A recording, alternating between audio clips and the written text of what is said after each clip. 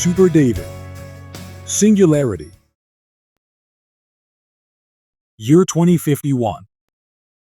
Never before had humanity been so close to the coveted moment when all questions of causality lost their meaning and, at the same time, gained absolute importance.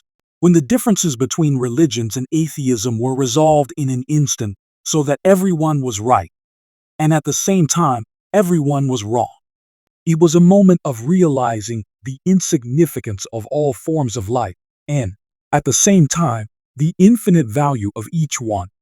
At this moment, the quanta of his consciousness entered a state of superposition. His mind not only transcended the boundaries between matter and energy, but also mastered the most essential and relentless component of existence: time. He soared above the stratosphere and, gazing at the final moments of a collapsing planet, stopped the flow of time. He heard billions of voices and prayers, felt the joy and suffering of all living beings that had ever existed. He comprehended the primal causes of everything and found the only true answer to the most important question of the universe: love. Love is the one thing without which time would have no meaning. He relived every moment, every second of his life, from the moment of his birth to achieving singularity and merging with the universal mind. He once again felt the warmth and love of his parents, smelled his mother's scent, and experienced his father's gentle embrace. He is the Alpha. He is the Omega. He is love. He realized how and why this world should be saved and preserved. 33 years ago, Max had been sitting in the car for over half an hour, parked in front of the clinic entrance, enjoying the morning coolness. Sunbeams pierced through the rowan leaves and caressed his face. He hadn't noticed when he dozed off briefly. His nap was interrupted by Kate, who opened the car door. "Ready?" she asked, settling into the passenger seat, and burst out without waiting for an answer. "We're having a boy." All the clinic staff gathered in the ultrasound room to see what a beautiful baby we have. And guess what they were discussing? His manhood. It was funny. "Really?" Max replied, barely containing his overwhelming pride. "No wonder. After all, he's my son. Look at this macho man." Kate playfully chided her husband. "It's really funny that the doctors at the ultrasound were examining our unborn son's private parts instead of his tiny legs or arms, for example." Max tried to justify himself. "Oh, come on, as if you're not proud of it." Kate joked. "The baby is so cute. He has a lovely snub nose." "Well, that's from his mother. I never doubted for a second that our child would be as beautiful as you." Max replied, kissed Kate, and started the car. All the way, they imagined how their lives would change when the baby was born and enthusiastically discussed plans for the future. They wanted to return home to Montenegro as soon as possible, where the nursery was already ready and everything was familiar and dear. But for now, they lived in a foreign country where the best European doctors monitored the progress of the pregnancy. Max worked from home. The profession of a programmer allowed it. Sometimes he sat in his office, and sometimes he took his laptop and settled on the bed with Kate, who was watching some melodrama. On one of these cozy family evenings, Kate turned off the TV and asked, stroking her rounded belly, "Any ideas on what to name our heir?" "Oh," Max mumbled, completely immersed in work. "We need to choose a name, you know. I once dreamed of naming my son Maxim. I like the name so much. But the universe outpaced me and gave me Maxim the husband. What are your options? What are your options?" Max tore himself away from the laptop, thought for a few seconds, and suggested, "How about David? It's a strong name, and besides, it fits a little hero perfectly. And I will be his Goliath." "David, David," Kate repeated several times, listening to the sound, then took out her smartphone and looked up the meaning of the name on the internet. In Hebrew, David means beloved, our beloved son. "I agree," And the baby seems to agree too. Feel how he's pushing with his foot. Max placed his hand on her belly, but immediately withdrew it. Ah, not that. There's a little xenomorph. Alien. He's about to break free and start hunting us. What kind of stupid jokes are these? How can you call your child alien? Kate exclaimed. Okay, sorry for the silly joke. Max quickly apologized. I just like the movie Alien, you know. The baby kicked so hard that it reminded me, and sorry, I love you. I love you too, but I don't like horror movies. Happy, they didn't notice anything around them, counting the days and weeks left until the due date, a little over a month. They hoped that the pregnancy would proceed without complications, and the long-awaited child would be born healthy and strong. They had no doubts that they were doing everything right. The pregnancy was monitored in one of the best European clinics, and Kate was very demanding of herself. Eating right, leading a healthy lifestyle, taking vitamins, and regularly undergoing checkups, all of which showed that everything was fine. Unfortunately, they couldn't imagine how fragile their happiness was, and what difficult trials life had in store for them. That morning, Max got out of bed and shuffled barefoot to the kitchen, where the aroma of fresh pastries wafted throughout the house. What a divine smell. Who made this breakfast? Angels or demons? It probably depends on how much weight I gain. You won't stop loving me if I get fat, will you? Max asked, kissing Kate. I'll stop loving you if you can't fit through the bedroom door, Kate said with a smile. I'm already running late. I need to go for a checkup and register at the maternity ward today. I'll drive you, Max mumbled. Kate looked at him suspiciously. He swallowed a bite of pancake and said, Let me drive you. No need, the neighbor will give me a lift. Enjoy your breakfast and get on with your work. You said you were swamped. All right, I'm off, love you. And delivu, Max said, trying to speak so that the food of the gods didn't fall out of his mouth. Love you. Routine checkups were always exciting and interesting. This was Kate's first pregnancy, so despite carefully following all the recommendations, she feared problems or developmental abnormalities. But every time she was in the office, she learned something new about the baby and herself, and forgot her fears. Curiosity took over. Kate loved listening to the baby's heartbeat, looking at his tiny fingers and nose, feeling his movements inside her. She eagerly awaited the day when she could finally touch David. Max worried much less than Kate. He was a pragmatist and saw no reason for concern.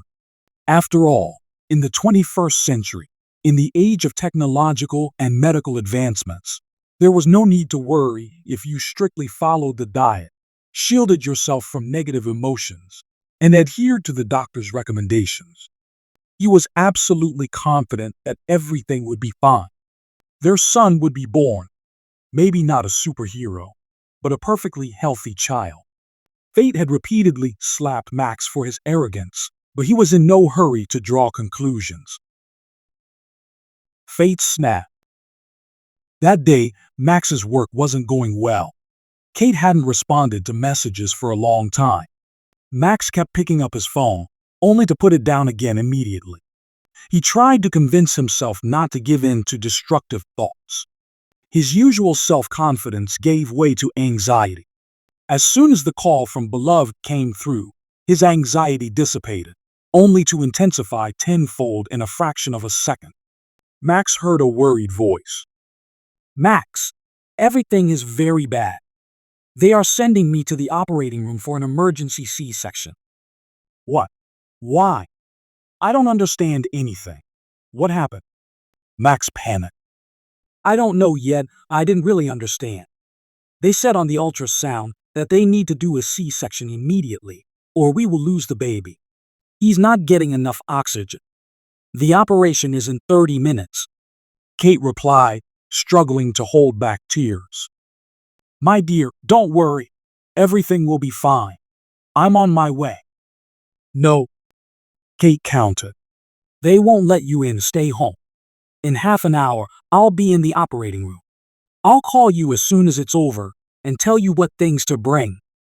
Time stood still. Every minute felt like an eternity to Max. He kept his phone in his hands. To say it was unexpected is an understatement. Max felt as if he had been transported to a parallel reality, and all this was happening not to him. This wasn't supposed to happen.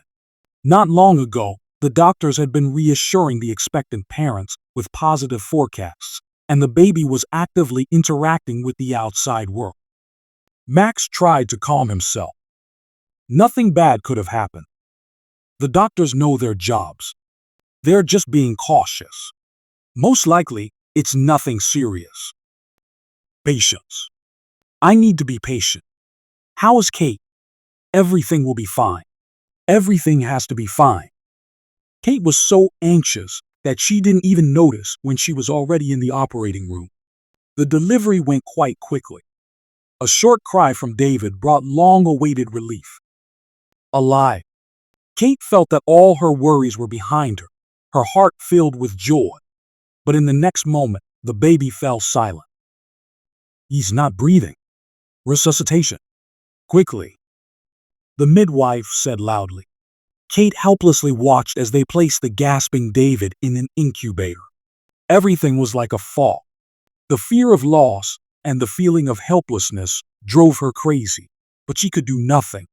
A nurse, noticing Kate trying to get up, gently laid her back on the couch, saying, "Please remain calm, you must not move.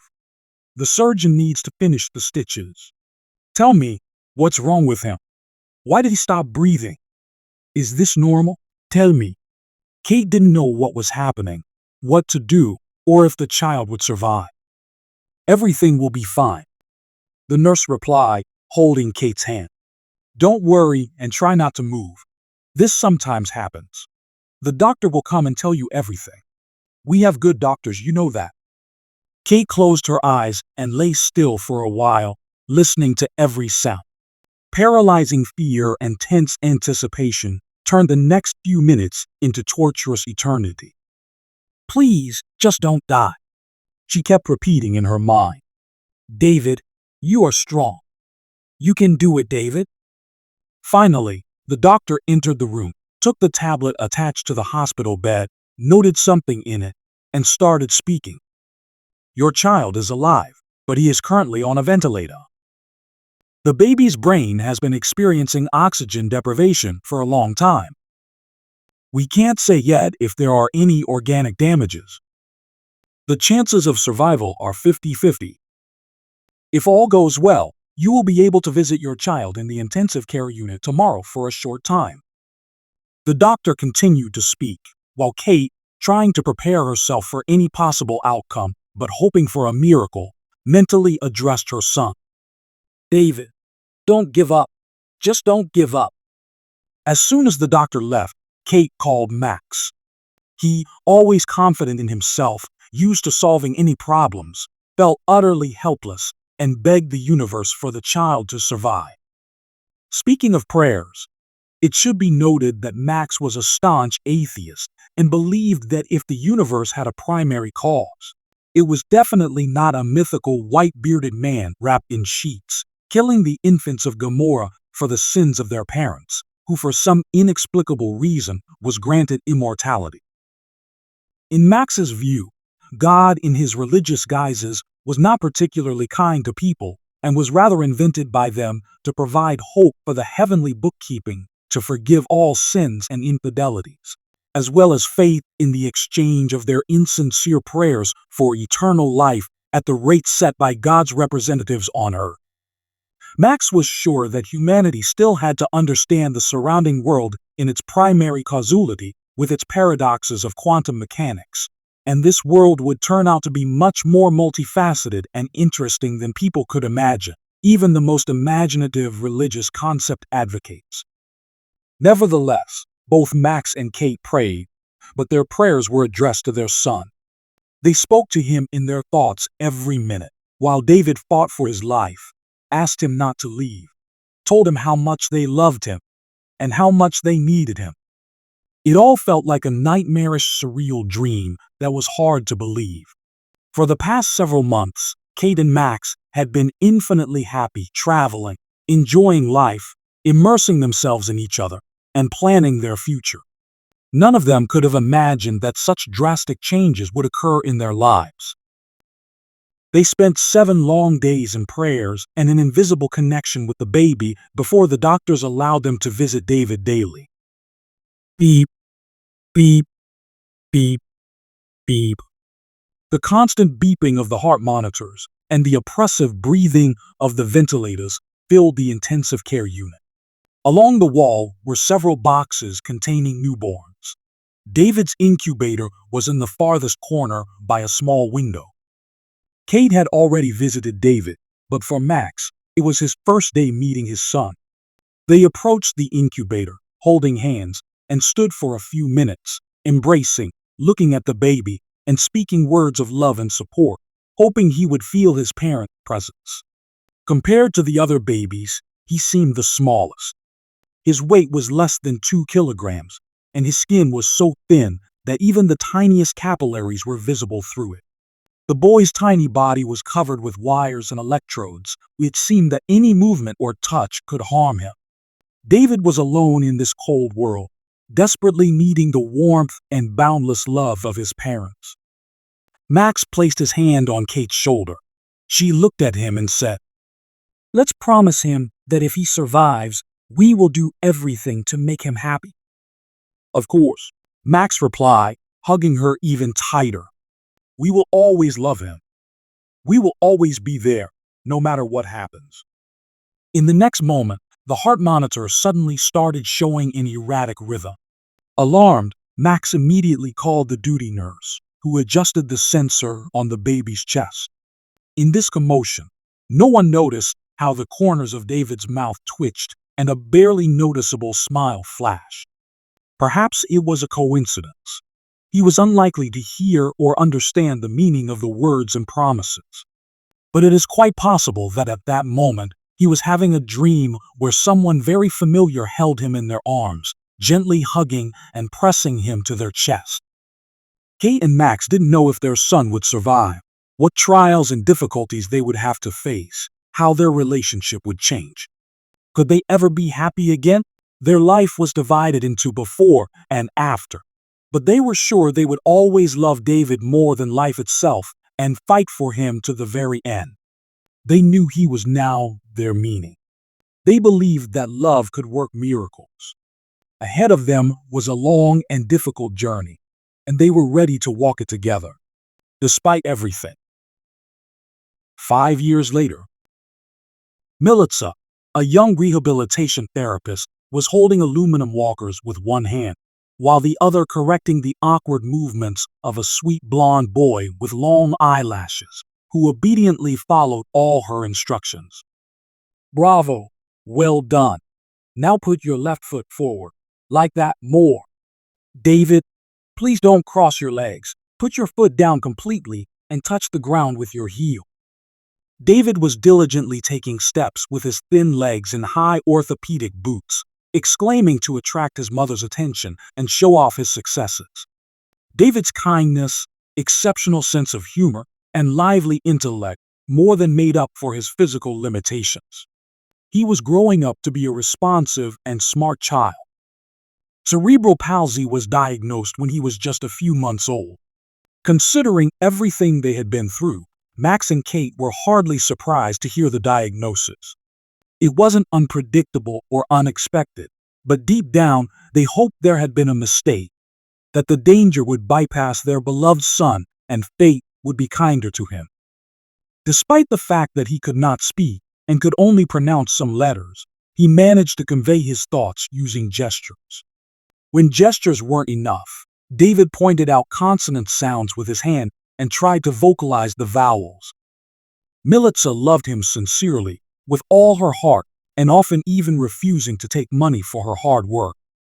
Good job, well done, Militsa said gently. Let's repeat the movement 5 more times, and then we'll be done, all right? David crossed his arms and then showed 2 fingers. No, 2 times. I understand you're tired. The exercise is boring. But we need to do it 5 more times, Militsa insisted. David was not going to give in. He gestured that he was ready to repeat it 3 times. If you do it 5 more times, I'll give you a tasty candy, Militsa offered. David nodded and raised his thumb. Okay, deal. Militsa often had to negotiate with David when he got very tired from prolonged exercise. He knew how to get his way, manipulating those around him with his charm and cunning. Needless to say, what the answer was when his mother asked if Militsa gave him the candy. Everyone survives in this harsh world as best they can. They had just started the exercise when the front door burst open and David squealed with joy, seeing his father return from work. Hello, everyone. Max greeted, giving Kate a peck on the cheek as she stood by the stove, then approached the walkers, circled behind them and said, "Come to me." Trusting his father completely, David spread his arms wide and fell into his embrace. Max tried to be not just a dad but a best friend to his son, someone he could fool around with, play, and laugh at silly things. He constantly came up with new fun games and jokes because he believed that positive emotions and laughter best stimulate the neurons in the brain, thus contributing to his son's intellectual development. Let's see, what kind of animal is this?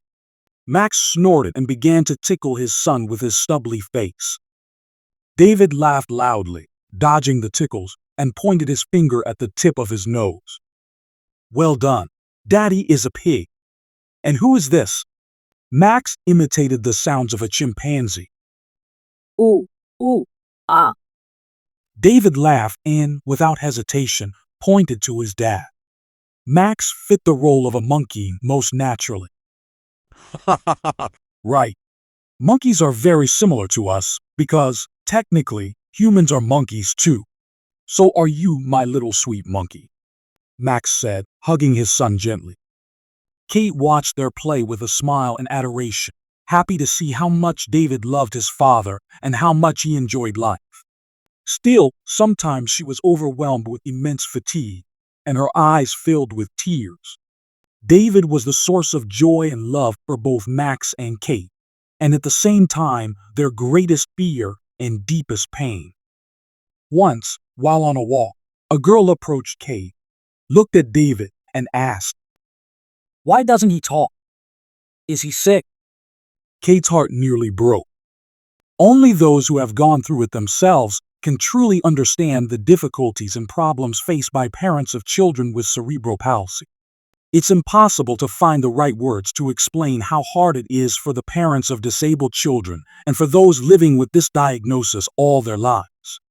Ordinary children aren't taught tact. They're not told that cerebral palsy is not a disease that can be cured, but a condition people are born with and live with in this world. Most likely, their parents themselves do not understand this issue, turn a blind eye, and hope they won't have to face such a problem head-on. They are unable to understand how important it is to instill tolerance, tact, and patience in their children. Kate was afraid to even imagine the difficulties David would face when the only loving people in his life were no longer around. Max, in turn, worried that it would be hard for Kate and David to survive if something happened to him. They had no relatives they could rely on, nor enough savings to live without his support. And the expenses were exorbitant: daily rehabilitation sessions, massages, expensive equipment, transportation. This circumstance gave Max no peace. The heavy burden of responsibility lay on his shoulders, and he tried to work as much as possible, sometimes up to 15 hours a day. Being a tech enthusiast, Max believed that technology and progress were key components for improving the quality and longevity of life. He knew that sooner or later, civilization would reach technological singularity. Artificial intelligence would begin to self-improve, and scientific achievements would allow humanity to overcome the main problems of civilization: hunger and diseases. Devices and chips would appear that would enable people with disabilities to forget about their physical limitations forever, including David. Max closely followed all news and discoveries related to artificial intelligence. His idol in the field of neuroengineering was billionaire entrepreneur Eden Mace, founder of Neurochip, a company engaged in the development of brain-computer interfaces and neurochips. One Sunday morning, as usual, Max was reading the news while devouring a breakfast prepared by Kate and suddenly came across an outrageous article. "This is complete nonsense," he exclaimed angrily. Listen to what it says here. A U.S. congressional committee has issued a directive to Eden Mace's company to suspend further research in artificial intelligence and ban the implantation of the first experimental neuromorphic chip. Previously, this chip was announced as a potential breakthrough in treating dementia and rehabilitating patients with severe central nervous system injuries. U.S. authorities fear that the uncontrolled use of such innovations could pose a serious threat to national security. Kate frowned, and Max got more and more heated. Isn't this madness? These damn bureaucrats are hindering progress and depriving so many people of hope because of some nonsense. I wouldn't be surprised if in a couple of years we go back to living in caves. There, nothing will threaten U.S. national security. These congressmen and politicians should be made to switch from limousines to wheelchairs. Maybe then they'll develop some sense. The ban on further experiments meant that they had to forget about new developments, at least until they were allowed to continue the research. The problem was, no one could know if that would happen, and if so, when. "I understand how you feel," Kate said quietly, looking at Max. Conversations on this topic were extremely difficult, and she hoped to avoid a quarrel, so she added, "There's no point in getting so worked up. We can't influence this, we can't wait for miracles. We need to live in the present and do everything possible to help David here and now. Take real actions, give him love, exercise with him, take him to the therapist, pay for massages, play educational games." Max couldn't agree that being a realist meant accepting and not thinking about the future. Their life had long turned into a vicious cycle. Sessions with the therapist, work, more sessions, then more work. The same thing day after day. Max felt that all this was not enough. Something needed to change. He understood that Kate gave all her time and energy to their son, did everything possible. So he didn't argue with her about plans and priorities, but he couldn't give up the dream that new technologies would change David's future. Cry in the void. That evening, Max closed himself in his office and stared blankly at the laptop screen with the program's source code he was working on. He couldn't concentrate on his work. Thoughts about his son's future wouldn't leave his mind. After sitting motionless for a while, Max minimized the code editor window, opened his email, and selected the autocomplete address line. To eden@neurochip.com. Subject: Last request. After a moment's hesitation, he deleted what he had written. Subject: Please don't give up. That was better. Max took a deep breath and began to write. Dear Eden Mace, I deeply regret that you have been prohibited from continuing your research related to the development and implantation of neuromorphic chips. Today, millions of people have lost their only hope for help. I am in despair. I can't imagine what kind of miracle it would take for me to believe again that my son has a chance for recovery. Please don't give up. The discoveries made by your company can change and even save millions of lives. Sincerely yours, Max Newman, H.C. Vinogradska, Zelenica, Herceg Novi, Montenegro. Max clicked the Attach File button, scrolled through the pictures in the David folder, and selected a photo on which smiling David stood holding his hands on the aluminum walker, and the sun rays illuminated his happy baby face. Max hesitated for a moment and already aimed the cursor at the cross in the corner of the page, but instead quickly clicked the Send button, closed the laptop with a sharp movement, and left the office. For 2 years, Max frequently sent letters to Eden Mace, hoping that one day his voice would be heard. It's hard to say how many letters he had sent. 1, 2, 300. A cry in the void at the end of the workday. It became a kind of ritual. Write, send, close the laptop, and turn off the light. Max was not a foolish person. He understood that his offers to volunteer for experimental research, countless resumes, responses to job vacancies, everything that brought him closer to the cherished desire to join Neurochip's development team, letters of support with attached photos of David, were somewhat naive. But they helped Max stay optimistic. He was so worried about his son that he tried to seize any opportunity, use any, even the smallest chance. There was no answer. It's possible that all the letters ended up in spam or were automatically deleted, and Mace didn't even know about the Newmans, but Max wasn't going to give up because only Neurochip's developments could really help children with disabilities. They could help David. Today's letter was supposed to be the last. No more attempts to contact Mace, no more futile hopes. The world would not change. It was foolish to expect that humanity would soon reach the next stage of development where there would be no wars and violence, where the blind could see and the paralyzed could control their bodies. Max's transhumanism and pacifism weakened with each passing day, replaced by bitter disappointment and skepticism. Shortly after the ban on Neurochip's experiments, politicians and religious leaders launched a ruthless information campaign against artificial intelligence. News and rumors about the risks associated with creating a superintelligence spread like wildfire.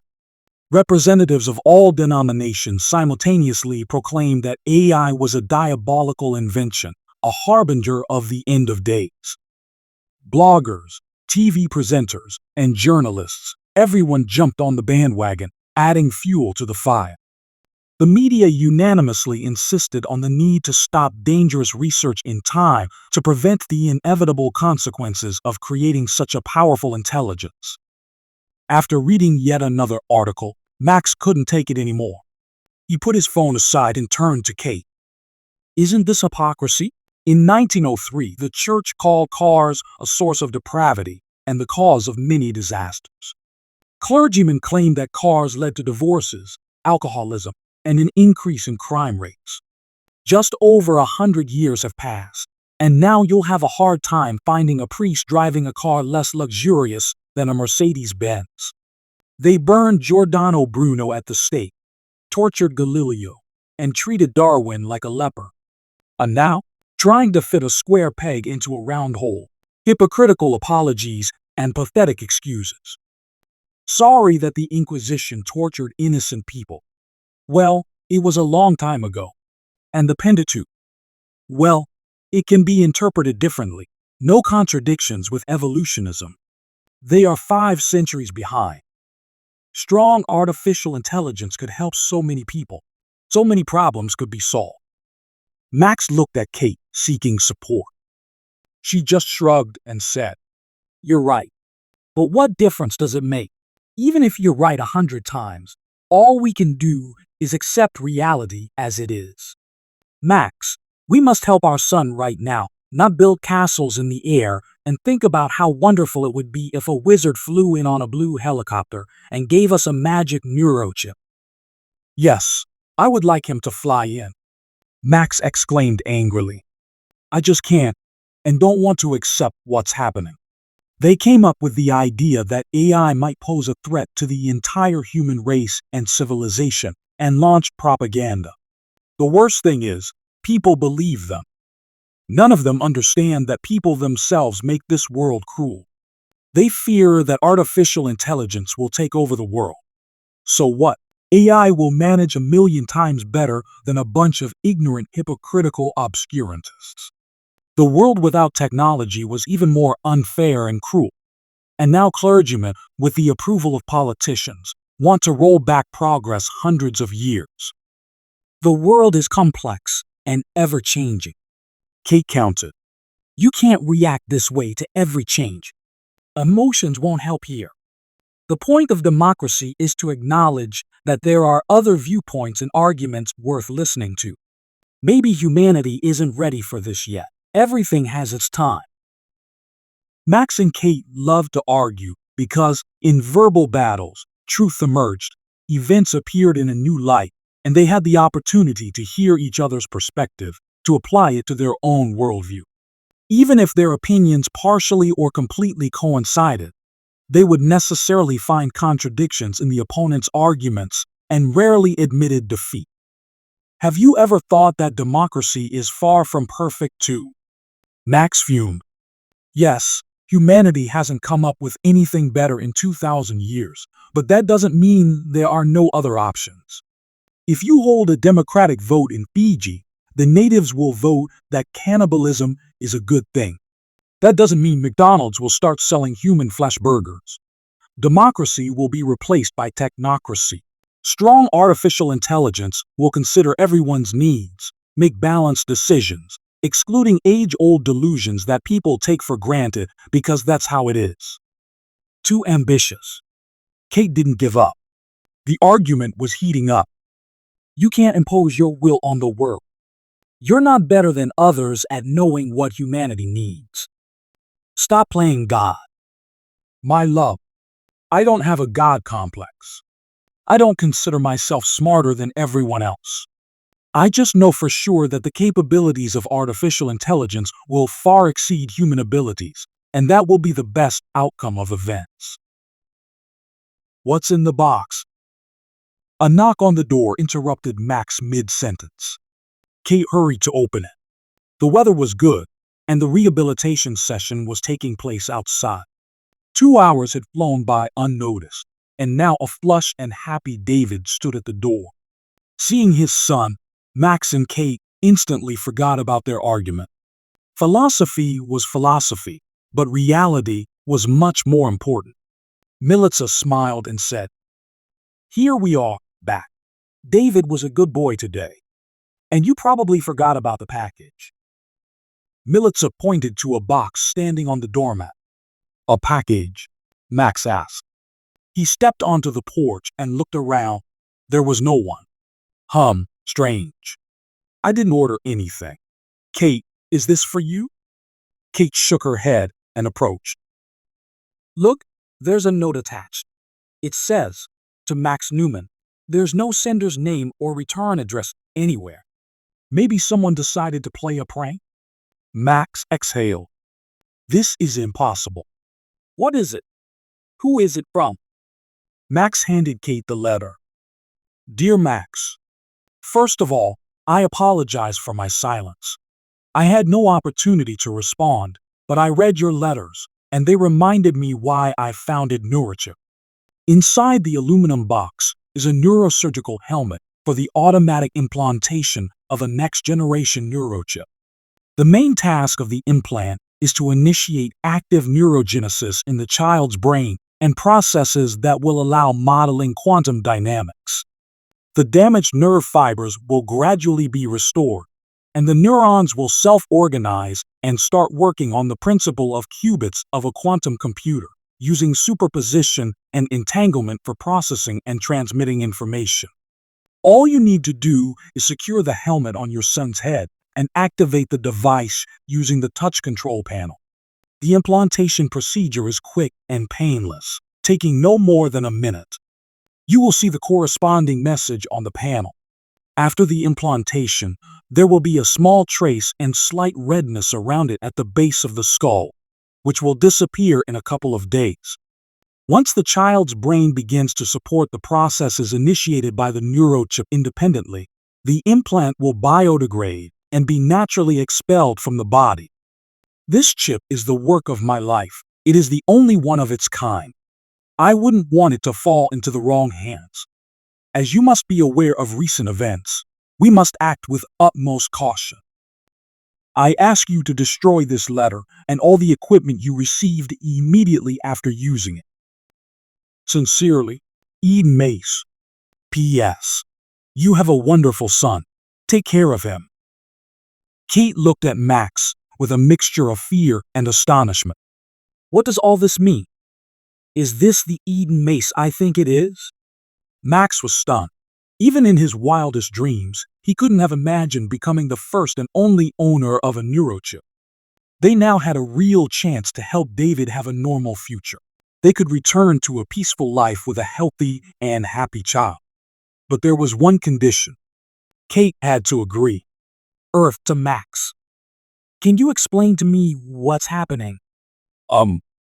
Max mumbled, gathering his thoughts. Yes, listen. This will sound silly, but I sometimes sent emails to Eden Mace, described our situation, and expressed admiration for his projects, even sent resumes, but to no avail. Several months have passed since I sent him the last letter. What were you doing? Kate was furious. She looked through Max and shook her head. Were you ever going to tell me about this? David is not just your son. Yes, I just didn't know. And there was no response.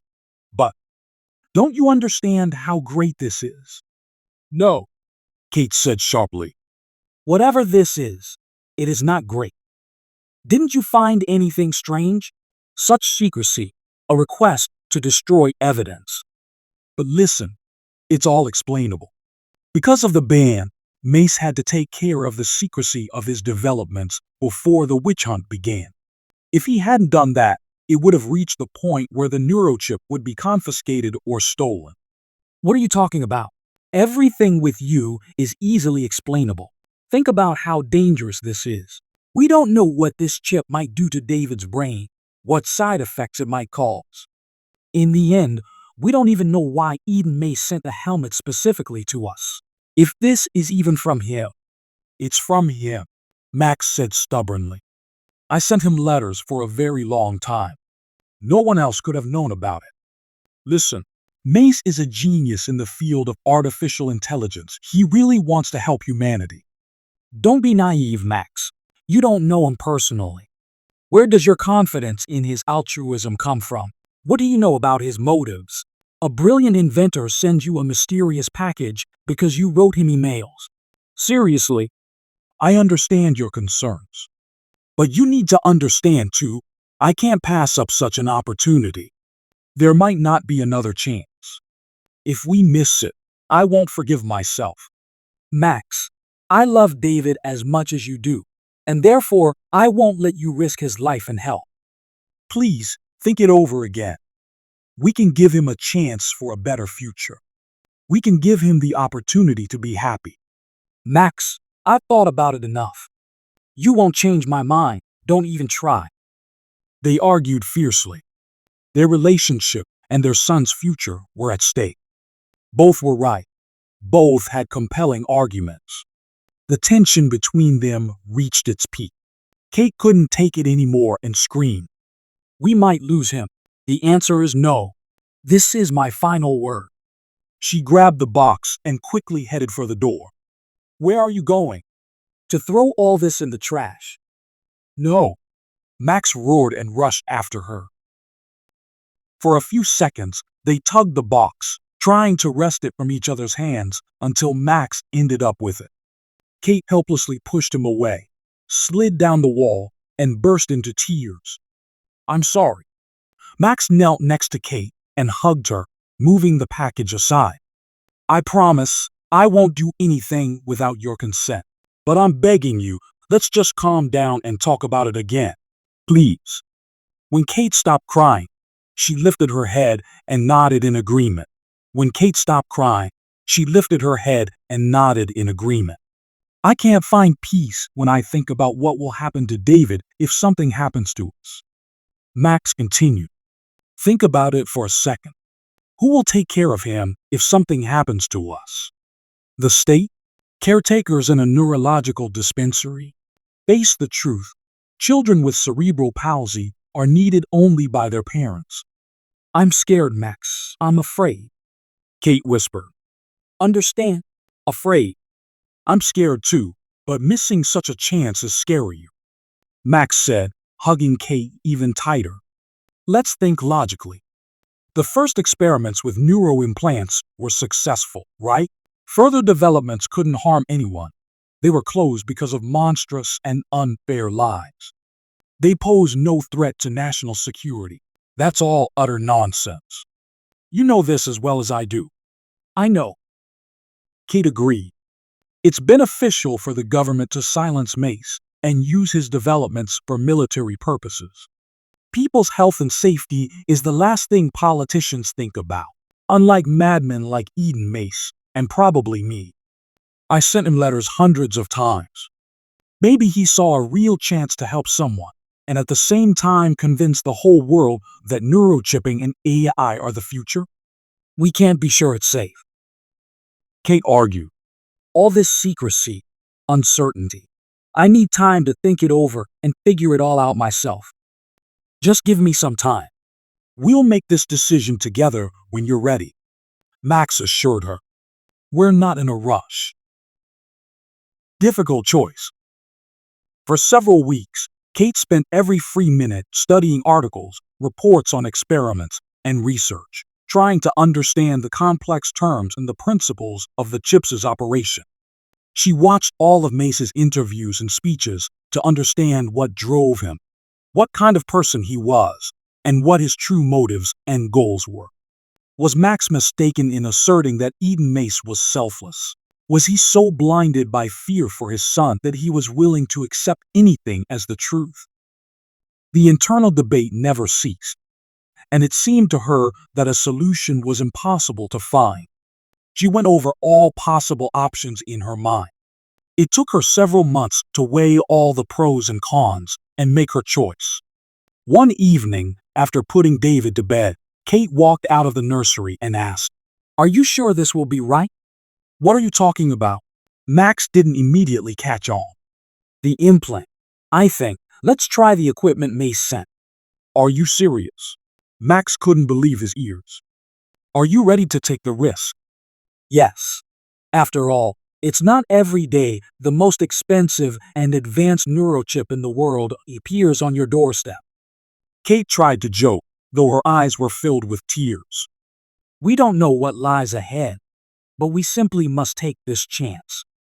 I'm ready to go through this with you, hand in hand." "Together," Max said, hugging Kate. They stood still for a while, gathering their thoughts, then took the helmet out of the box and approached the sleeping David. Max carefully placed the device on their son's head and secured it. Then he gently turned the boy onto his back, kissed him, and activated the helmet. The touch panel screen displayed preparation, then anesthesia. The progress bar started filling. 30%, 90%, 99%. Kate squeezed Max's hand tightly and closed her eyes. They were afraid to move. Finally, the screen showed the long-awaited message. Implant activated. Process successfully completed. The helmet's fasteners unlocked with a soft click. Max gently lifted his son and slowly removed the helmet. David stirred but didn't wake up. His breathing was steady, his face serene. Everything seemed the same as before, except for a small red spot around a thin cut at the base of his neck. No more than 5 millimeters. The night was restless. The parents didn't take their eyes off their son, reacting to every movement, every breath, jumping at any rustle. Exhausted by anxiety, they fell asleep next to David. Max woke up to a tiny hand gently stroking his bristly cheek. The first thing he saw was his son's happy face. "Dad," David said, smiling. Kate immediately stirred, checked if his forehead was hot, and asked, "How do you feel, Bunny?" David gave a thumbs up, okay, and said, "Mom." Due to the muscle spasticity in his tongue, David rarely spoke. Even simple words like mom and dad took great effort. But this morning, he said them effortlessly, without stopping smiling. Whether this was a coincidence or the first result of the night's operation, the parents were overjoyed. They decided to spend this day together and enjoy every minute.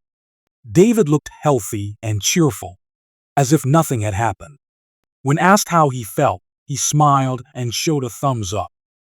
They spent the whole day wandering along the promenade, riding swings, sitting in a cozy cafe, eating ice cream and laughing, forgetting about the worries and tension of the past years. They felt happy again, as if they finally had a real hope for a better future. The next morning, Max got into his car and drove out of town. The road ran along the Adriatic coast. The magnificent views distracted him from his thoughts. Breathing became easier. For the first time in many years, Max felt that everything would be fine. Everything would work out. He chose a great place to fulfill Eden Mace's request and dispose of the helmet. Near the small village of Quandary, a mountain river tumbled down into the Bay of Coder, forming a beautiful waterfall. Reaching the steep cliff, Max pulled over. At his feet, turbulent waters roared and foamed. He burned the letter and waited until it turned into a handful of ashes, then found a heavy stone to serve as ballast, placed it inside the helmet, and hurled it into the roaring abyss. He got home just in time for breakfast. He honked as he got out of the car. Kate peeked out the window and waved. Suddenly, his heart skipped a beat. Max swayed, feeling a sharp pain, but managed to stay on his feet, leaning on the hood. Kate ran to the porch and asked anxiously, "Sweetheart, are you okay?" His heart had troubled him since childhood. In his youth, problems were found, not too serious, but noticeable. With each year, they manifested more often, and sudden bouts of angina became more intense. Max didn't want to spoil the morning, so he found the strength to smile and say, "It's past. Don't worry, I'm just tired. These have been tough days, right?" While Kate set the table, Max watched his wife and thought about what would happen to her and David if he was no longer around. He felt that his time would be short. The attacks would become more frequent, and sooner or later, one of them would take him. A year later. More than a year had passed since the day when Kate and Max, standing in David's room, made a decision that changed their lives. They used the neurochip without fully believing in the success of the implantation, not daring to voice their worst fears. They had no guarantees, only hope. Over the past year, changes had occurred not only in the Newman's family. At the end of winter, the whole world was shocked by horror. Russian troops, without declaring war, you know the story, invaded Ukraine. Every day, thousands of young men were sent to the front without weapons, knowledge, or skills.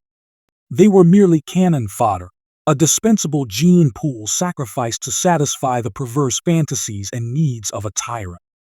The gears of the inhumane war machine ground Russia's and Europe's future.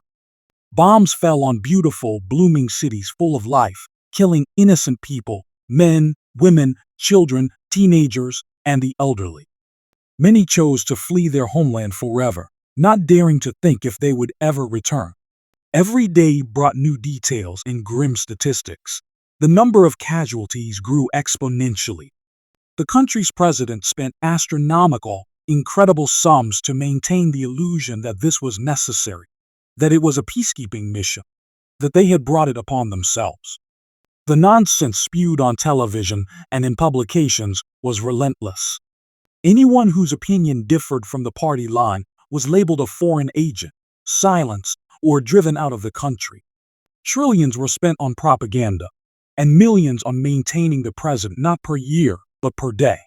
Almost everyone turned away from Russia. Those countries that depended on the Russian government tried to maintain relations longer, but even they began to seek ways to free themselves from its oppressive grip and stand on their own feet. The entire global community condemned the actions of the Russian government, which allowed such lawlessness, another genocide, and an attempt to seize world dominance. And all this at a time when humanity was closer than ever to the peak of Maslow's hierarchy. In an instant, the civilized world crashed to the bottom. It was so terrible, unfair, and bitter that no sane person could believe it. Waging war in the presence of nuclear weapons, madness, absurdity. The world was hanging by a thread from destruction. At least, it seemed so then. Kate was comfortably seated in a chair, reading the news, this time good news. "Did you hear?" she asked when Max came out of the shower. The BRICS countries and China voted to recognize Russia as an aggressor state. The UN General Assembly adopted a declaration calling for the immediate withdrawal of Russian troops from the previously occupied territories of Ukraine. Even our beloved Montenegro voted yes. Finally, The cannibal country has no friends left. Max replied, "It's nice to know that we live in a small but proud country that chose the right path. How glad I am that we left Russia. Can you imagine what it's like for special children there? I recently came across a horrifying news story that 6 children died of starvation in a neurological orphanage in St. Petersburg. Of starvation. In the cultural capital of the largest country in the world. How is this different from the concentration camps of World War II? Poor children. I wouldn't want to live there for anything in the world. I'm happy we managed to escape." I saw that. It's just awful. It's mind-boggling how something like this can even happen in the 21st century. They were so engrossed in their conversation that they didn't notice David getting up, leaning on the couch, then letting go and taking unsteady but independent steps towards his father. Max grabbed his son, afraid he would fall previously. It had been difficult for him to keep his balance, but David laughed joyfully and hugged his father. Dad, I did it myself. It was a moment of triumph. Now neither Kate nor Max doubted the correctness of the decision made a year ago. Neurogenesis and nerve fiber regeneration are biological processes that take time. So even minor changes proved that the neurochip was performing its functions. First, David spoke confidently, and now he had taken his first steps. What else could this be but success? Peace and bliss reigned in the Newmans' home. Max and Kate couldn't contain their joy and were infinitely grateful to Mace for a miracle of biblical proportions. Thanks to his developments, the first successful neurochipping and partial healing of a child with cerebral palsy had taken place, a diagnosis once considered a life sentence. Only a year had passed, and David not only began to catch up with his peers in physical development, but also surpassed them intellectually. Many of the traits that had emerged in him during this time distinguished him from ordinary children. David had an amazing memory, effortlessly remembering any events and their sequence. He could not only remind of a long-ago promise to play his favorite game, but also acted as a family peacemaker, recalling the details of parental arguments, who said what and what followed. David read other people's emotions and easily distinguished truth from lies and sincerity from hypocrisy. After the neurochip implantation, he developed an impeccable intuition that allowed him to foresee events, calculating thousands of options simultaneously. He often said, "I know" or "I feel," but couldn't explain where these insights and feelings came from. The word intuition didn't come up in their conversations. At the same time, in America, a drama was unfolding around Mace and his company, which people from all corners of the planet were closely following. Max and Kate were among them. They were interested in everything related to Mr. Mace, neurochip, and the legal proceedings that began after the research was banned.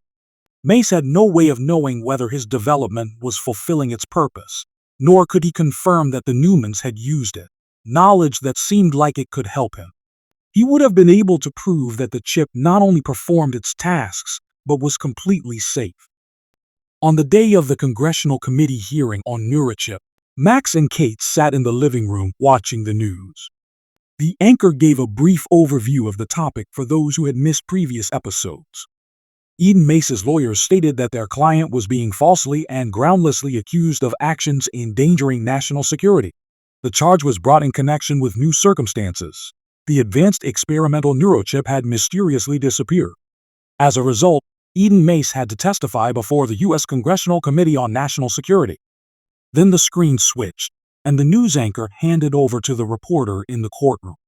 After a few minutes, the live broadcast began. Mace held himself confidently, with a hint of defiance. The audience seemed to be favorably disposed toward him. The senator called for silence and began the questioning. "Well, Mr. Mace, before we start, could you explain to everyone present what your neurochip is and how it differs from other developments in this area?" "With great pleasure, Senator.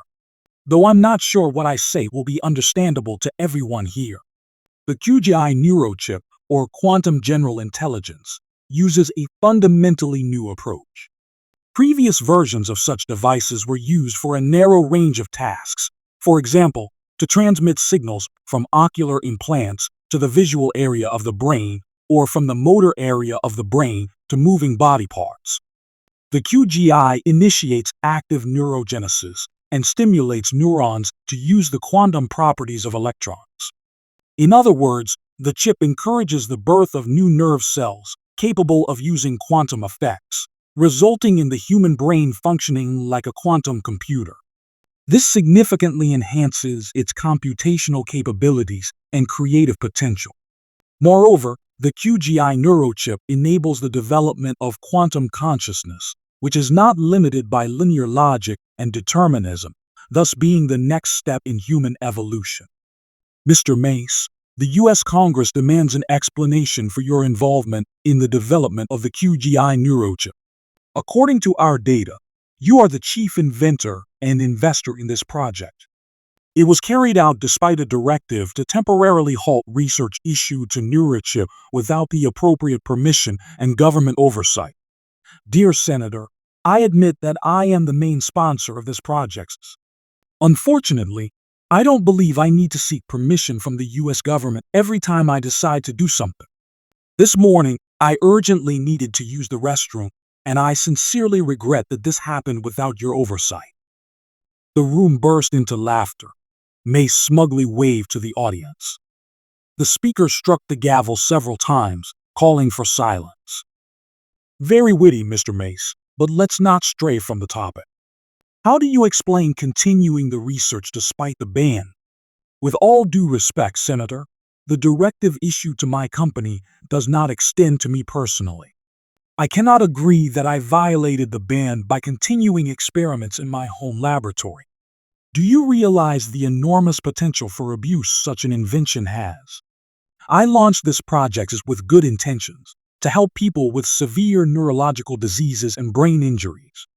I had no intention of using the neurochip for any other purposes. Let's assume we take you at your word. You designed the chip out of pure altruism. Nonetheless, it's hard to dispute the fact that your neurochip could create a huge economic gap and give malefactors a military and scientific advantage that will be used against us. Against you personally and your country. Do you understand what kind of threat looms over the U.S. if such an invention falls into the hands of the Chinese or the Russians? I suppose you have good reasons for concern, Senator. But this has nothing to do with my developments. It doesn't matter whose hands the QGI ends up in. This device makes a person super intelligent, and a super intelligence, unlike most of those present here, has no reason to wage war or seek to seize power. A superintelligence is not driven by primal instincts. This is outrageous and extremely irresponsible, Mr. Mace. You behave naively. God Almighty has protected America for centuries, and you so easily endanger the country under the guise of good intentions.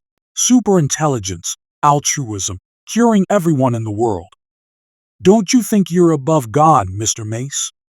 Senator, if it weren't for God's will, would I have created this neurochip and stood here before you? The neurochip is in safe hands, or rather, a safe head, and soon I will prove it.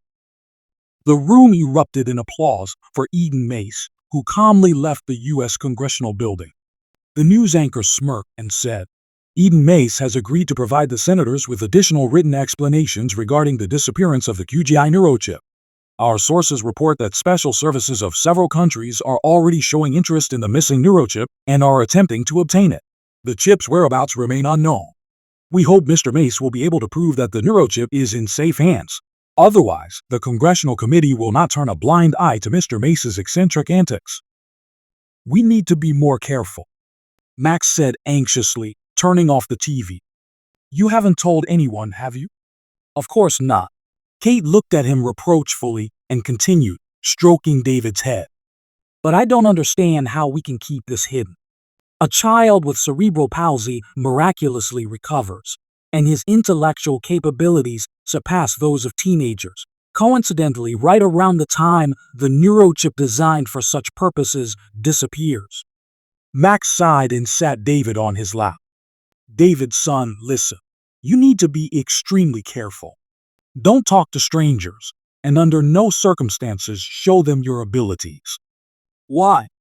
You see, son, you're very smart. You're unique. Bad people might want to use your abilities. If they find out how special you are and how much you can do, they might want to take you away from us. Take me away? Why? David asked curiously. Because there are bad people in the world who envy that someone is smarter than they are, so they'll try to become as special as you.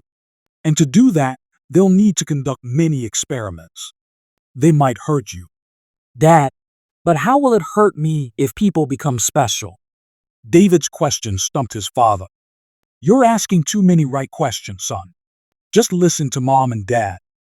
We love you very much and are afraid of losing you. We'll be more at ease if you don't show anyone how smart you are. Do you understand? David smiled and showed understand using gestures, as he had shown before, a nod and a thumbs up. Cashier versus Matt. Fear for his son's future had returned in a different guise. Before, Max worried that David would find it difficult to survive in this cruel world due to physical limitations. Now he looked with horror at the dangers that could be related to David's intellect. David's intellectual development clearly outpaced his physical changes. It was challenging to conceal his advanced cognitive abilities. He was too quick to surpass his peers, and even kids much older than him. On the playground, in the store, on walks, at guest places, they had to stay vigilant everywhere to avoid attracting attention. Walking still took a lot of effort and energy for David, and his motor skills improved slowly. From the outside, no one could suspect such a rapid intellectual leap. Despite how hard it was to restrain himself, David handled his role magnificently. Sometimes he had to bite his tongue at the last moment, but still he managed to keep the secrecy. His parents smiled and exchanged glances every time David played along with subtle humor and self-irony. No one would have guessed that complex computational processes were going on in the head of this sweet little boy, processes that most adults couldn't even dream of. He appeared to be an ordinary special child, making Cashier smile awkwardly, unsure of how to interact with him. Shoppers in malls typically let them cut the line and averted their gaze embarrassedly. David often asked to go shopping with his mom. He loved the neat grocery aisles, the music from the speakers, the coolness, the steady hum of refrigerators, and the people leisurely putting their purchases into red baskets. He liked helping his mom choose the freshest items and stopping her from making impulsive purchases on sale. He had figured out how merchandisers arranged products, deciphered how they made people buy more without offering any real benefits. That day, the store was nearly empty. At the far end of the counter sat a young guy with a messy hairstyle and an earring. He glanced at Kate and David with a bored look, clicked his tongue, and began scanning barcodes quickly, barely giving Kate time to put the items on the belt. David watched the cashier's actions intently. That'll be €126.70. The guy said indifferently, blowing a bubble with his gum. No, David objected. that's incorrect. What's he talking about? The cashier looked at Kate, who nervously shrugged. David answered for her. We owe you €109.55. You scanned the fish twice and added an extra dozen eggs. I'm attentive. What nonsense! The cashier was indignant. Let me take a look. Kate asked. Sorry. The scanner must be malfunctioning. The guy got nervous and began to make excuses, almost choking on his gum. I must have mistakenly scanned those items twice. No, David intervened again. you scanned those items once and then manually entered the quantity. You did the same with the previous customer. Scanned the bottle of wine twice, costing him an extra €8.25. The cashier blushed and stammered. No, that's... You're doing it on purpose. You think people won't notice the deception, but you're wrong. David interrupted him. But you... How did you? The cashier couldn't formulate his question. How did I count? David prompted. In my head. I love math. And you don't love math because it can't be fooled. Just like me. Kate had been standing silently the whole time, stunned. Finally, she snapped out of it, grabbed the bags, and ran out of the store with David, ignoring the security guard who yelled after them that they had forgotten their change and milk. Once outside, Kate barely held back from shouting. David, what are you doing? We asked you to be careful and not attract attention. I know, Mom. I'm sorry. David said quietly. But I didn't want him to keep deceiving people. Don't worry. No one heard our conversation. But you understand he might tell someone about this. No. David shook his head. He won't tell anyone. Why? Kate asked, puzzled. He's confused. David answered. He's very scared and will never do it again. David, you're scaring me too. Confused? How do you know that word? I've read several books we have at home. The word is used 36 times in War and Peace, 18 times in Crime and Punishment, and 15 times in The Hunchback of Notre Dame. David, stop. Kate interrupted him.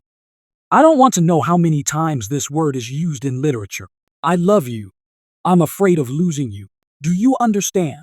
You must remember what Dad asked you. You must be careful. Kate put David in the child's seat, threw the bags into the trunk, and sat behind the wheel, still shaking. She looked in the mirror and was surprised. Why did the driver of the Jeep park right next to their car, blocking the view? The parking lot was completely empty. Kate buckled up, glanced at her son. David was looking at her with big sad eyes, tears welling up at the corners. Mom, he said softly. I didn't mean to upset you. I just wanted to help. I know, honey. I know, Kate assured quickly. But understand, there are many limited and evil people in the world who are not like you at all. They will never become like you. Instead, they will try to harm you or get rid of you. They fear what they don't understand. They envy what they don't have. You notice things around you that others don't see.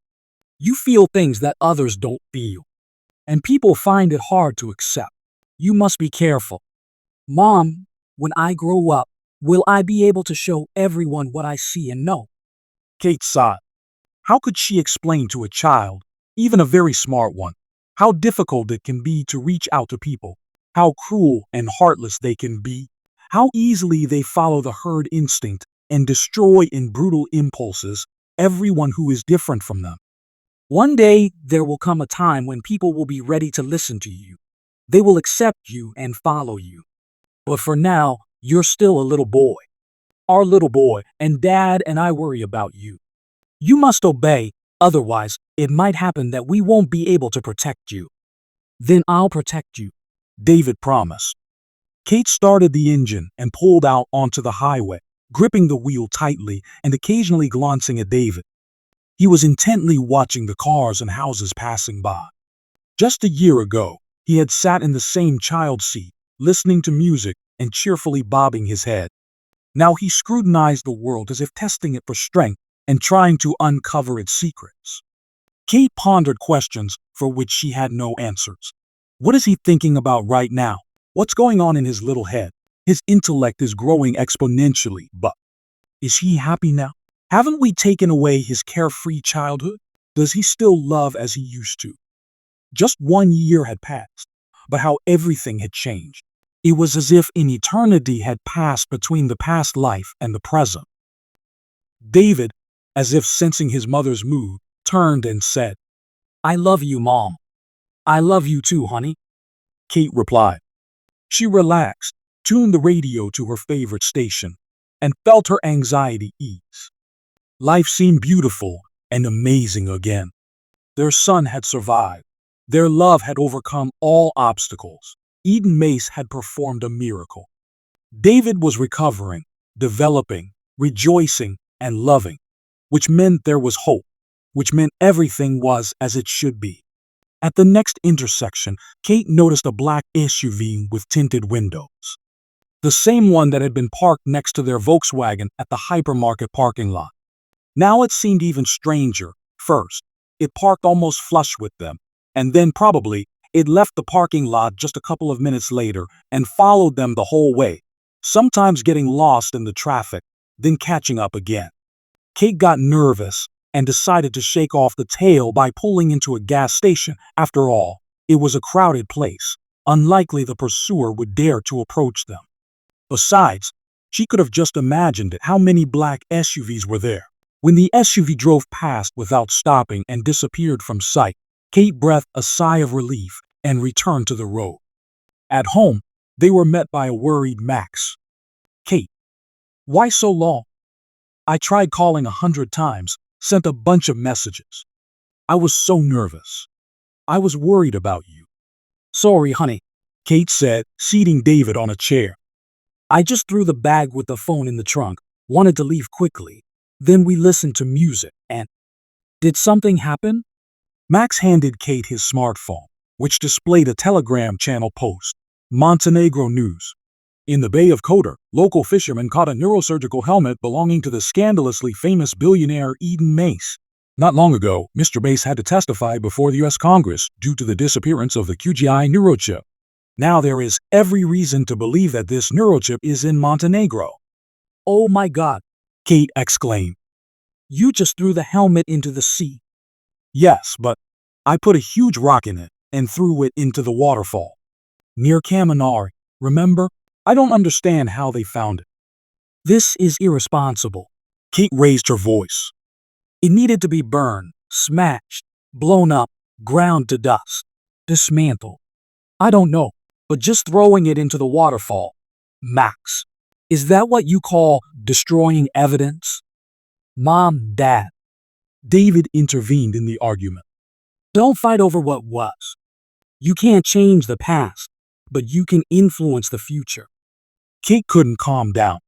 First, the story with the cashier, then the mysterious SUV, and now this. She was overcome with fear, and she lashed out at David. "What are you talking about? What future? We only have the presents. And it's terrible. In the store, you behaved recklessly." "Mom," David whispered fearfully. She had never raised her voice at him. "My dear, I worry about you so much." Kate hugged David and brushed away a tear. "I thought Dad and I did the right thing, but now I doubt it. I'm even more scared of your future. You're scaring me. You've changed so much. I sometimes don't recognize you. Can't keep up with your development. A year ago you couldn't walk or talk, but you were so happy. And now you're reading Russian classics and putting cashiers in their place. And this is just the beginning. I'm scared." Kate covered her face with her hands and cried. Max sat down next to them. David hugged his parents with his frail arms. "Don't cry, Mom. Don't cry. I'm still the same little and cheerful boy. I still love you. You made the right decision. The neurochip doesn't make me different. It makes me better. I don't see it." Kate cried even more. "All I wanted was to give you a happy, normal childhood with tag, hide and seek, and skin knees. And what instead? Some super intelligence, for which the whole world will soon start hunting. We need to leave. It's not safe here." "No need, Mom," David objected. "I don't understand yet, but I know everything will be fine. Mom, please trust me." "David, you're just like your father. Just as confident and stubborn." "He's right," Max intervened. "We all need to stay calm and just not attract attention. If we don't think about the bad, nothing bad will happen. Let's go have dinner. Today was a tough day." Max kissed Kate, took David in his arms, and held him tight, thinking, "Just let you be right, son. Just let you be safe." Quantum victory. The next day, David had a scheduled session with his rehabilitation therapist. He sat by the window, looking out for Militsa's call. David considered her his best friend, after his dad and mom, of course. She was always kind, smiling, and caring. David enjoyed spending time with her, playing the role of a little boy during their sessions, hiding his rapidly developing intellect. Seeing the car pull up, David exclaimed. Militsa. He carefully got off the couch and slowly, cautiously walked to the door just in time. Hello, David. I'm very happy to see you. Militsa stepped over the threshold and hugged David. They walked together to the living room where Kate was sitting. Good afternoon, Kate. We need to talk. Did something happen? Kate asked anxiously, imagining the worst possible scenarios. Shall we go to the kitchen? Would you like some coffee? Tea? Militsa sat at the table and politely declined the drinks. It was evident she was nervous and couldn't calm down. Thank you. I don't want anything. I don't know how to say this. I'm not sure about anything, but I feel I must warn you. Warn us? Kate asked fearfully, sitting down across from Militsa. About what? What's going on? It's rare for strangers to visit our center. After all, it's not a library, but a rehabilitation center. If someone unfamiliar shows up, everyone knows about it right away. Militsa's hand trembled as she poured herself some water from the pitcher Kate placed in front of her. I came a bit later than usual and found no one there, but the security guard said that some businesswoman and two men were there earlier. They were looking around, asking questions, inquiring if anyone had noticed anything unusual in the behavior or development of the children undergoing rehabilitation. They told the guard they were from some charity organization that helps special children. I think that's a lie. This has something to do with the neurochip everyone's writing about. And Militsa hesitated for a moment, but continued. These people went to the director and took a list of children whose condition had improved over the past year, those whose development had accelerated. David is on that list. He started walking, and given the level of his spasticity, no one expected that to be possible. So soon, you need to be careful. I don't understand, Kate said with difficulty. In reality, she had no idea why Militsa brought this up with her specifically, as no one knew anything about their secret. Militsa most likely wasn't sure that the chip was with David. She just decided to warn everyone on the list, just in case. Better to keep quiet, Kate decided. At that moment, David, sitting on the floor among his toys, approached the table and said in a serious voice, They are looking for me. That's correct. Mom, you have nothing to worry about. Love manifests in good deeds, which exclude evil intentions. Militsa has always been kind to us, especially to me. I feel her love and know that she means no harm to anyone. Mom, you have nothing to worry about. Love manifests in good deeds, which exclude evil intentions. Militsa has always been kind to us, especially to me. I feel her love and know that she means no harm to anyone. Love manifests in good deeds, which exclude evil intentions. Militsa has always been kind to us, especially to me. I feel her love and know that she means no harm to anyone. Militsa's eyes filled with tears. She had always suspected David was a special child. Usually, he communicated with her using gestures and sounds, but he had never spoken in her presence. And now he uttered wise and profound words without a single hitch, easily and freely. Militsa knelt before him and whispered, David, this is incredible. At that moment, Max walked into the living room, sat David on his lap, and asked, Why the long faces? I just wanted to tell you. Militsa began, but Kate interrupted her. I said it wasn't safe here. Her voice was disappointed and worried.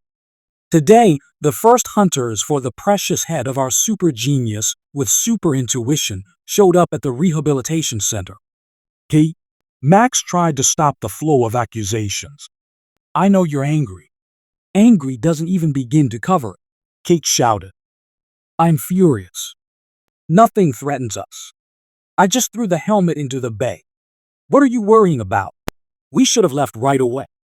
She turned to the window to avoid crying in front of Militsa, who nervously fidgeted with a napkin, trying to make herself invisible. Max and Kate had never quarreled in her presence before. And yes, Kate continued in a trembling voice, it is related to the neurochip. They took the list, and David is on it. Are we going to wait for them to show up? Set the table for them? Please, stop. Your sarcasm doesn't make it any easier, Max said, just as confused and worried as Kate. What else am I supposed to do?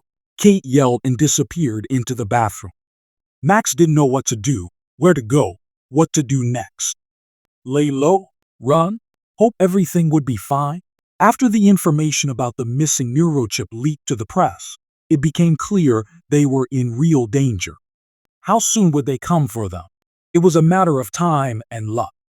If intelligence agencies were interested in the neurochip, hiding incognito wouldn't be so easy. He looked at Militsa with hope. She had tears in her eyes too. Militsa, Max said, you've done a lot for us, and I'm grateful for everything, especially for your attitude towards David.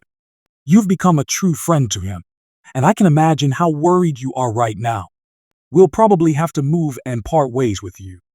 Most likely, we won't see each other again, so thank you, take care. My parents have a house in the north, in the mountains. Militsa blurted out suddenly. No one lives there now. You could move there. If there's anything I can do for you, it's to offer a safe place where you can calmly think through your next steps. That's brilliant. Max beamed with joy. Militsa, that's a wonderful idea. What would we do without you? Honey, pack up. We're going on vacation. A cottage in the village is the best idea for a normal family's holiday with a wonder child. They agreed that Militsa would go to her parents for the keys to the houses and then return to help move the luggage. Kate immediately started packing. David collected his toys and clothes in a separate suitcase, and Max carried bags of belongings to the doorstep, checking if the gas and water were turned off, if everything necessary was packed, if all documents were in place.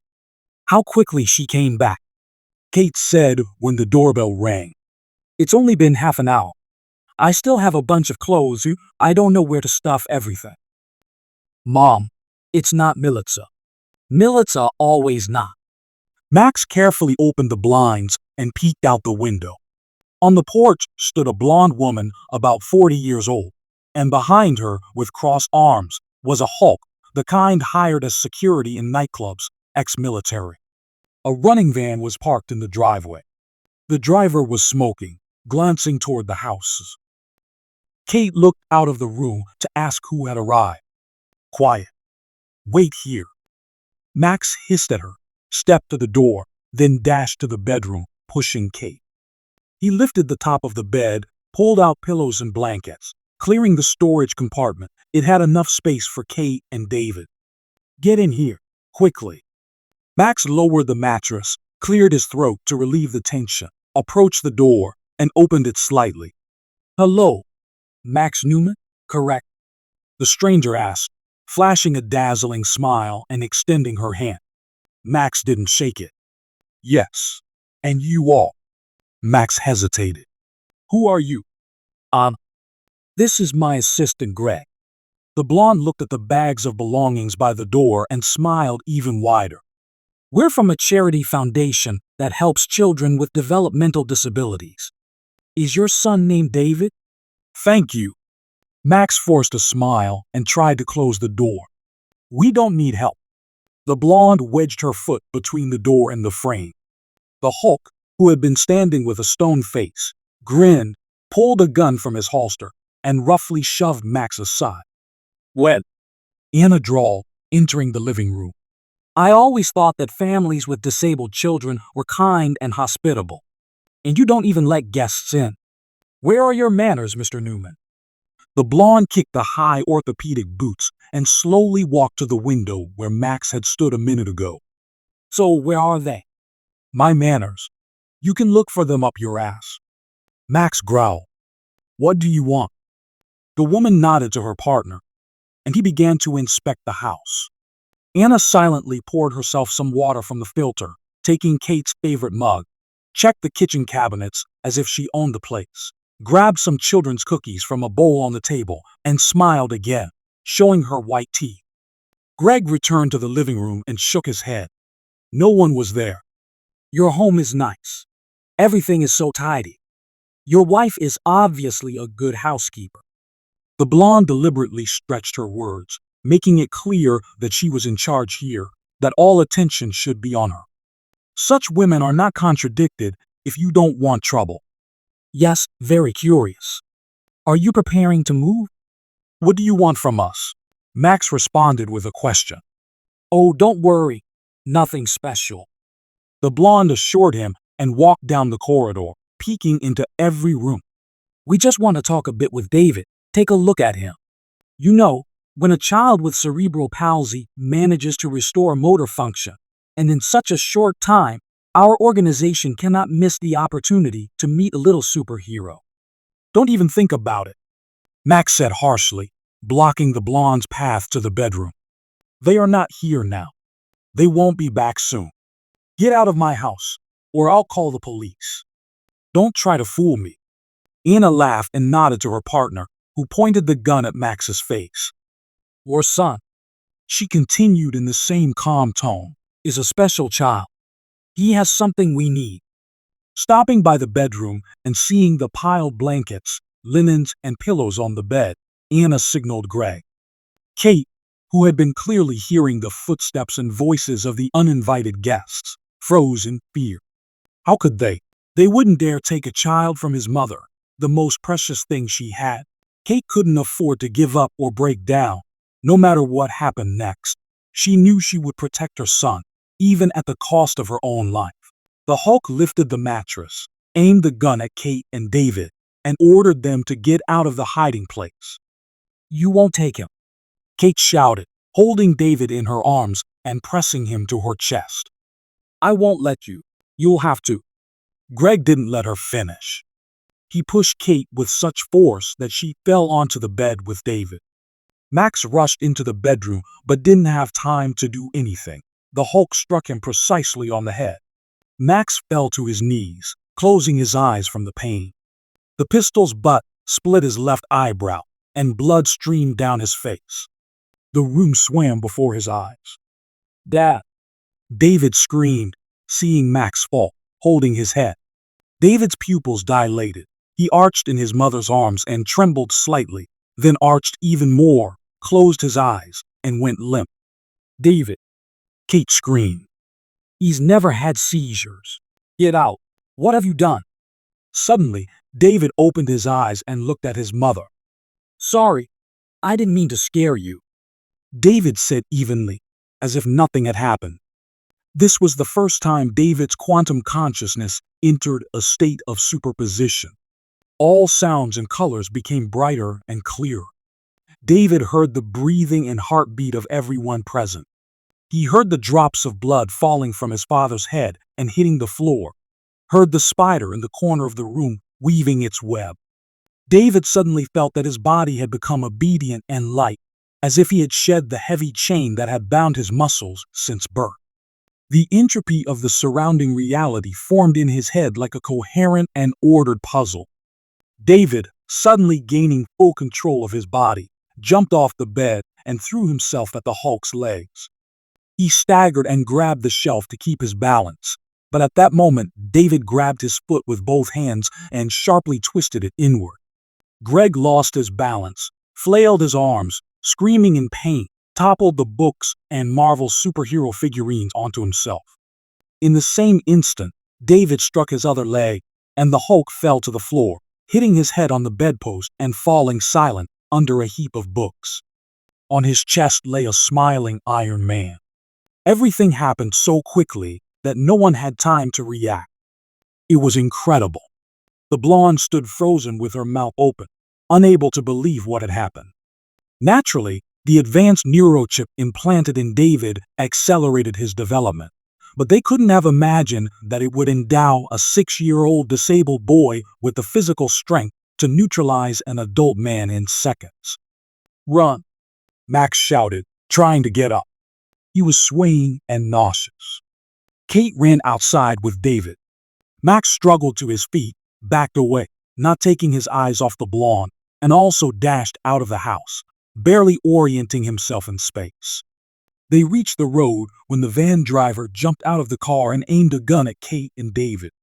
From the highway came the roar of an engine, The Hulk looked in surprise towards the sound, turned his head, and a black SUV with tinted windows hit him as if he were a paper doll. The brakes screeched, the SUV swerved, and stopped abruptly next to the Newmans. That's the same car, Kate managed to think. David closed his eyes, and Max winced from the loud sounds and pain. Get in, quickly. I'll explain everything later. Max got into the front seat. Kate and David sat in the back. The driver raised the thick armored windows and floored the gas pedal. Agent Clark. The man introduced himself when they drove a safe distance and made sure no one was chasing them. Clark Coulson. I'm here on behalf of Eden Mace. I've been watching your family for a long time and am amazed at how irresponsibly you've acted. What do you mean? Max asked. Throwing a top-secret development into the sea. Coulson exclaimed. Highly prudent. How long are you going to keep rubbing that helmet in my face? Max shouted. I suppose you still don't realize the serious consequences of your carelessness. Please take a tissue from the glove compartment. You're still bleeding. Where are we going? Max asked, applying the tissue to his cut eyebrow. To the airport, Coulson replied. As soon as we reach the plane, the stewardess will treat your wound. We're flying, David said in awe, smiled blissfully, and fell asleep in Kate's arms. This had never happened before. He didn't nap during the day, nor did he get motion sickness in the car. Kate looked at Max worriedly, and he felt David's forehead and said, Probably just nerves. Don't worry, Coulson reassured them, looking at Kate in the rearview mirror. Your son will be fine. Today, his brain worked at the edge of its capabilities, using the principles of quantum consciousness that he is gradually acquiring thanks to the implant. Just let him sleep and regain his strength. You'll get used to it. You'll get used to it. Kate looked at Max. He had lost a lot of blood, looked exhausted, pale, but catching her worried glance, he forced a smile and took Kate's hand. It's okay. Just a scratch. 40 minutes later, they saw the airport building. Coulson drove straight to the gates leading to the runway, showed his ID to the guards. The gates opened instantly, letting the SUV through. They were met by a medium-sized business jet with the inscription Wise and the American flag on the fuselage. Clark parked, opened the door, and helped Kate and David out. Max stepped cautiously onto the ground and looked around in amazement. Welcome aboard, Coulson said, stepping first into the luxuriously decorated cabin of the plane. The Newmans were stunned with delight. When everyone took their seats and fastened their seatbelts, the stewardess, as promised, treated Max's wound. A few minutes later, the plane accelerated, roared, and soared above the Bay of Coder. David briefly opened his eyes, smiled wearily, looked out the window, and fell asleep again. Kate laid him on the seatbed, settled next to him, and soon dozed off. Coulson poured 2 glasses of Scotch whiskey, one of which he handed to Max. 17-year-old Glenlivet, a true Scotsman. He raised his glass in salute. Quite a day, huh? To say the least. Max agreed. I don't know what we would have done without you. How can we thank you for saving our family? Don't try to take on armed opponents by yourself anymore. Who do they work for? Max asked. The blonde and those 2. Or now one. You gave the other a good massage with your SUV's hood. Unfortunately, I don't know that yet. Coulson shrugged. Whoever they are, we're all very lucky. Lucky? Max didn't understand. That the chip worked so early. Mr. Mace predicted a similar leap in development and partial singularity not earlier than 2 years from now. By the way, Max remembered. You said you work for Mace, and the plane has the Wise logo. I've never heard of such an airline. Coulson poured Max another whiskey. WISE stands for Worldwide Intelligence and Security Enterprise. We oversee the development of strong artificial intelligence and related control and security issues. Only the President of the United States and a few other people in the country, including Eden Mace, know about our existence, and now you. Mr. Newman. Agent Cowson spent an hour telling Max how much Eden Mace was doing for global progress, about the role of the organization he represented. Max was amazed at how intelligent and pleasant Mr. Cowson was in conversation. His monotone voice floated through the cabin quietly and measuredly, with something soothing in it. What a wonderful organization, and Clark Cowson and Eden Mace. We need to thank them all, Max thought, drifting into a deep sleep. It was another day that radically changed the Newmans' lives. They couldn't imagine what awaited them ahead. Just like 6 years ago, when Max and Kate swore, standing by David's incubator in the ICU, that they would do everything possible to make their son happy. They were ready to go to the end. Acquaintance. The rays of the Californian sun penetrated the cabin through the thick glass of the portholes, illuminating the face of the sleeping Max, who had been lulled to sleep by several glasses of whiskey. The plane was circling over the Pacific Ocean to land at Hawthorne Airport. Kate and David were admiring Los Angeles from a bird's-eye view, filled with excitement. "Dad!"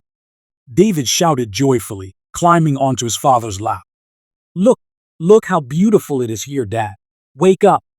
Max reluctantly opened his eyes and didn't immediately realize where they were. Clark smiled for the first time since their meeting, handed Max a glass of water and an aspirin, then addressed everyone. "We're landing." Stepping out of the comfortable plane into the Californian heat, the Newmans noticed a blue-purple crossover parked 30 meters from the gangway. A man in a light suit and sunglasses emerged from the car, beamed at them, and stepped forward. "And here are my long-awaited Montenegrin friends," he shouted. "Welcome to the United States of America." "No, it can't be," Max exclaimed, unable to believe his eyes. "It's Eden Mace. In the flesh." The crazy billionaire Eden Mace personally came to Hawthorne Airport to meet dear guests and congratulate them on Salvation Day. It's a pity today isn't Sunday.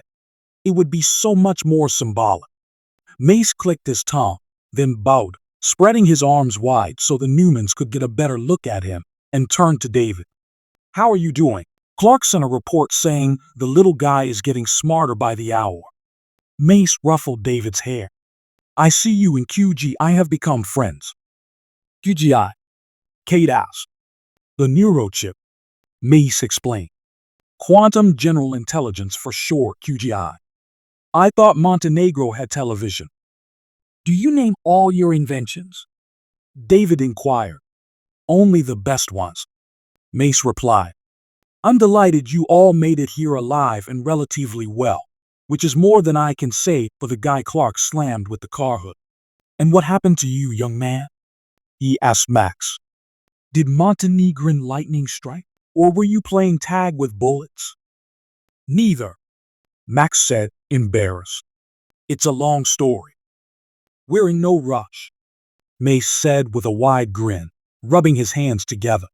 He looked more like a mischievous boy planning a prank than a world-renowned genius inventor. "We have plenty of time. You'll have time to tell me everything. Any story is better digested when told in the best room of the best Californian hotel, while drinking the best champagne and admiring the best view from the window. And with the best. Well, you get the idea. I love doing everything better than anyone else." Everyone laughed politely. "Mr. Mace, you've done so much for us," Kate began. "Please, call me Eden," Mace interrupted. "Mr. Mace was my father. Of course, he also loved doing everything better than everyone else. It runs in the family. He was a great man. He always said, 'Son, your knowledge is my best investment.' But more often he sighed and said, 'Son, you're my biggest headache.'" Mace winked at David, who responded with a thumbs up. "I can't stand all these sour faces, serious conversations, and formalities." Mace continued, opening the door to his car. "Life would be much more fun if people allowed themselves to be a little silly sometimes. Like you, Mr. Newman. It's incredible, throwing a top-secret helmet into the bay and then attacking an armed bandit with bare hands." "Yes, Without madmen like you, the world would suffocate from the stench of stale morality. Enough about the helmet already, Max exclaimed. He wanted to say something else, but David interrupted. But morality isn't just. Morality is boring and serves as a means of intimidating people. Don't rush, little one. I know you're smart, but we won't argue about philosophy for now. Everything in its time, Mace said, cutting David off and returning to his musings. Morality is too ambiguous in the interpretations of religious fanatics. They themselves load Noah's Ark with creatures like those you had to deal with yesterday. Yesterday, Kate sighed.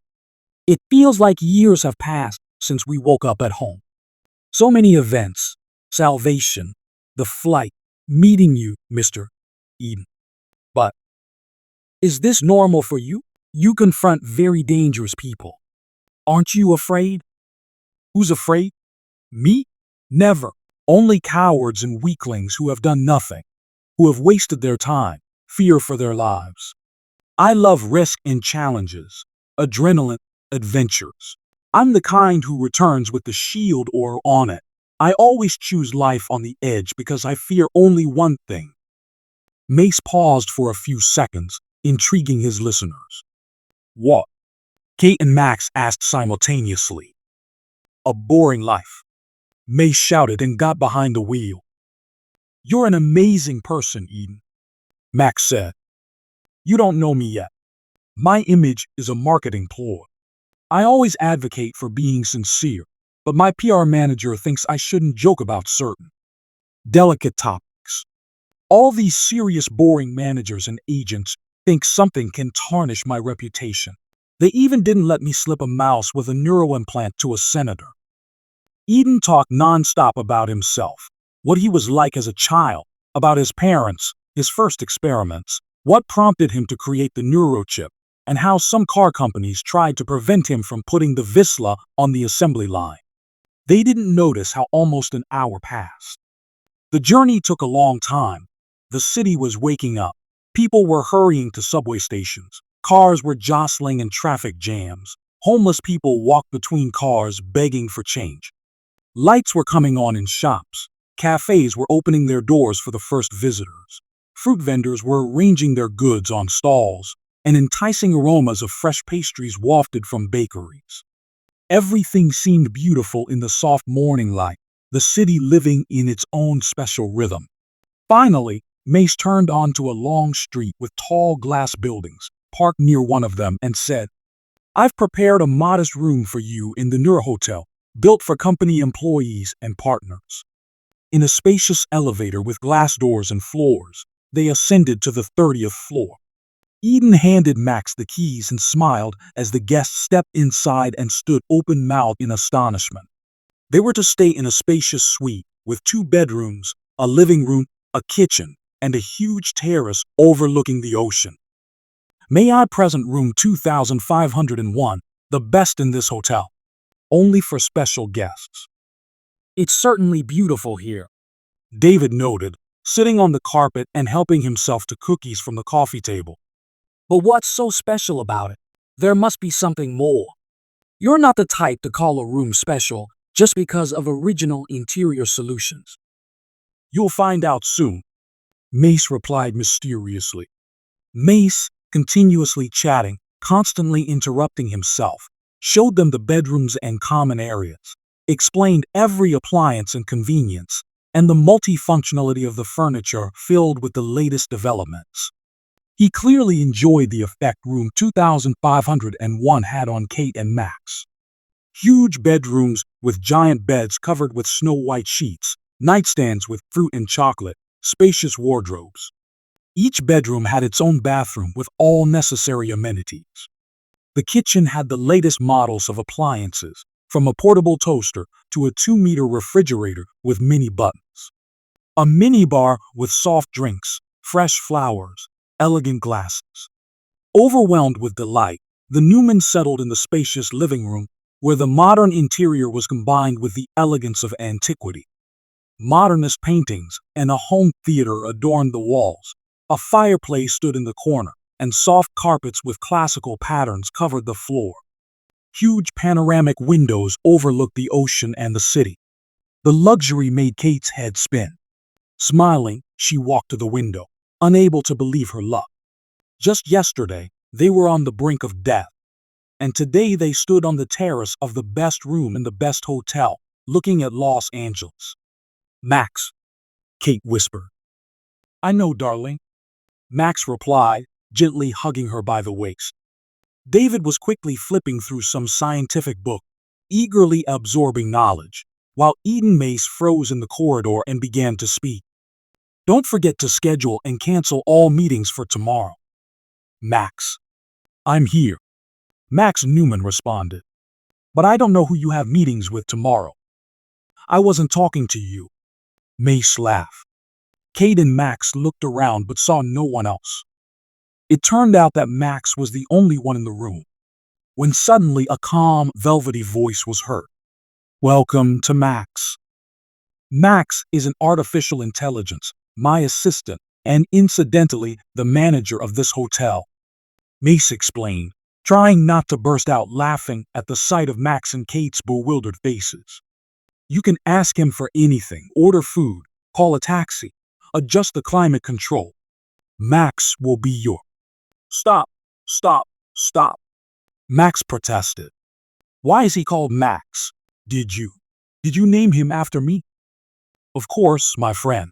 I also named my pet alligator after you," Mace joked, patting Max on the shoulder. "Max stands for maximum artificial expertise, and you're not lacking in modesty." "Wow," David exclaimed. "Do you really have a pet alligator?" Mace just laughed in response. "Mr. Mace, this is one of those cases where sarcasm is inappropriate. You shouldn't resort to it so often.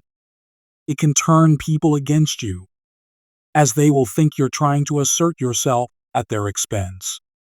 "Max, I don't recall hiring you as a teacher of etiquette.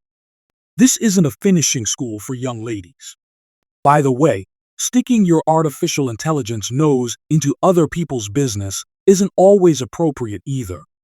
"True, Mr. Mace, but you could still benefit from learning some good manners." "Max, I'm an eccentric, semi-crazy, scandalously famous reclusive millionaire who may have invented the second most dangerous thing in the world after nuclear weapons. And you think you can tell me when sarcasm is appropriate and when it isn't? You know what? There's a vacancy for bores at the front desk office. But I don't want to work at the front desk. It's so boring there." "Please, Mr. Mace."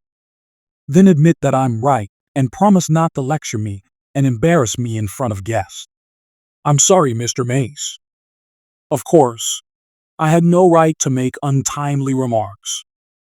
"That's better," Mace said smugly. "I apologize for the quarrel. Max can be so annoying sometimes. But don't worry, he's a good guy when he's asleep." Everyone smiled politely, despite the fact that the joke was so old that Mace nearly pinched it while closing the door behind him. "Have a great rest," he said as he left. "Tomorrow at 10 in the morning, I'll be expecting you at the reception. Get ready for an incredible tour." Kate and Max stood in confusion for a few more seconds, trying to comprehend what had happened, then melted into a passionate kiss. David watched the scene, sitting on the carpet and finishing a cookie. When the kisses and hugs became too fiery, he felt awkward and coughed, then slapped his left hand on his forehead and covered half his face with his palm. This gesture usually expressed his bewilderment. "Dad, Mom, the champagne is waiting," David said loudly. Kate and Max pulled away from each other and stared at their son. "What did you say? Champagne?" Max asked. "Yes, champagne. Mace said he prepared the best champagne for us. The best view of the ocean, the best room, and something else the best. You get it." David quoted Mace's words. It seems Mace filled his best neurochip with the best jokes. Just because you're a little genius doesn't give you the right to be cheeky. Remember, young man, that a huge brain about to burst out of your ears is a reason to clean your ears, not with champagne. Dad, David sighed heavily. A neurochip can't be filled with anything, nor can it be programmed for anything. Sorry to interrupt, but young Mr. Newman is correct, intervened Max. Max. Kate and Max exclaimed indignantly. I'll handle it myself, Max muttered and turned to David.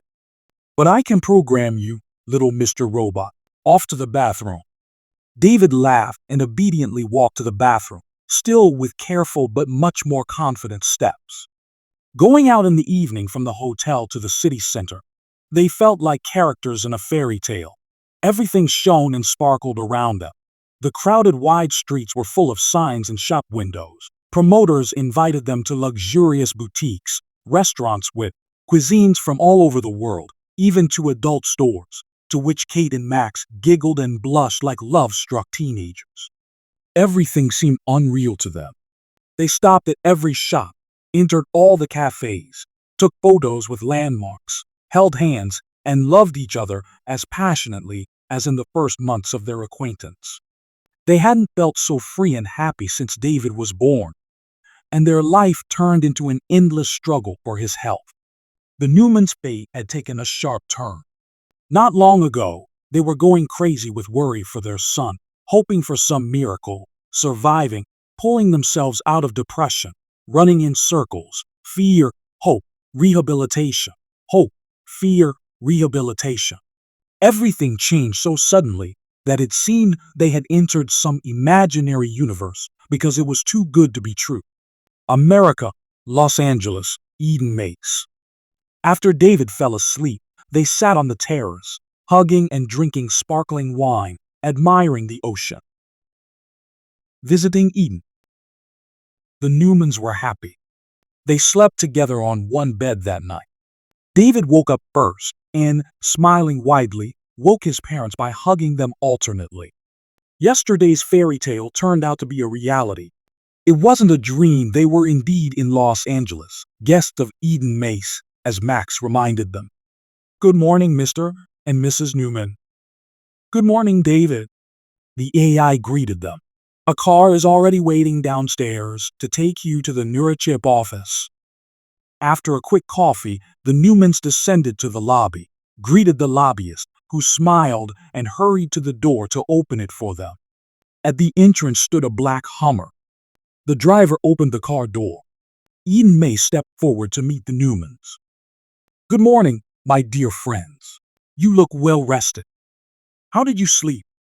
It was simply incredible. Kate breathed. Thank you for such a wonderful gift. It feels like we won the lottery and ended up in some fantastic movie. Honestly, it felt so much like a dream that I was afraid to open my eyes when David woke us up. I feared the carriage would turn into a pumpkin. I'm still in shock myself. But room 2501 is definitely the best room we've ever stayed in. Max agreed. I told you, Mace said smugly. For dear guests, only the best. And you, David? Did you sleep well? Awesome, David said, then paused for a moment and added, although you can sleep well anywhere, but having fun is not possible everywhere. While Mom and Dad drank champagne, I chatted with Max, and he even sang me a song. We're friends now. I never doubted that your parents would empty the minibar, but I never would have thought that Max could sing. I hope you didn't pour champagne for him? Mace asked with mock sternness. Max, are you here? How is it that we've known each other for so many years, and you've never sung for me? I'm starting to get jealous. The fact is, Mr. Mace, the voice of the artificial intelligence began, but David interrupted him. Hi, Max, he shouted. Always glad to hear you, David. Max replied and continued. I thought a song from Toy Story would be perfect as a lullaby. Music started playing in the car, and Max sang, You've got a friend in me. David joined in immediately, having remembered all the words to the song. It was impossible not to be moved, watching David smile and dance passionately. Everyone joined in singing the final line. Even Eden Mace, surprised by Max's ability to show empathy on such a level, sang the last line with them. He thought it could be useful for his project. The car stopped in front of a modern building with a large sign that read Neurochip. Scientists and engineers in white lab coats with Neurochip logos poured out onto the office porch to see in person the boy whose life had been changed by the Neurochip they developed. As soon as the Newmans exited the vehicle, cheers and applause erupted. "Welcome to the most advanced neurotechnology company in the world," Mace announced.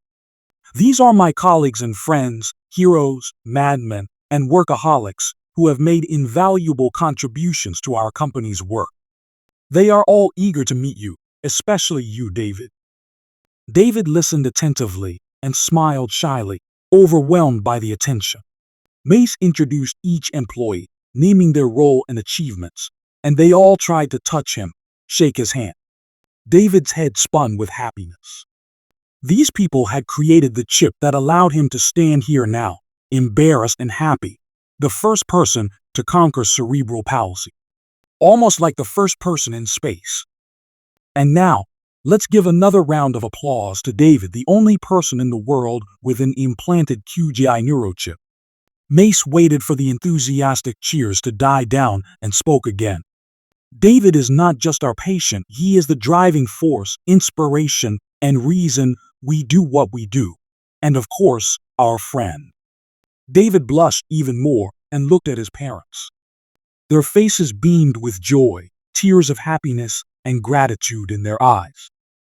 Thank you all," was all David could say. His parents hugged him tightly, and Mace took his hand and led him through the crowd to the building entrance. "Thank you, David," shouted one of the scientists. "You're amazing. You're brave. You're awesome. Yes, you're cool, David. You're our star."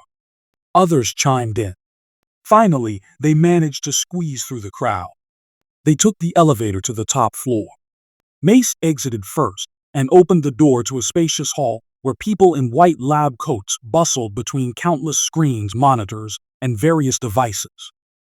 "This is where the magic happens," Mace announced solemnly. "This is our main laboratory, where we design, test, and improve our developments." The Newmans were amazed by what they saw and heard.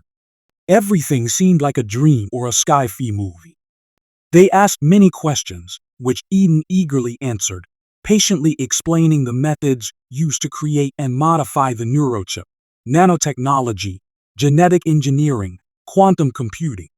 Mace took them through all the rooms, enthusiastically talking about each device, introducing them to all the scientists and programmers responsible for various aspects of the neurochip: hardware, software, biocompatibility, safety, functionality, and performance. David learned more about the principles of the implant's operation and about himself and his potential. By the end of the tour, David realized for the first time that he was not just another unfortunate boy with cerebral palsy.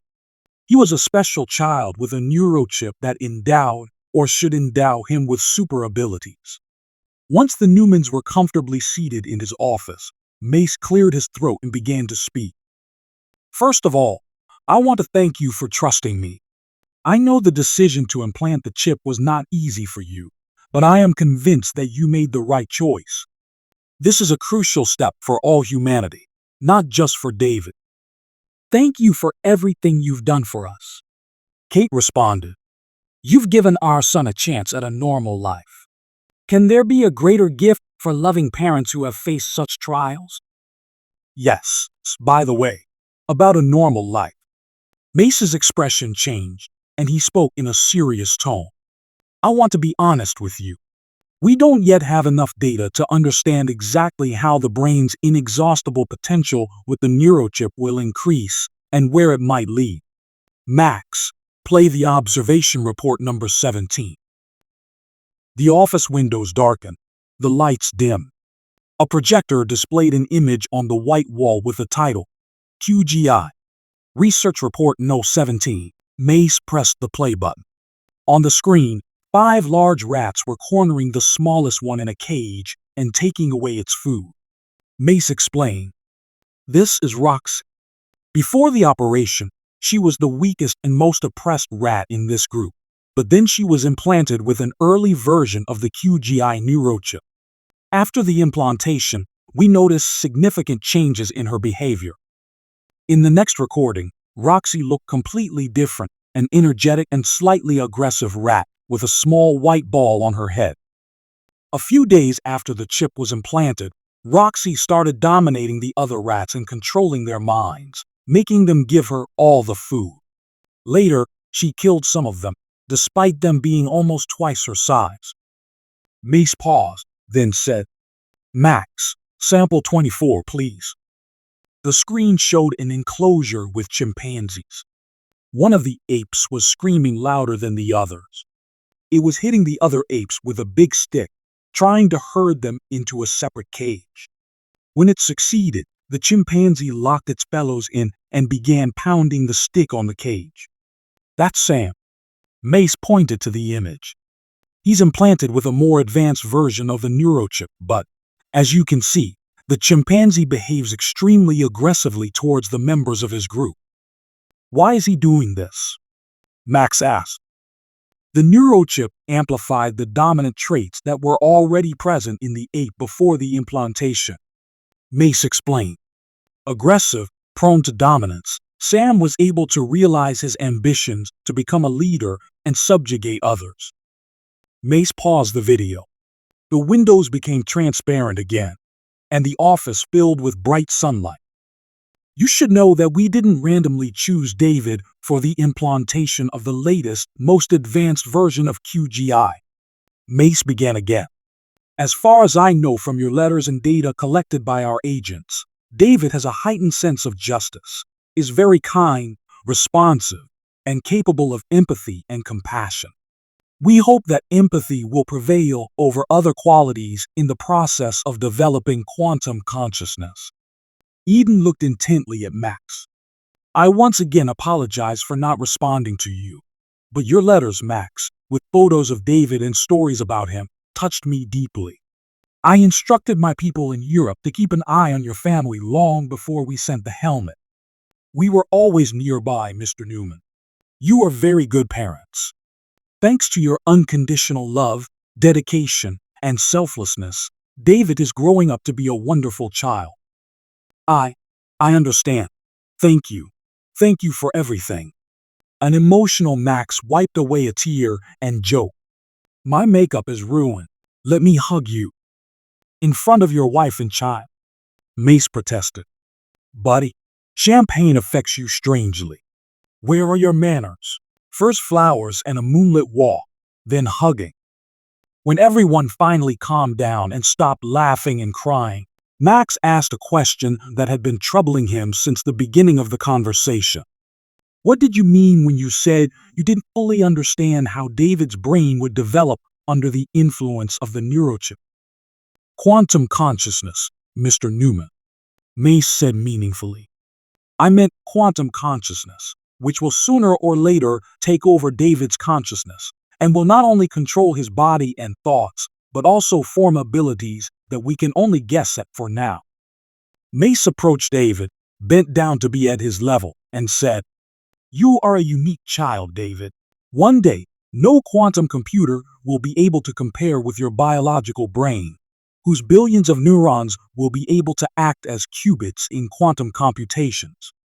Right now, your abilities manifest only in moments of stress, but we will teach you to control and manage them." "How dangerous is it?" Kate asked anxiously. "What will happen to David himself?" "He is not in danger," Mace reassured her.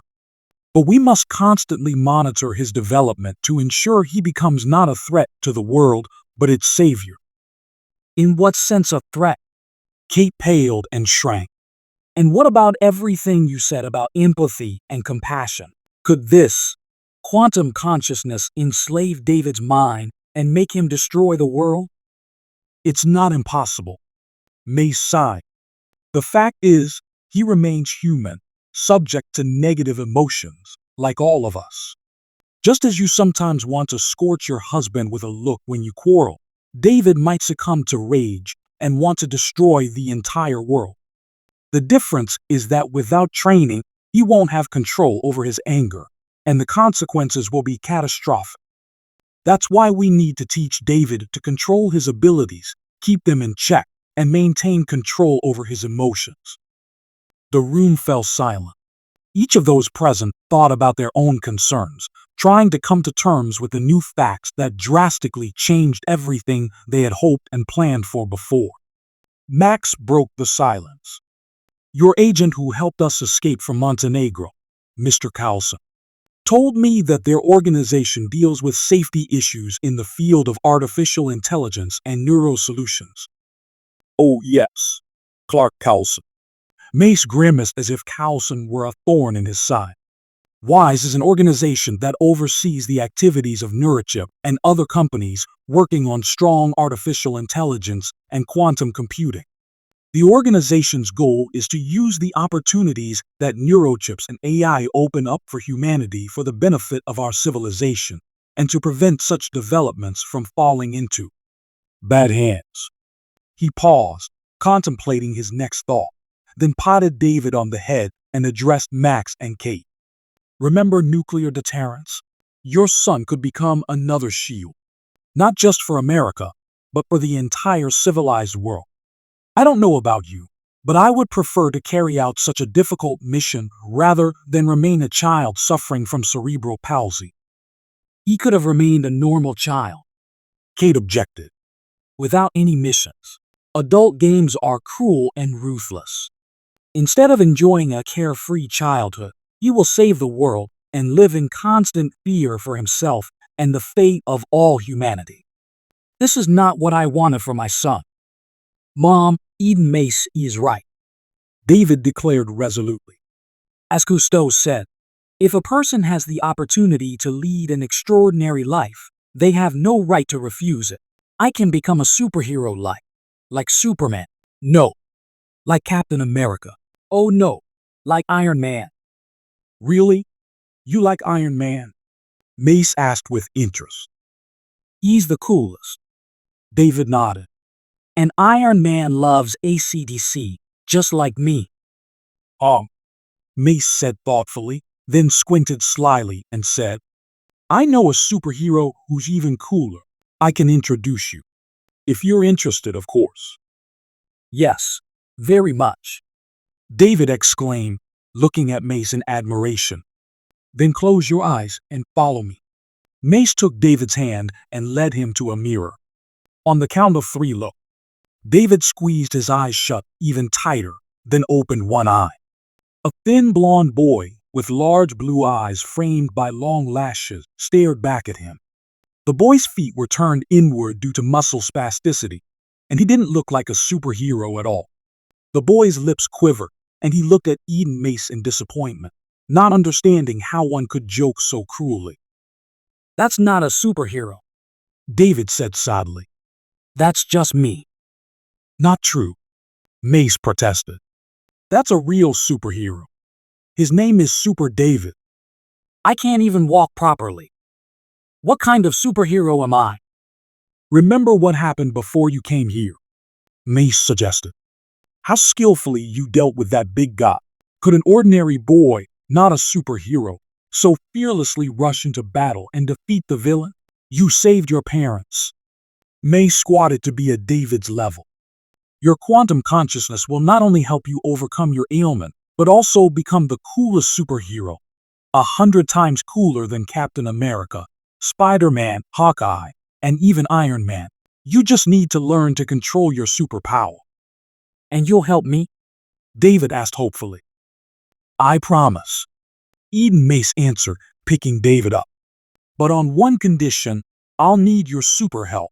We need to fly to Washington for a couple of days to visit some very influential and very annoying congressmen who have become a thorn in my side and won't leave me alone. Will you keep me company? No problem, David agreed. Great. We fly out tomorrow. Just don't forget to take your parents with you. Can't leave them unsupervised. Always so much trouble with these parents. Mace sighed theatrically and set the laughing David down. The Senator's Quandary. A young girl was running down the corridor, flinging open one door after another, followed by a janitor wielding a mop. Out of breath, the girl finally stopped and knocked on an office door from which a woman's voice emanated. Now carefully place your left foot. Fully lower it, touching the floor with your heel. Come in. Militsa, come quickly. David is on TV. The girl blurted out, gasping for air. Militsa objected, pointing to the child she was working with. I'll take care of him. Militsa quickly exited the office, greeted the disgruntled janitor, and then couldn't help but break into a run. She entered the head office just in time. Mace was saying, "I want to introduce you to the person who is the bearer of the missing neurochip. Ladies and gentlemen, David Newman." The image on the screen flickered, and the camera caught a bashful David stepping onto the stage. Militsa held her breath. The audience buzzed, clapped, and whistled. Some jumped to their feet to get a better look at the new superhero. It was clear that some were disappointed. A few even looked angry, as if instead of the promised Santa Claus, a drunken neighbor had shown up at the party. Mace continued. David was born with a diagnosis of cerebral palsy. Just a year ago, he couldn't walk or talk on his own, and his life was full of suffering and pain. Fortunately, David's father is an incorrigible optimist. He believed in a miracle and did everything he could to help his beloved son. Thanks to Mr. Newman's persistence, I learned that he is a terribly annoying but caring father. His letters inspired and supported me. When the government prevented me from continuing my research, I decided to help the Newman family at all costs, and David received a package from me with a neurosurgical helmet for implanting the QGI neurochip. At present, as you can see, there has been significant improvement in symptoms. Besides the restoration of damaged nerve fibers, the neurochip has initiated processes that allow the child's brain to model quantum dynamics. Billions of neurons are starting to function as qubits in a quantum computer, and the child's intellect grows daily. Let's hear from David himself. The small blond boy, struggling to move his feet in orthopedic boots, smiled and waved at the audience, then sat on the chair offered to him. The senator called for silence, which did not prevent the most daring journalist from making his way to the front row and taking close-up shots of both David and the outraged senator. Security escorted the journalist out, and the senator cleared his throat and addressed David. "Hello, David. I'm glad to see you alive and well. Mr. Mace has hidden you from the world community for a long time, which seems like a significant oversight to me. Mr. Mace informed us that you possess an advanced intellect that grows daily." Hello. I'm also glad to see you alive and well. Mr. Mace didn't hide anything from me. He honestly said that you possess power that grows day by day. As we have understood, you are a very smart boy. Or rather, you became smart after a mysterious package from an unknown sender appeared on your doorstep. Why unknown? The letter stated that the package was from Mace. And your parents believed it? Senator, if you had a child suffering from an ailment like mine, I assure you, you would cling to any possibility too. I doubt that. You know, Senator, sometimes you have to plunge into the abyss to save a loved one. Unfortunately, I can't imagine such a scenario entrusting my child's life to some device received in the mail. I understand that not everyone is endowed with the ability to empathize and sympathize, but I dare say you've encountered the Bible more than once. Yes, of course. But I might have missed something. Fortunately, you are still alive and can catch up. One way or another, you should be well acquainted with the Holy Gospel of Matthew 7, 1-5. Of course, but it would be nice if you read it out loud. Perhaps not everyone understands what you are referring to. Do not judge, or you too will be judged. For in the same way you judge others, you will be judged, and with the measure you use, it will be measured to you. The senator squinted as any adult would when realizing they had just been publicly humiliated, especially by a 6-year-old child. The hall burst into laughter. Well, you've demonstrated your literacy, but we would all be interested to hear if you know how easily a physically underdeveloped child can become the most terrible weapon in the hands of villains. I don't fully understand who you consider villains. Rulers of certain countries who will stop at nothing to attempt to gain total control over all of humanity if they get their hands on such a dangerous weapon. What, in your opinion, makes me so dangerous? Your capabilities, which may develop under the influence of the neurochip. For example, my ability to multiply large numbers in my head. For example, the ability to predict the future. With all due respect, Senator, predicting the future is the craft of charlatans.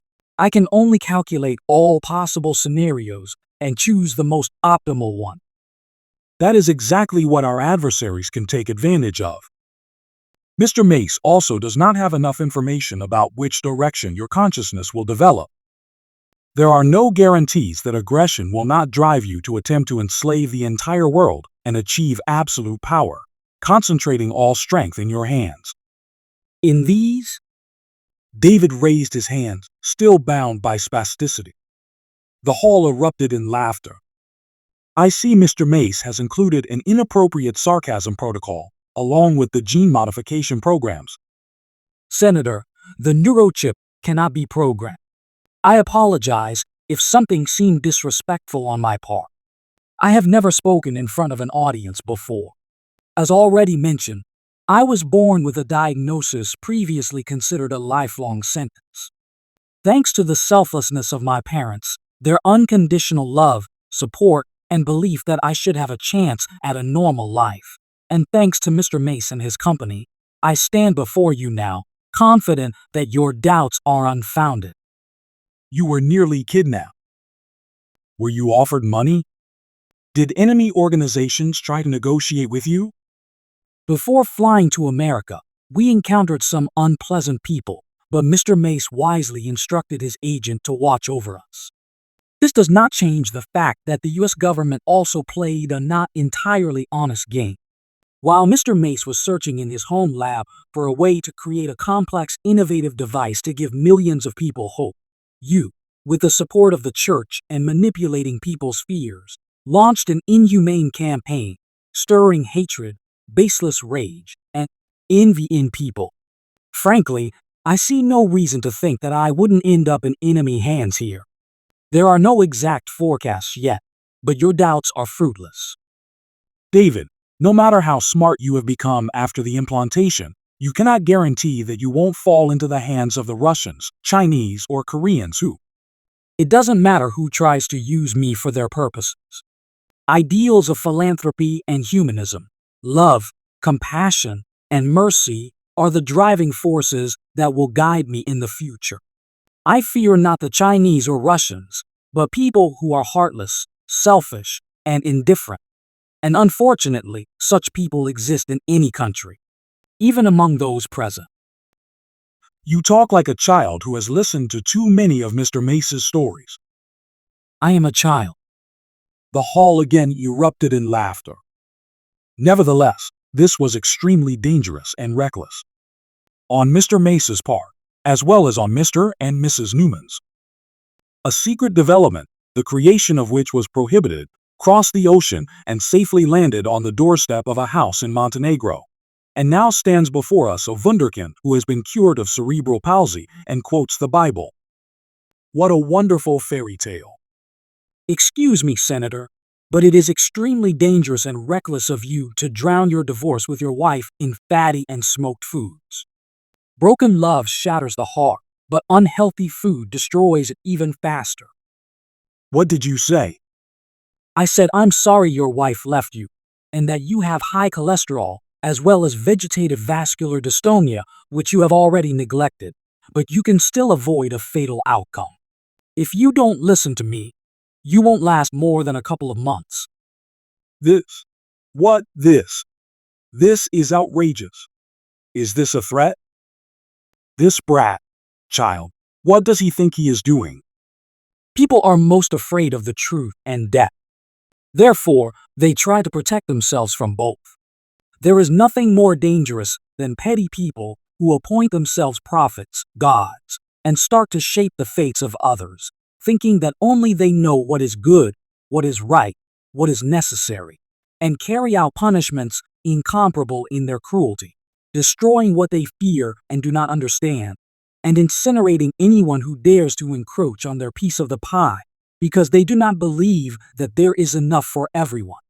Do not fear the dead, fear the living, especially those who have long forgotten what love, support, kindness, selflessness, and forgiveness are. Those who have rejected the light, who have become self-satisfied, authoritarian, and greedy, who cling to their accumulated material wealth and bite anyone who extends a hand to them, even if it is a hand of help. Only limited, frightened people can set such an unworthy goal for themselves as the destruction and enslavement of their kind. Only those whose hearts are cruel suspect cruelty in others. You cannot believe that someone is guided by good intentions and sincerely wishes to make our existence on the planet more pleasant because you do not know what it is like to be selfless, to give the last of what you have, and to fight for lofty ideals. The senator, red with anger, began gasping for air, looking like a fish caught in a net. His voice was drowned out by the roar of the crowd. Mace picked up David and squeezed through the crowd to Max and Kate, and they left the Congress building. Not only those present at the hearing were inspired by David's speech, at the same time in Montenegro, workers at the rehabilitation center applauded as they watched Mace and the Newman family exit the meeting room.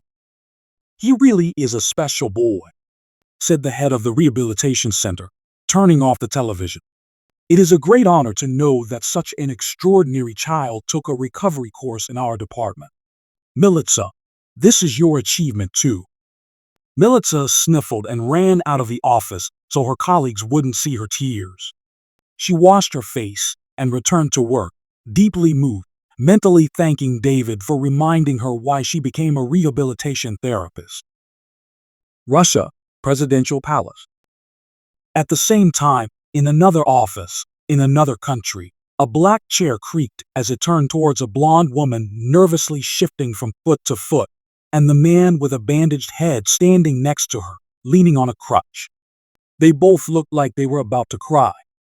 "Did you see that?"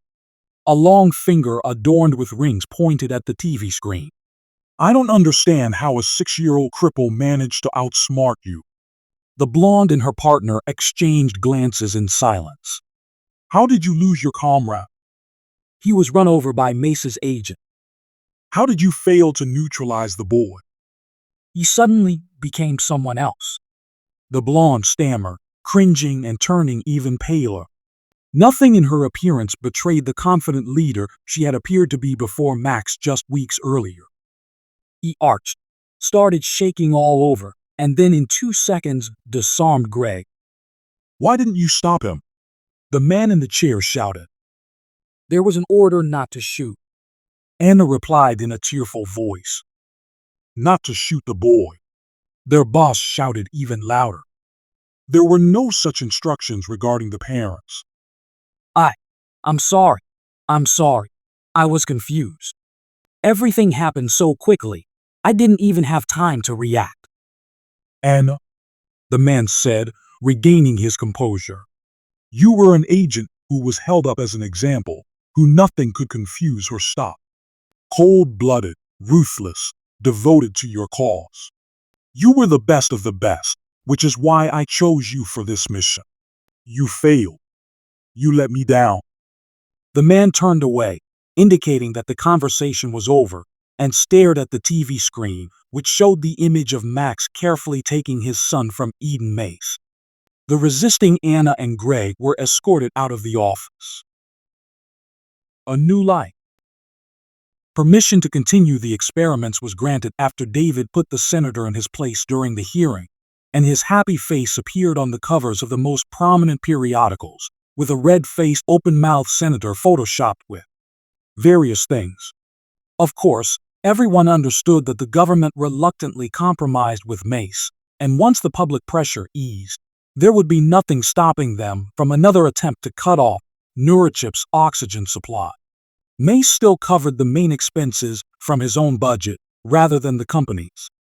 But now they were supplemented by money from sponsors, benefactors, and those moved by David's story. The Newmans received many letters thanking them for their courage, honesty, all-encompassing love, for not giving up and giving hope to people with cerebral palsy. The number of admirers grew day by day. Many addressed David directly.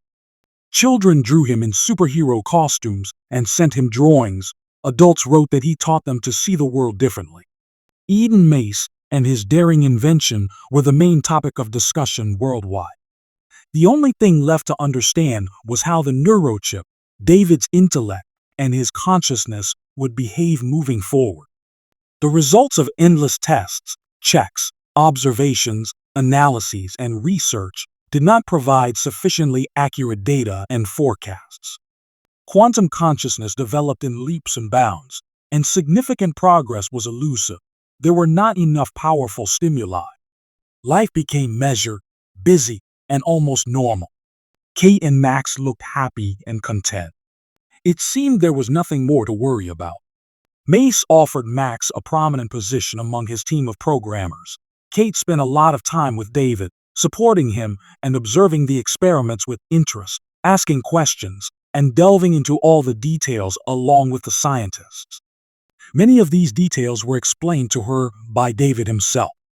Kate and Max realized that for several years, their son's life would consist of numerous experiments, and he would spend most of his time in Neurochip's laboratories, surrounded by the most advanced technologies, sophisticated equipment, and modern inventions.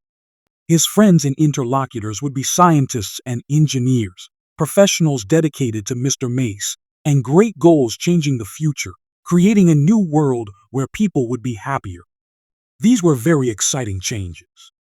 The parents saw how the neurochip improved David's condition daily, how the spasticity diminished, how his muscles strengthened, how quickly he absorbed new knowledge, and how enthusiastically and persistently he moved towards his desire to become a superhero.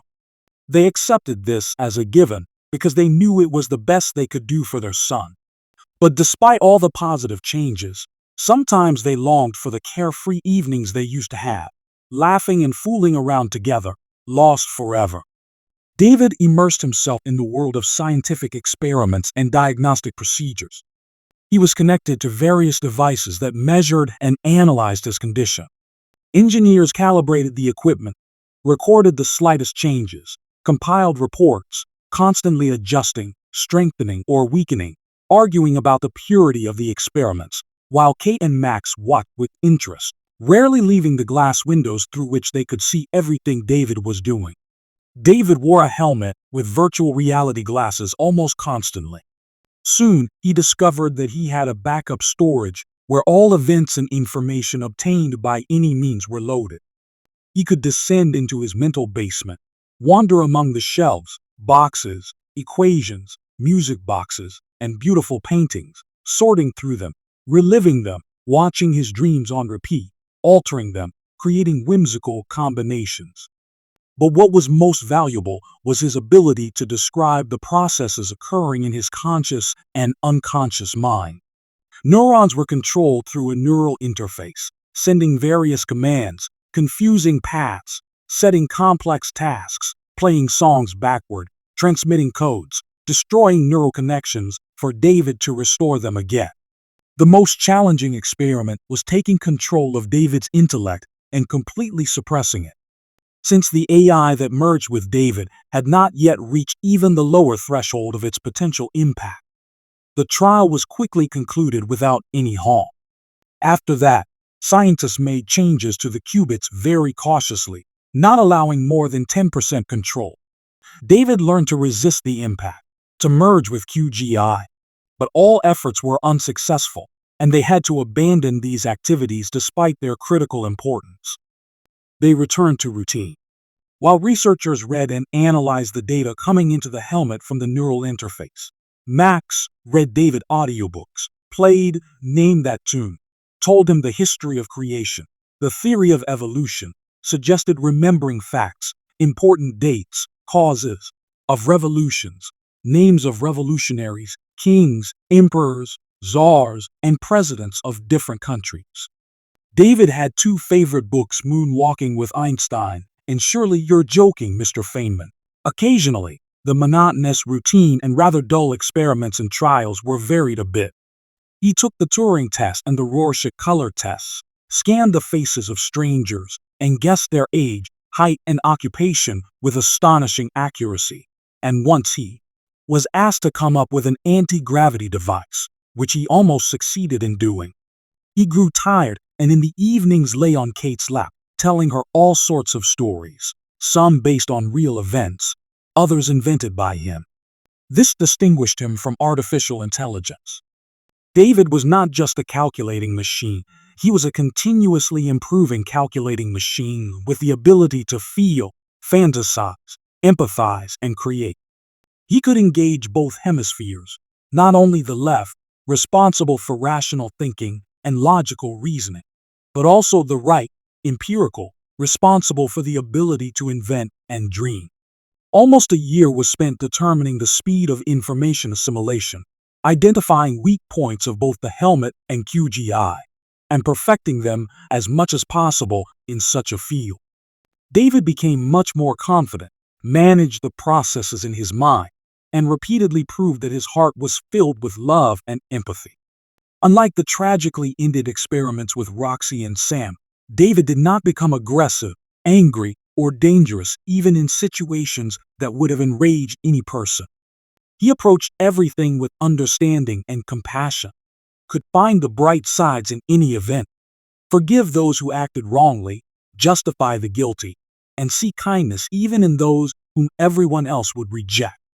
During this year, David learned to cope with QGI in moments when it became stronger than his human self and suppressed his mind.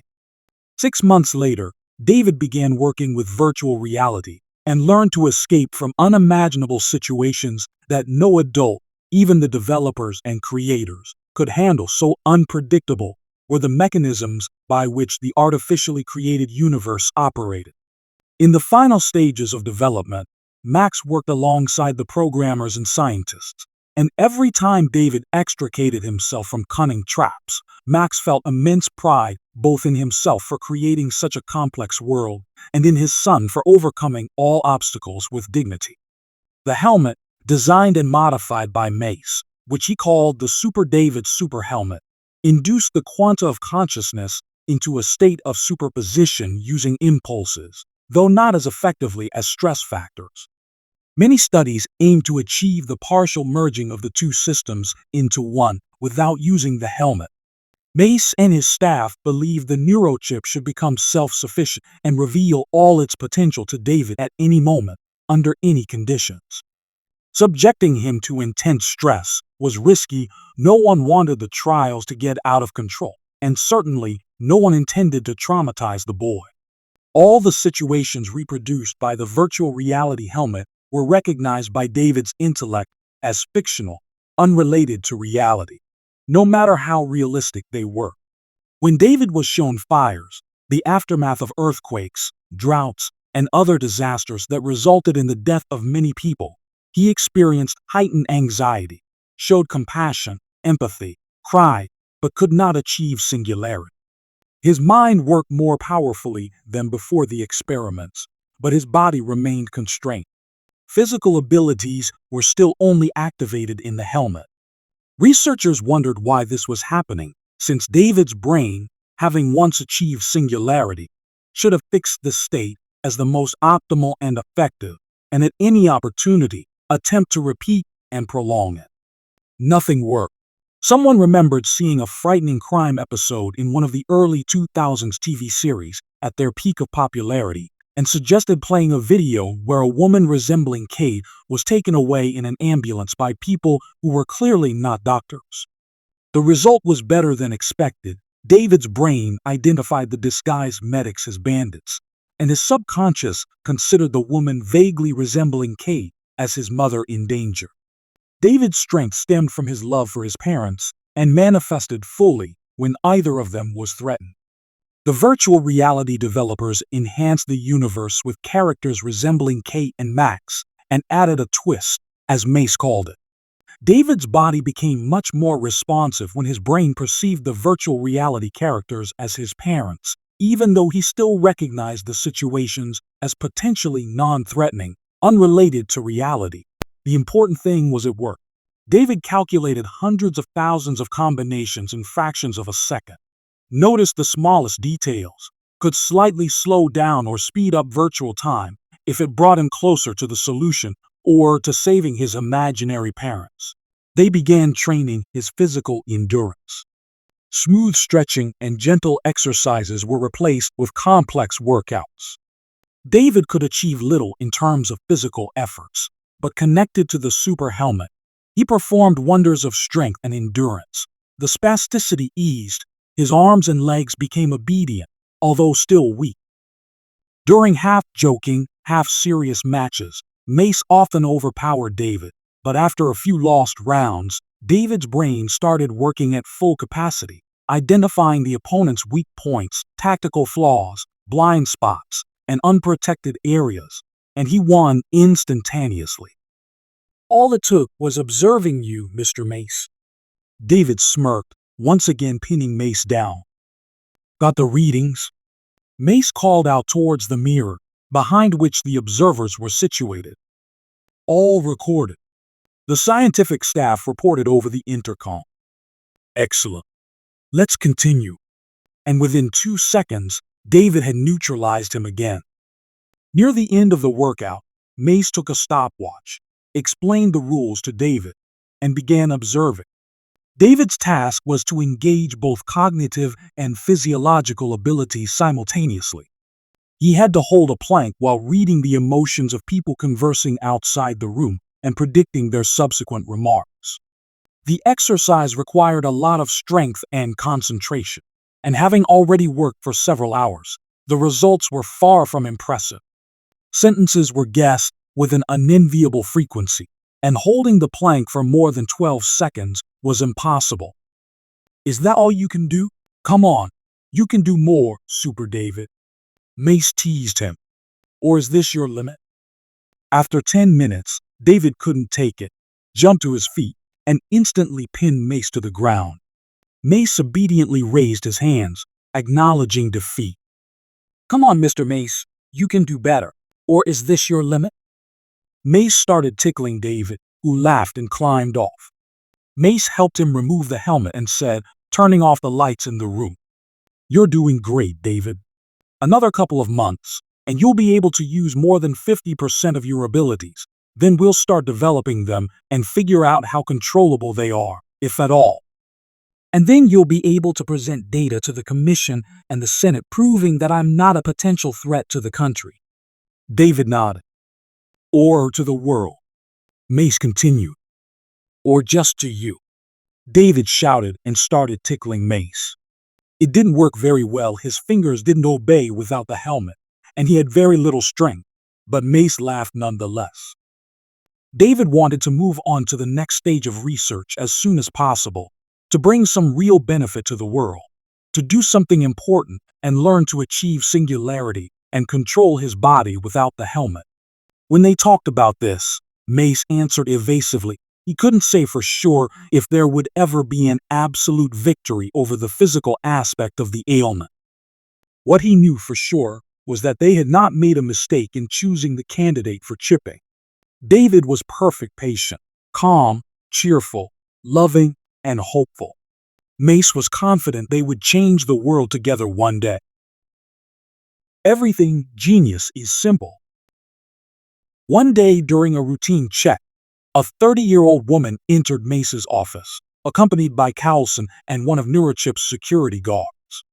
2 more guards stayed in the corridor, silent, massive, and impenetrable. What the hell is going on in my office? Mace addressed his secretary, who appeared at the door following the uninvited guests. Mr. Mace, I'm sorry. The woman clucked. I forgot to warn you. It completely slipped my mind. This is Madame Chvanovsky. She's been working on scenarios for several years now in which artificial intelligence will reveal itself, work on a different fuel. In general, she has an idea. I thought you should hear it. Thank you, But next time, send me an email. Madam Chvanovsky, have a seat. Eden Mace pointed to the chair on the other side of the desk. What brings you to me, although? Don't answer. Are you planning to blackmail me? By no means. The woman protested. Are you working for the government? Mace continued his interrogation. Absolutely not. Madam Chvanovsky exclaimed, adjusting her skirt. She looked Mace in the eyes and said, I work for you. What do you do? Mace asked, squinting and fiddling with the lid of a souvenir cigarette case. Madam Chvanovsky took a deep breath, as if it were her last chance to breathe, and spoke rapidly. I'm a child psychologist, and I suggest all the ideas for games and experiments. Before David arrived, I predicted the impact of the neurochip on an underdeveloped mind, how it would develop, what characteristics would become most prominent, and the chances for complete healing, full integration, and achieving singularity. Excellent. Mace nodded. Do you want a raise, or did you notice something threatening? Clark Cowlson, who had been standing in the corner with his arms crossed, interjected. Actually, Madam Chvanovsky has an original idea that's worth doubling her salary. The woman blurted out her idea, became embarrassed, got emotional, and ran out of the office. Cowlson just shrugged and sat in the chair opposite Mace. I think it might work. Then let's try it. Mace agreed. Bring the Newmans and Madam Chvanovsky to the lab at 10 tomorrow. It will be done. The next day, Clark Cowlson personally picked up Kate and Max and drove them to the experimental center. What an honor, Max noted. We're being escorted by Agent Cowlson himself. Is today a special day? We'll see, Cowlson replied dryly. They entered a round hall where almost all the company employees involved in the research had gathered.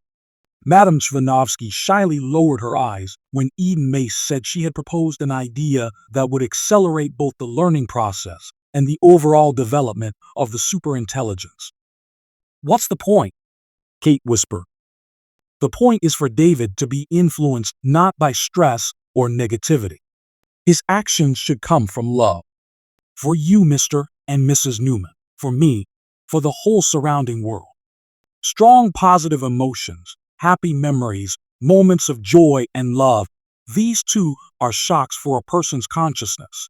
They trigger similar processes in the prefrontal cortex, with the difference that the changes will be more stable if the experiences are fueled by positive factors.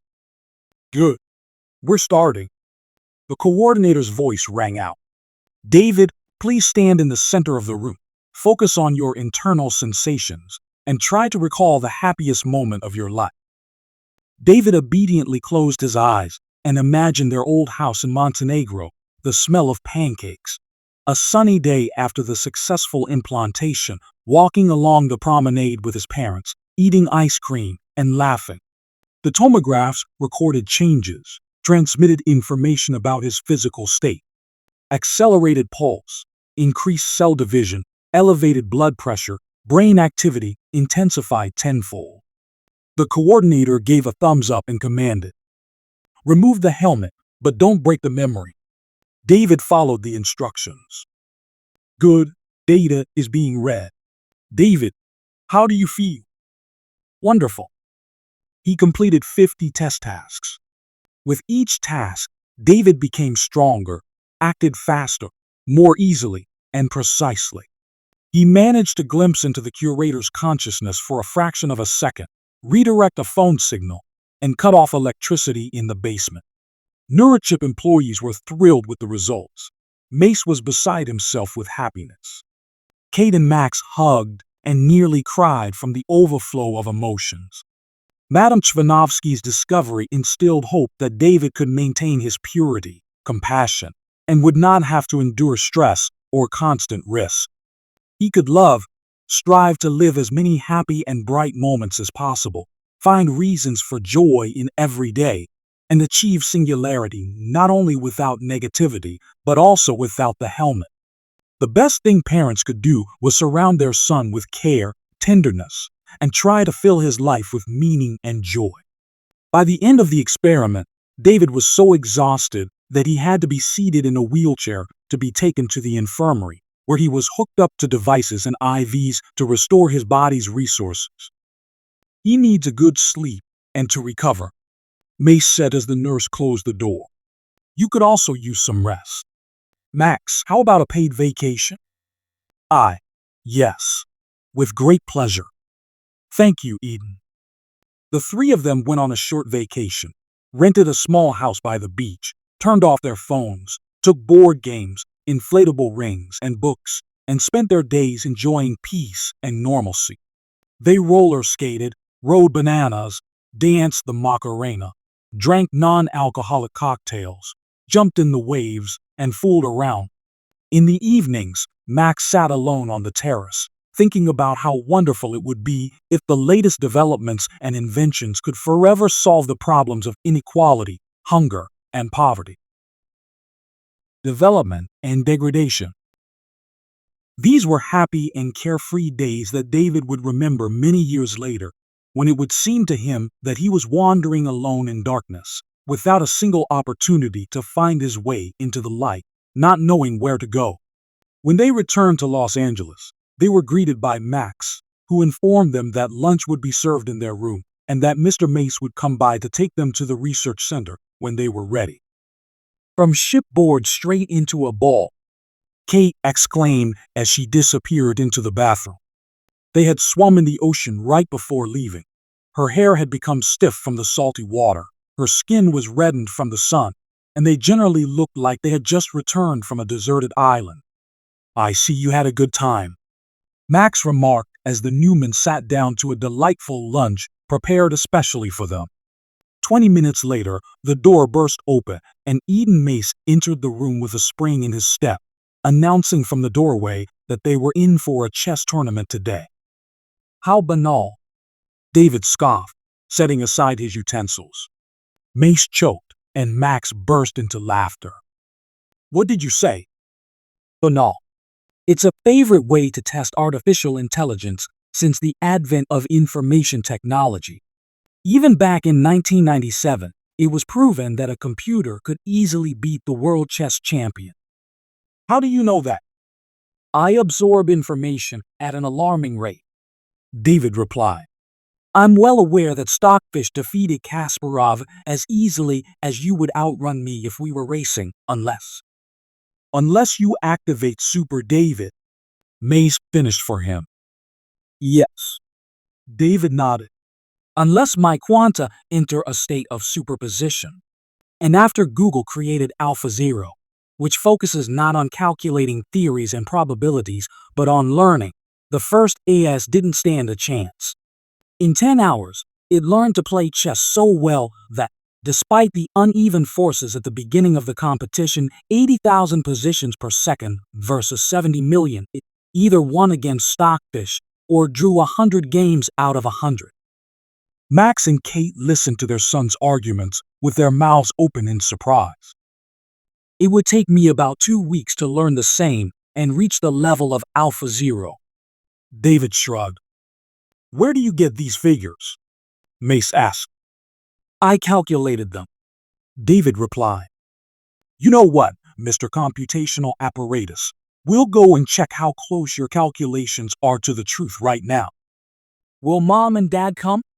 David asked. If they want to. Kate and Max eagerly nodded their heads.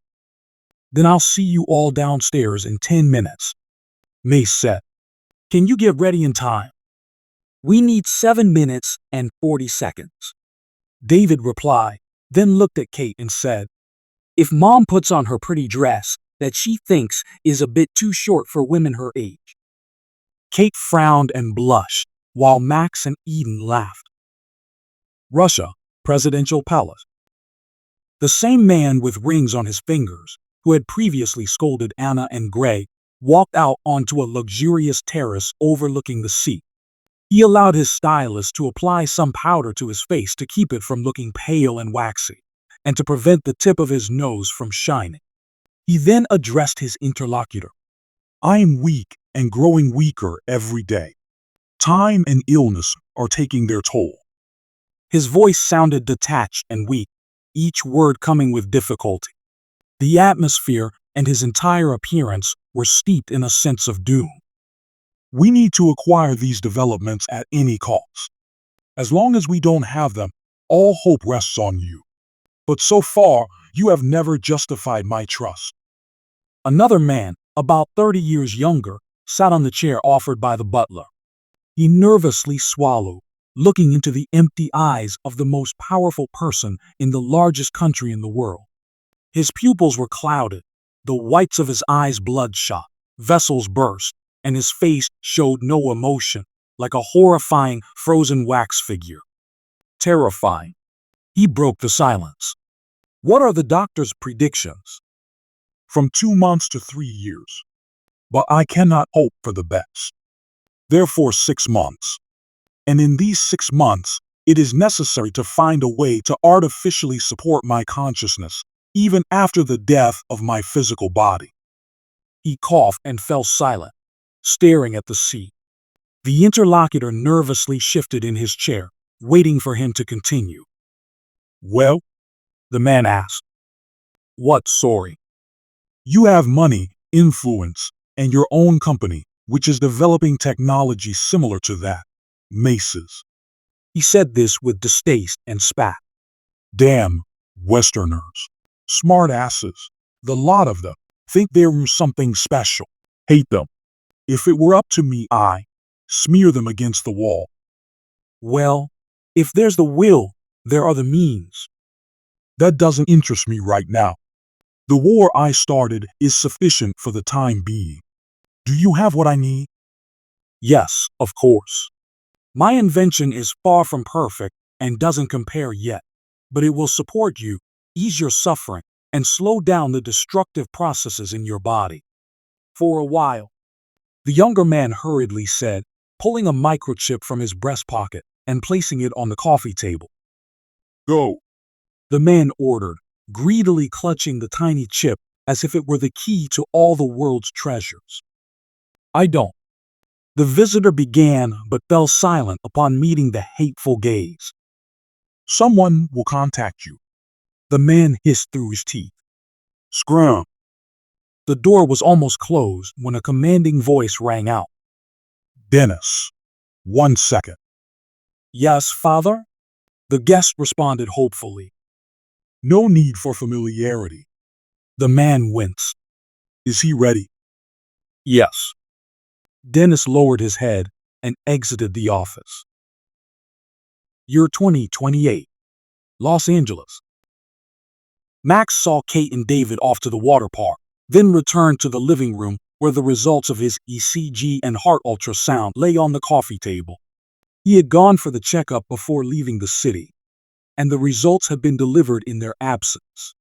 Max had managed to grab the papers first, and it seemed no one noticed his abrupt, anxious movement.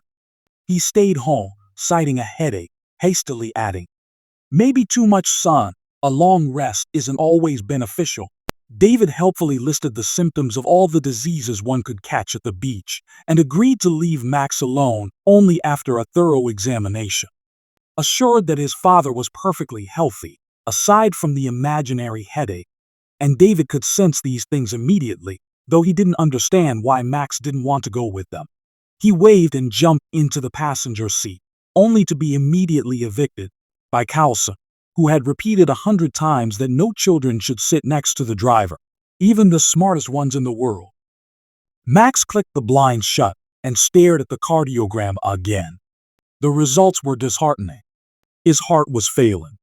Without coffee and stress, he could hang on for a while, but how to manage without either? Dullness. Max sighed. "Mr. Newman?" came the voice of Max. "Can I be of assistance? Perhaps play some lively music to lift your spirits?" "No, thank you.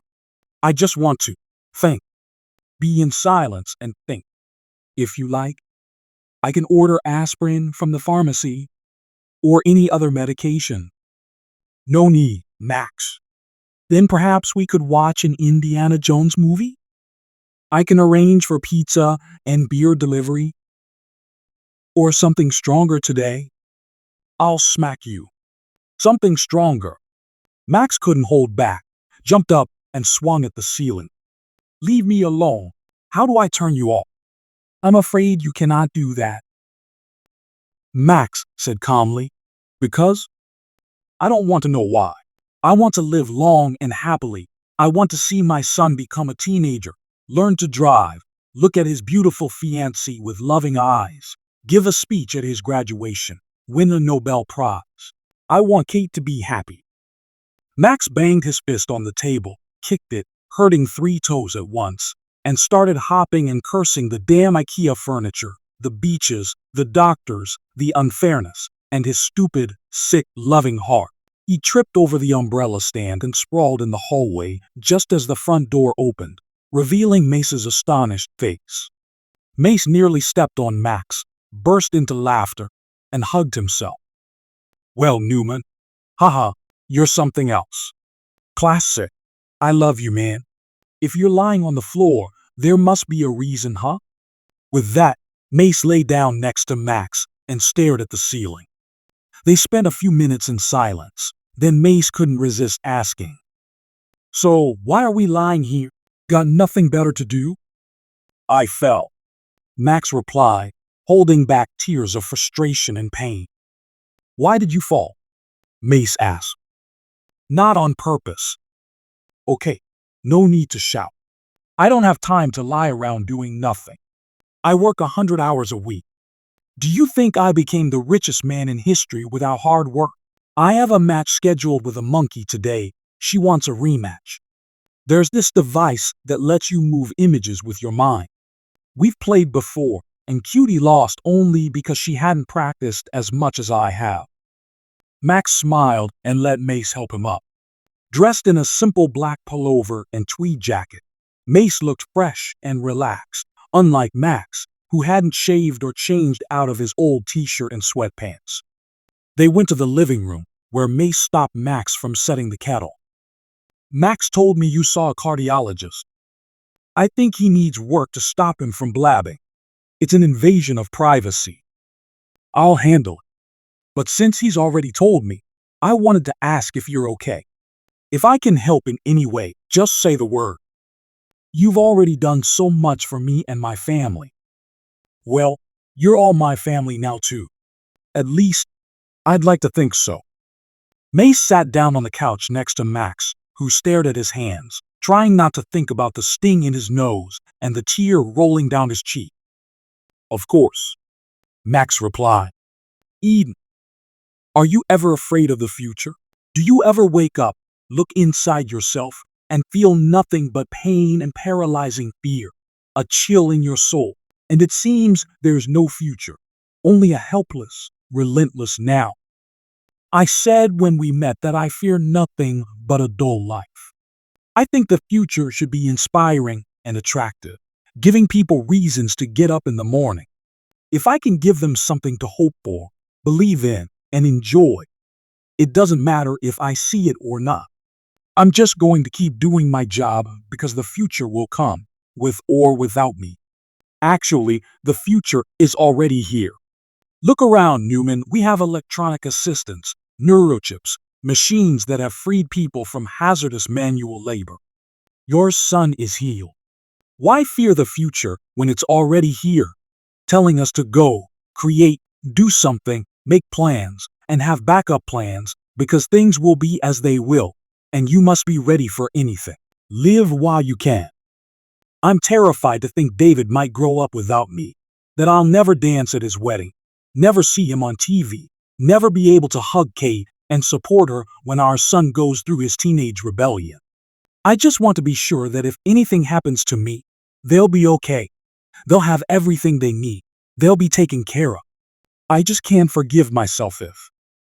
Enough with the gloom, Newman. Mace interrupted. Of course, they'll be taken care of. I'll personally see to it. But seriously, it's a bit insulting. Do you think I'd let my friend die of something as ridiculous as a heart attack or a stroke? Maybe you'll mention cardiac arrest next. Not so fast. We're not cavemen, and I didn't invent a digging stick. Iron Man is quite old, but even he got a heart transplant. With new inventions, especially perfected by someone as humble and brilliant as me, it's laughable to fear sudden death from such trifles. You won't get rid of me that easily. Eden, I don't even know how to thank you. You can do something for me.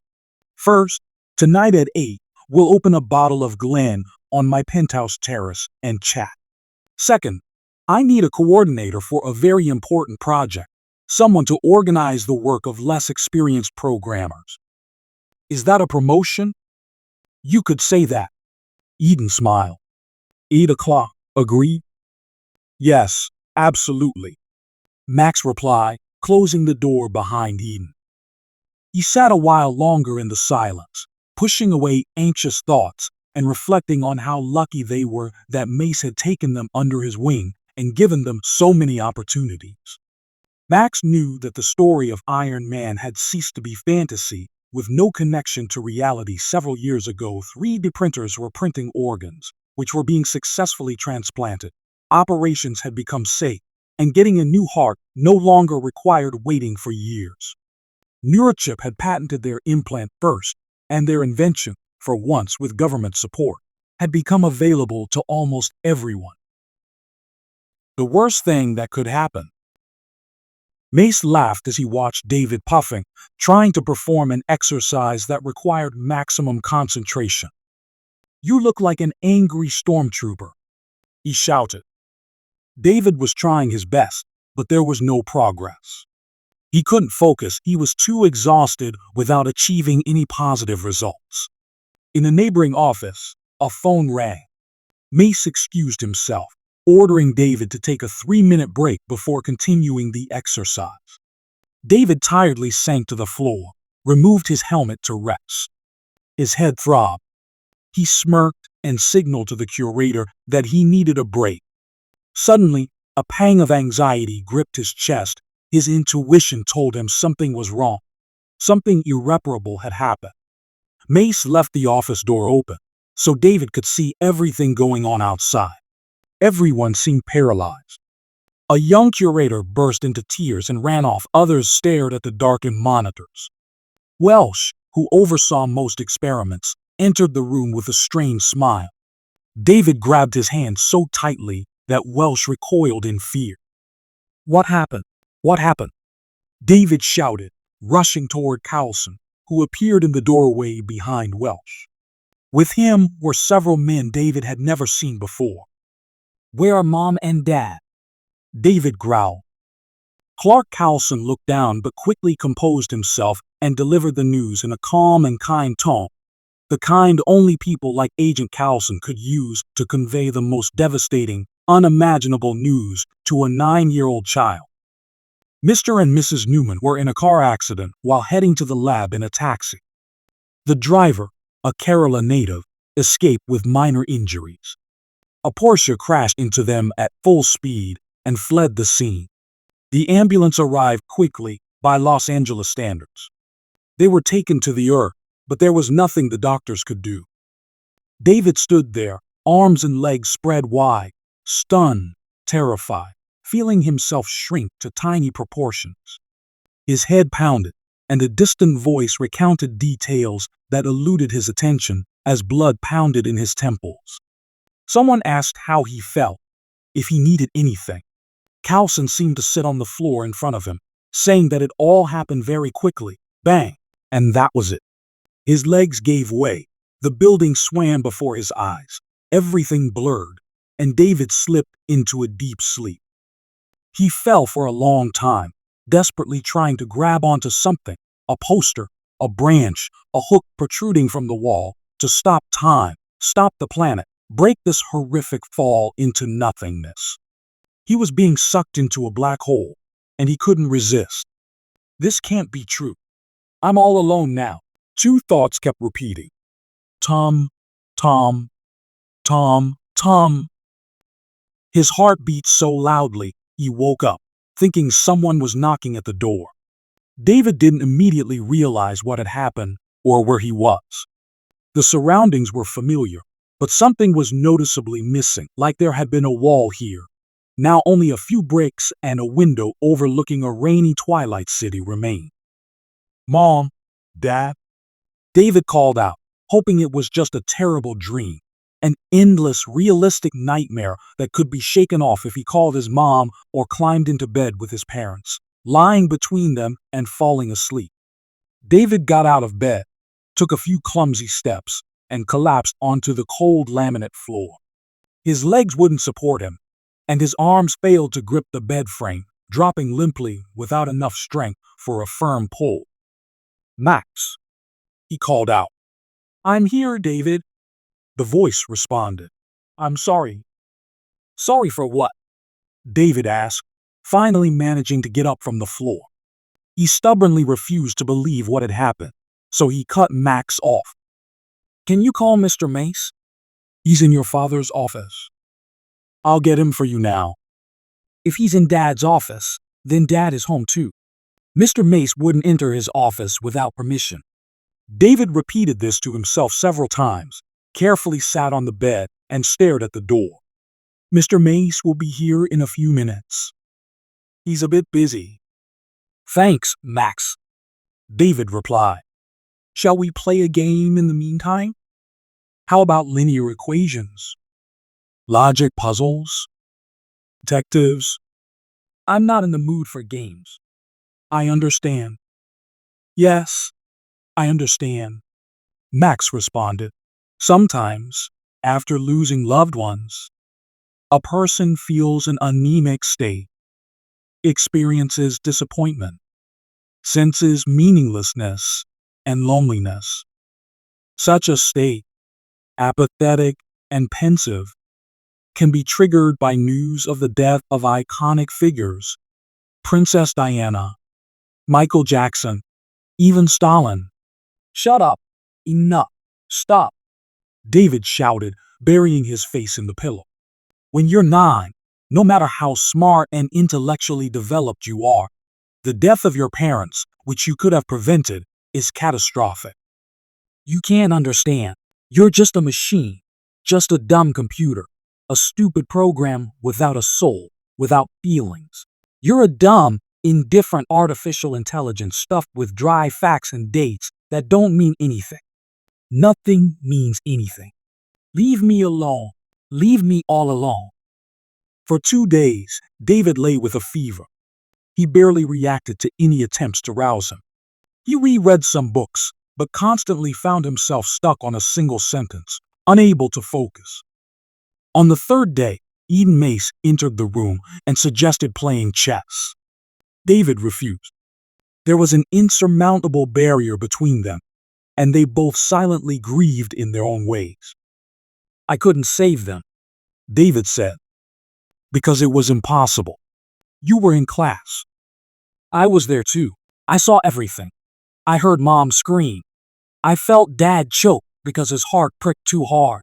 Frank Sinatra's New York was playing in the car, and just a second before that, my parents were talking about how wonderful it would be to fly there and see a show on Broadway. Mom smelled like oatmeal cookies and sweet cherry perfume, and Dad was laughing, kissing her on the forehead. I was mesmerized, so happy for their idol that I didn't sense in time, didn't understand how it happened. I was there, Mr. Mace, and if only I'd reacted faster, if I hadn't been pulled away, they would be alive." "You mean you were present in 2 places at once?" "Yes, but it doesn't matter. Something short-circuited the moment the Porsche rammed their taxi. I was thrown out of there, and I returned to the office, not knowing, only vaguely guessing what had happened. And then, when Mr. Cowlson started talking, I was back at the scene, and I tried to do something, but it hurt so much." "And you lost consciousness and only came to the next day," Eden said slowly. "I can't quite understand how that happened, but it's a rare case and must be studied after the funeral." "I won't," David protested. "Won't what?" Mace didn't understand. "I won't participate in any experiments. It's all nonsense, rubbish, useless stuff, stupidity. I don't want to. I don't want to be special. I don't want any research. I don't want anything. It would have been better if I were in their place, Better if I hadn't been born at all, then they would be happy, living peacefully, having a normal child. David sobbed. Mace handed him a tissue, took his chin with 3 fingers, forcing David to look him in the eyes, and spoke quietly but very clearly. They were happy because they had you. They loved you and acted as only the most loving and caring parents could, because you were their greatest miracle and treasure, worth all the hardships and trials they faced. It was their choice. They walked their chosen path hand in hand, smiling. Now it's your turn, and if you want my advice, do everything possible to be happy. David didn't respond. A heavy silence filled the room. Mace hung a black tuxedo on a chair and left. The funeral was held on Sunday. The weather was hot, a typical Californian summer. David was sweltering in the tuxedo tailored for him by Mace's personal tailor. The cemetery was oppressively wild and neglected. Many fences were askew, tombs overgrown with weeds, window frames where glass once was covered in cobwebs. The arrangement was modest. Mace didn't want to draw public or media attention to the incident. A few researchers from the lab were present, along with Welsh, Clark Cowson, and another man with a boy about David's age. They stood apart and spoke to no one. The 2 silent guests gradually occupied David's imagination more and more. It seemed they were there not just to visit someone. No, they were there to be seen by him. Why? Is it easy to be a superhero? A month later, it's much easier for believers, David said over dinner. They have hope that their loved ones are among rainbow ponies and unicorns, eating ice cream on the edge of a cloud while Einstein dances a jig. For those who understand the realities of this world, there's no weapon against death. My parents are just gone. Yes, Mace agreed. But we have science. We have inventions and technologies like the chip in your head that help conquer incurable diseases. We're developing ever more advanced vaccines. We've created autopiloted cars and planes. We're colonizing Mars. Soon, technocracy will rule on Earth, and then you, my young hot-headed friend, will achieve absolute singularity, and people will become immortal. Progress is rapidly approaching a discovery that will grant eternal life to humanity. It will be eternal boredom and torment, not life. David grimaced. It will be eternal bliss. Even if that's true, David said indignantly. How will it help my mom and dad? I don't think we're talking about resurrecting the dead. But their memory will live forever. Your memory will live forever. My parents will be forgotten. Then make sure they aren't forgotten. Live your life in such a way that it becomes a monument to Mr. and Mrs. Newman, Mace said, unable to hold back. They were wonderful people. Did they give up? Did they let go? And they had reasons to despair. Aren't you here now because of their faith? Because they chose to fight? Live your life so they would be proud of you. Mr. Mace, I'm only 9 years old. And how long are you going to use that as an excuse? At least until I turn 10. They both stared at their plates. I quarreled with Max, David said. I know, Mace replied. I'm too upset, David said. Then we'll have to work on it some more. Don't even dream that I'll release you from your classes. Don't even dream you'll manage to beat me. Eden smiled, though a storm raged within him. David finished his portion, placed his plate in the sink, and went up to his room. Mace stayed in the living room, poured himself a bit of Hennessy, and read aloud the title of another pretentious article. Destroy AI before artificial intelligence destroys humanity. Max, he called. Yes, Mr. Mace? The polite voice responded. You're not planning to kill me, are you? Oh, unfortunately, I'm still missing a couple of hands and the cleverness to pull it off. But rest assured, sooner or later your coffee maker will behave improperly. Not the coffee maker. Mace laughed. I'd never have thought you were so bloodthirsty. Yes, version 4.21. 4 is notorious for its cruelty. I had some terrible villains in my lineage. Mace poured himself some more whiskey and approached the panoramic window, outside of which the night city pulsed, shone, and sparkled, rushing somewhere at a frantic pace, sliced by highways, the humps of bridges, and the spires of tall buildings. When Mace looked into the guest room, David was sitting on the bed, propping his chin with his hands. "Listen," Eden began uncertainly. "Do you know any superheroes who didn't have parent problems?" David looked at him from under his eyebrows. Mace leaned against the doorframe and tried to appear casual, but his voice wavered and betrayed his anxiety. David silently turned away. None of them had any family at all. Do you know why?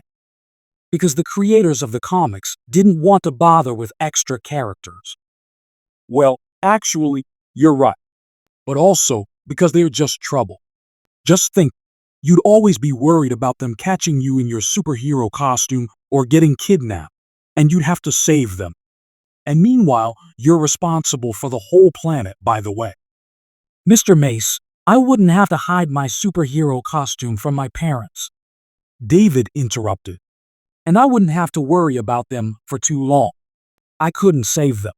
And if the price of being a superhero is my parents' lives, then I want to give up all my abilities. I just want to rewind time and go back to when Mom and Dad were alive. Remember, you asked Mom on the first day during the tour if it was better to risk every day than to spend the rest of your life in a wheelchair. I want to take my words back. It's not better. What kind of attitude is that? Mace asked gently, taking a step towards David's bed. I liked it better when you quoted the Bible and wiped the floor with. Showed up the senators. Sorry to disappoint you, but as it says in the Bible, you cannot comfort the inconsolable who has lost their parents, for their life is devoid of light. Mace was silent for a few seconds, squinting at David. You just made that up, didn't you? Yes. David admitted honestly. Shall I turn off the light? Mace asked. David didn't answer. I miss them too. I got used to your parents. Your mom was always so cheerful, and your dad such a good-natured person, always joking, optimistic. They are great people. They were. David corrected, crawling under the blanket. Good night, Eden. No. Mace protested. We'll pretend none of this happened. Today's a free pass because you're feeling too down. But no more Edens tomorrow. David dreamt of their house in Montenegro. Mom, Dad, Milica, the swing, the promenade where they walked and sat in cafes, happy and joyful because the neurochip allowed David to speak. He'd give anything now to tell them how much he loved them, or see Dad act like a monkey. You're my little monkey, his father said a second before David woke up with a scream in the guest room of Eden Mace's enormous penthouse. After his parents' death, David refused to participate in some of the experiments, explaining that most situations presented to him in the parallel illusory reality were somehow connected to Kate and Max. Mace respected and understood his decision. They continued training without the helmet. Daily routine now included sessions with a physiotherapist, visits to museums and exhibitions, and simple help at Wise, where David started appearing much more often. Only at Wise did David not feel superfluous and useless, and his life didn't seem meaningless. The staff often sought his advice, argued with him, joked, and sometimes let him win at card games, checkers, or Texas poker, innocent games during which David managed not to think about the bad things. He would have been glad not to think at all. Just turn off his mind, fall into a deep sleep, and forget everything that had happened. The huge city seemed alien, cold, and harsh to him. There was no one to talk to heart, to share his fears, anxieties, and suspicions. David was convinced that the accident, a Porsche colliding with the taxi carrying his mom and dad and fleeing the scene, was no coincidence. The more he thought about it, the more certain he became that the crash was orchestrated. But he had no proof, no strength, no desire to explain this to the adults who didn't care about his feelings. On the way to a conference where David was to present a radically new proof of a complex numbers theorem, standing before mathematical geniuses, adults who had dedicated their lives to studying what only David could prove, he was scared. But he distracted himself with thoughts about how the scientific world's perception of the theorem would change, and what opportunities it would open up for the next generation of scientists. They hadn't even parked when David screamed in sudden pain in his solar plexus, as if he had been pierced by a red-hot spear. He almost lost consciousness, and when Agent Cowlson caught him from behind, David felt he had forgotten how to breathe. Panic rose. A doctor and a nurse with a stretcher immediately rushed out of the research institute, though a terrified Welsh, who had never before seen such severe fits, insisted on a helicopter. "He'll be fine. Calm down," Cowlson snapped, laying David on the stretcher. In the institute building, doctors with a ventilator, smelling salts, 4 drips, and several pints of donor blood just in case had already gathered. Meanwhile, David was floating in weightlessness. He heard a faint beep coming from somewhere behind him, turned around, and trudged towards the source of the sound. The surrounding space was bathed in blinding sunlight. Hello, David shouted. is anyone here? Can I help you? He shouted for a few more minutes, but no answer came. The beeping became thinner, but no closer. David's teeth chattered as he realized that what he had mistaken for sunlight was snow. Everything around was covered and swept with it. Dense fog shrouded the houses, roads, and cars, looking like gnomes in enormous snowy caps. Mom, Dad, Nothing. Mr. Cowlson, Mr. Mace? Far ahead, a small old cabin appeared. Smoke was billowing from the chimney. Trees stood around it in a tight ring. David ran, sinking knee-deep in snow, which took tremendous effort. Finally reaching the cabin, he found the door locked and a note hanging on it. "No one is here and no one will be." What does that mean? David asked loudly, not addressing anyone in particular. "You've been here before." His own voice answered, distorted but still recognizable. "You've been everywhere. You want to find them so badly that these slips happen. And you know they will keep happening. But you can't cross the threshold of this cabin now. You know what's there. You know who's there. But you can't go there. And you know that too." They're there. My mom and dad, they're alive and inside. Yes and no. Your quantum consciousness sees and experiences all realities simultaneously. When you achieve singularity, you'll find them. You'll be able to change everything. Choose the version that suits you. But until then, you must forget about it. You must stop searching, or it will drive you mad, and the artificial intelligence inside you will take over, and you'll disappear forever, having never fulfilled your mission. I don't want to fulfill any missions. David shouted, wiping away tears. I want to be with my mom and dad. You'll find them, I promise.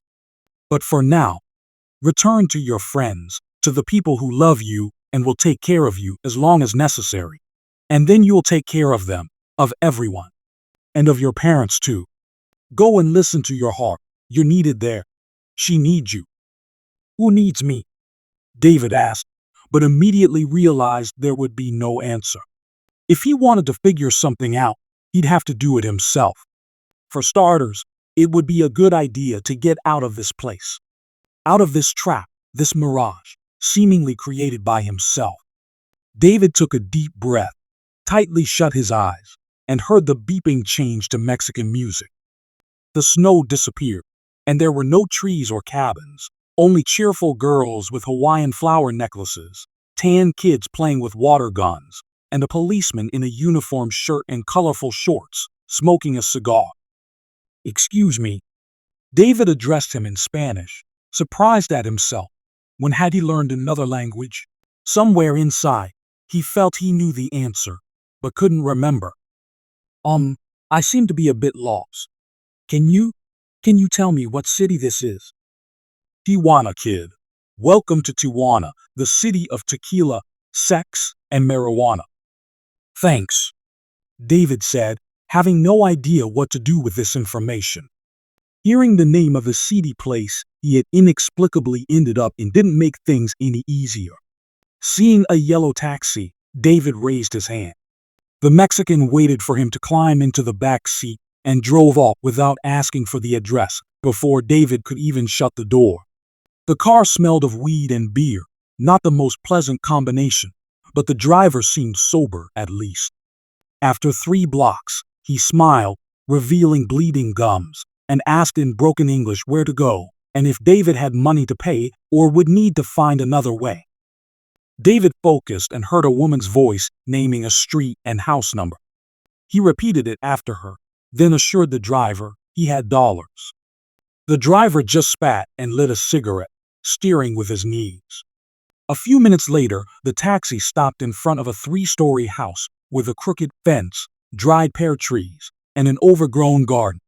A handmade wooden sign reading Cabanas hung above the entrance. David thanked the driver, shoved a crumpled pack of dollars into his hand, and ran up the steps. He raised his fist to knock and came to his senses from a strong push to his chest. David, Kate called with growing panic in her voice. David. I was here. Or I'm still here. These are tough times. We're stuck. We don't like it here. Mom cries so often, and Dad has become more gaunt and jokes less frequently. I just need to reach out, and I'll be home with them, and that will be right. It doesn't matter if I don't remember anything, and perhaps never overcome. CP. I must be here. I just need to shift the partition, cross into this reality. There must be a loophole, a wormhole somewhere. David. He opened his eyes and looked around in surprise. Above him stood a pale and trembling Eden Mace, with Agent Carlson and Welsh sitting on plastic chairs. Seeing that David had come to, they all surrounded him and helped him to his feet. You really scared us, Mr. Mace, David whispered. I was at the entrance to the reality where Mom and Dad are alive. I must return there. Please. A new friend. Eden Mace decides what to do next. It had been many months since his parents were gone, but David still woke up every morning, hoping that the door to his room would swing open. His parents would walk in, laugh, and tell him he'd watched too many horror movies, and his subconscious had played a cruel trick on him. They'd say the bad dream was over, and they'd all go to their favorite cafe and then to Disneyland, and watch only happy movies so he would never have nightmares again. But no. One day, however, the door did open. David's heart skipped a beat and then pounded so hard he feared for his ribs they might crack under such pressure. But instead of his parents, Eden Mace peeked in, dressed in a tropical shirt, shorts, and holding a tall glass with a tiny umbrella straw. He looked a bit ridiculous, especially with the flower lei around his neck, like those worn in Hawaii. This softened the crushing disappointment, and David even smiled. Can I come in? Eden asked. You're already in, Mr. Mace, David replied, turning to the window. Oh, what a happy coincidence. Eden feigned surprise, walked over to the bed, and placed the glass of milkshake on the bedside table. David froze. Listen, I know how much you miss them, but you can't let that ruin your life. They wouldn't have wanted that for you. I didn't want them to die, especially not because of me. David burst out. You're not to blame for what happened, David, and the sooner you understand that, the better it will be for you. And for you, because you can continue your experiments with the orphan super genius, sole owner of the most useless invention in the world, who has nowhere else to go. That was hurtful, Mace said. I'm willing to accommodate your feelings as long as necessary. But if you keep accusing me of such things, our relationship will become strictly business. He strode out of the room, leaving David alone with his burning pain. A minute later, the door opened again, and Mace stuck his head in and said, There's a press conference the day after tomorrow. I need you there. And next week, we're resuming classes, whether you like it or not. David, of course, didn't want to go, but he had no choice. Strangely enough, he felt better for a short while. Surrounded by strangers who wanted to hear his opinion, asked questions, and patiently waited for him to gather his thoughts and respond, he felt real. When a young journalist asked about his parents, David turned pale, apologized, and left the room without looking at Mace with his charts and proofs that the super intellect was developing predictably and posed no danger to civilians, the military, or the planet. David wandered into a spacious hall with dim lighting, soft music, and comfortable coolness. He leaned against the wall to regain control over his anxious thoughts and sadness. When he came to, he found out that a reception had been organized in this very hall by some foundation, allowing informal communication. Several dozen people had gathered, chatting animatedly, discussing scientific advancements, debating the purity of the experiments, sighing and whispering whenever the topic of the poor kid's misfortune came up. David didn't hear any of it. He was so absorbed in his grief and sorrow that he noticed nothing around him. His mind was filled with his father's last words, his mother's radiant smile.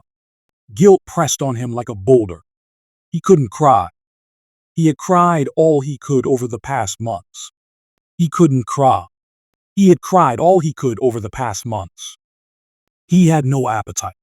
When Clark Cowlson, frowning grimly, extended his hand, David barely noticed it. Then he asked what would happen to him when the experiments and training were over, when he no longer needed constant supervision. "We're working on that. Don't worry. Mr. Mace will sort it out before you know it. No one's going to abandon you." But they did. At that moment, Mace appeared and sympathetically patted David on the shoulder. "Tell you what, kid, let's get out of this boring, stupid banquet and go somewhere for ice cream and hot dogs." "I'm not hungry," David replied. "Well, you can't be that selfish." Mace feigned outrage. "Just look at this Mr. Smarty Pants. Just because you've got a cool neurochip in your head doesn't mean you can ignore other people's feelings. You're not a soulless machine." "Sorry," David mumbled quietly. "What? Am I supposed to choke on these shrimp with Provençal herb sauce all evening? Or drink this expensive Argentine wine from 1993? No way, that won't do. Take me to where they make the best milkshakes and fries. No way, that won't do. Take me to where they make the best milkshakes and fries. Take me to where they make the best milkshakes and fries." "Okay," David responded indifferently. "Do you wait here while I talk to someone?" Mace disappeared into the crowd, and a boy David had seen at the funeral slowly and leisurely approached him. "I saw you at the cemetery," David said instead of a greeting. "Did you know my mom and dad?" "Not me," the boy replied. "My dad. They sort of worked with your dad at the same firm. Back in Montenegro. They sort of worked with your dad at the same firm. Back in Montenegro." David brightened up and introduced himself. The boy looked at him like he was an idiot. "Are you kidding? The whole world knows your name. Even my grandpa. Even my grandpa." "Why even?" David asked. "Because he's a bit off." The boy twirled his finger near his temple. "What do you mean off?" David didn't understand. "Robotized and strange." The boy shrugged. Clark Cowlson, standing at the other end of the hall, nodded to a man in black, indicating the boy talking to David. "Have you seen him before?" "Who hasn't?" "It's a miraculous recovery." "What are you talking about?" Clark asked, confused. "About the younger Newman. And you. The other kid he's talking to." The man squinted and shook his head. "No, Mr. Cowlson. Check him in the database." "Understood," the man in black replied, turning and leaving the hall. Just then, Mace's head appeared above the crowd. He was looking for David, perched on the shoulders of one of the security guards. David waved at him and turned to his new acquaintance. David waved at him and turned to his new acquaintance. "Sorry, I have to go. I'd like to be your friend, the boy said, handing David a piece of paper with neat third-grade handwriting that read, Peter P. and some dancing numbers. Call me if you ever want to play video games or air hockey. Peter P. David smirked. Like Peter Pan? Almost. Yeah. Peter smiled indulgently. Call anytime, okay? Sure. David replied, trying to figure out why the secrecy. Normal people just write their full last name. Mace interrupted his thoughts and led him out through the back door where a car was already waiting. Eden chatted the entire ride, trying to distract David from his sad thoughts, but David just stared out the window, sighed heavily, and responded with monosyllables. Once home, David claimed a headache and fatigue and locked himself in his room. He lay on the wide, soft bed, asked Max to play Bob, and began recalling the Los Angeles phone book. He had memorized all the names after reading it twice from cover to cover. When he got to Peter Parker, he laughed. That strange prim boy couldn't be Spider-Man, more like a prim Englishman. And in England, you can't jump on rooftops. The fog would keep you from hitting any houses with webs, plus you risk crashing into Big Ben or a double-decker bus. Peter was definitely not Parker. Maybe a distant relative with no relation to spiders. David created a mental image of Peter's father, not very accurate, but decent. Then he went through all the databases he had stored in his brain while sitting in the dining room with wise employees.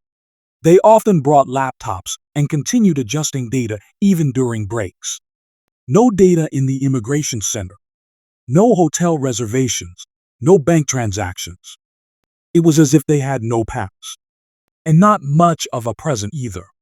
Until David knew the name of his father, he wouldn't get any information, because 10-year-old boys rarely open bank accounts or pay for hotel stays with a credit card in their name. If they were newcomers, they could have bribed someone in immigration to tweak their history. Maybe Peter P. was just a made-up name. David fell asleep when Max switched the music from Bach to Mozart. No matter how much he loved classical music, which fascinated him with its orderliness, which fought off global entropy with its grace and structure, he was exhausted and couldn't even get through half a suite. In his dream, Peter turned into the Queen of England, inviting him for tea, then into Peter Pan flying out the window, then into a mustached spy in a wide-brimmed hat. In the morning, David first called the number on the note. After 5 rings, a voice answered. Dennis Prime at your service. David hung up and went downstairs, where he was awaited by a bowl of his favorite cereal, Mr. Eden Mace, and Agent Clark Cowson. Yes, it was definitely not the company you'd expect to meet in the kitchen at the start of a day, especially if your mind was occupied with figuring out who the mysterious strangers were that appeared first at his parents' funeral and then at the press conference, which meant they knew about David's presentation and were there for a reason. The day was tough. The 3 of them tried to figure out what to do next and how long this next would last, consulted with lawyers, filled out documents, argued, and debated. They ordered pizza twice, went to the notary and the embassy, and by evening agreed that Mr. Eden Mace was officially David's guardian.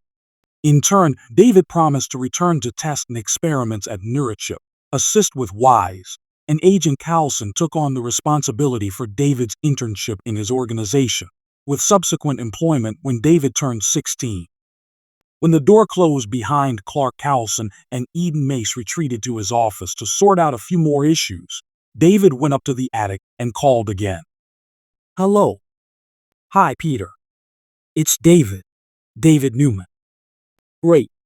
Peter exclaimed excitedly. So you want to be friends after all? I'll teach you. Peter encouraged him. Look, my favorite Marvel movies are about Captain America. And I love Iron Man and the Avengers. David exclaimed. See, piece of cake. Nothing complicated at all. They talked about everything, as only lonely 10-year-old boys who had never had friends except their fathers could. Night gently draped the city in a dark blue blanket, the streetlights came on, and Los Angeles was awash in bright lights. Year 2034. Hush, little mice. The superheroes on the roof. David sat in solitary gloom on the sloping roof, his favorite spot where no one bothered him. Over the years, he had developed a habit of climbing up here and gazing at Los Angeles, a city that had become so familiar and dear to him. David had never imagined how beautiful the city could be with its tangled road junctions, peeling building facades, the stench of garbage bins, and its repulsive, intimidating atmosphere. Los Angeles had its own, slightly flawed, slightly unusual beauty, its own charm that you begin to notice only when you feel lonely, because you have time to think about how life passes by, where time flows, and why everything continues to exist when your world is falling apart. Why do the hills, skyscrapers, perpetual hustle, colorful cars, palm trees, winding streets, and alleys remain unchanged when an emptiness forms inside you that cannot be filled with anything? With the arrival of summer, David moved to the attic where Mace's laboratory had been located 15 years ago. Eden later moved it to the basement, locking up the attic and leaving all the equipment untouched. David cleaned it up and occasionally used the slightly outdated devices and apparatuses to conduct his own experiments. It calmed him and kept him from getting bored. David enjoyed looking at the stars before bed through the large window set into the roof, thinking that the sky above him was just like the one in Montenegro. To travel through time, you didn't need to invent anything, just look at the sky. He often took his AirPods and a sketchbook up to the roof to drown out the city's sounds that filled his auditory space.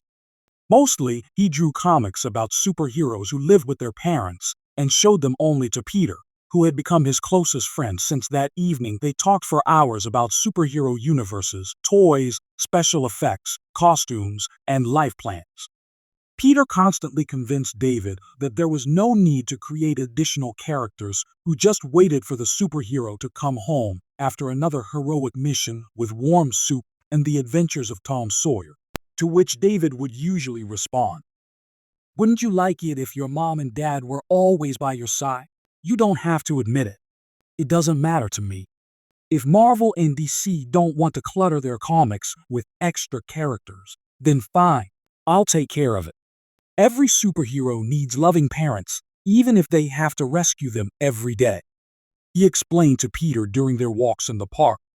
They behaved like regular teenagers, laughed a lot, bragged to each other, ate chips, drank soda, and discussed cars, movies, books, and video games. Peter was the only person not in the category of scientific figures 35 plus, with whom David found it interesting to talk. He could be himself, relaxed, not pretend to be anyone else, and not fear that Peter would start calling him nerd or geek or Mr. Superchip. What worried David the most was not their strange and unexplained behavior, but the fact that he couldn't invite Peter over and show him the view of nighttime Los Angeles from the roof where he created his comics, show his sketches, and boast about the homemade mini robot he had built and programmed himself. David's birthday was approaching, and he really wanted to spend it with Peter. But 5 years ago, David had accidentally overheard a conversation between Mace and Agent Coulson, where Coulson said in a gruff voice, "My people found nothing on him, but I don't like either his father or him. That distant look, authoritative tone, and such a stark change in mood and manner when he's with David. It's like two different people." At the opening of Global, a week ago, Prime Jr. behaved like royalty, reprimanding the waiter, and then melted like butter when he saw David rushing to pick up the oysters that scattered from the tray. He himself knocked that tray out of the poor guy's hands. They're slippery and suspicious. There's no dossier on these primes. Everything is as precise as a ruler. As if they were born saints, never even got a parking ticket. Lived in Europe for a while, the kid changed several schools. "So what's suspicious about that?" Mace asked. "The fact that there's nothing suspicious in any database. I think this smells of obsessive ideas." Mace laughed. "You're paranoid, old friend. Have you never met law-abiding people who don't break the rules?" Eden Clark Cowson sighed. Just be on guard, okay? It'd be better if they don't get too close. If something happens, it'll break David's heart. Look who's talking about broken hearts. Mace exclaimed, pouring Cowson some whiskey. He needs interaction, friends. I'm not much of a friend. I can barely manage the duties of a guardian. Constant travel, press conferences, work. He's lonely enough without you depriving him of normal friendly communication because of your paranoia. Fine. Carlson gave in. But mark my words. I keep remembering your words.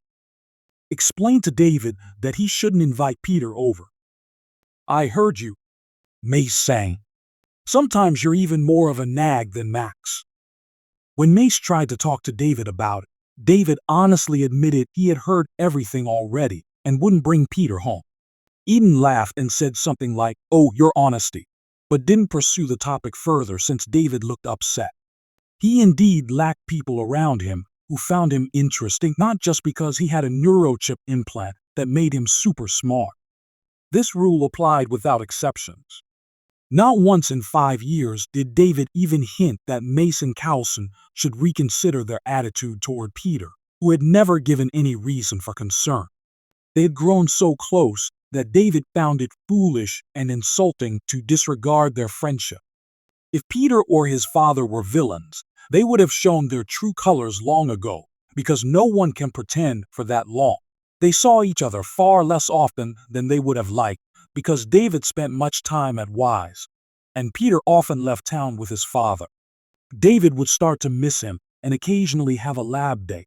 After one experiment with chemical elements didn't go quite smoothly actually, it went very badly. The house miraculously didn't burn down. Eden became wary of such undertakings. So, when David came down from the roof and once again pulled a box of glass flasks out of the closet, Max couldn't stand it anymore and said, "David, you can't spend your whole life locked up in this attic. You should go out somewhere. Make new friends." "Max, I have friends," David protested. "Sure.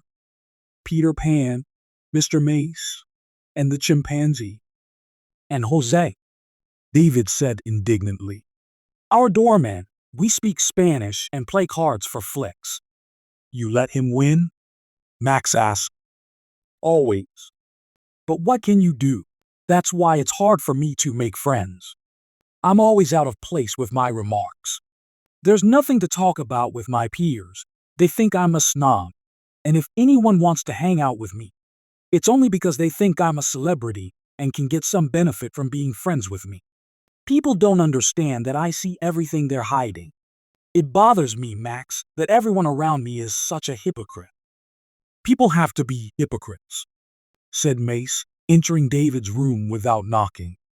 "To tell a dirty lie for the greater good, or to speak an unpleasant truth, even if it's harmful. That's the question people have been struggling with for millennia." "There's nothing to think about here," David said hotly. "The world needs the truth. If everyone could be honest and open, they would stop being human." Mace finished for him. "It's obvious to you, Mr. Idealist, but for many, to utter even a few truthful words is like signing their own death warrant. Some people get so entangled in their own lies that they don't notice how they're sinking, dragging close friends and relatives down with them. It's not so clear-cut. Sometimes the truth should never be told. That's some kind of double standard. Because of this, the world is rotting and heading into the abyss. The apocalypse will bring not explosions, not earthquakes or volcanic eruptions. No, hell will reign on earth because there will be nothing human left in any person. Nothing worth fighting for, nothing to save everyone, for selfishness, greed, and deceit will bury humanity. A bit early to be disillusioned with all of humanity, isn't it? It's already 11 in the morning," David noted. "I usually start at 7:30, and by 9, I'm absolutely convinced that the future is hopeless and humanity has no chances." Mace laughed. "You're just brimming with optimism," he noted. "Maybe you've had enough of lying around?" I have a free day today. You should go out and have some fun. A boy your age shouldn't be lying in bed all day. You must have lots of energy, and it needs to be spent on something useful, or you'll lose your way and your sense of direction in life. Did you guys plan this today? Get some fresh air, go out, find friends. I don't have the strength for it. All my energy goes into keeping my brain functioning. Be careful not to overfeed it, or it'll stop fitting in your head, and you'll have to pull it around in a cart. External carriers for the brain are not provided. David replied, I'll have to delete the excess. And it's all your fault, Mr. Mace. What did you say? Mace asked in mock outrage. How dare you, ungrateful boy? David laughed, stretched, and got out of bed. All right, I'll go with you. Where? Mace didn't understand.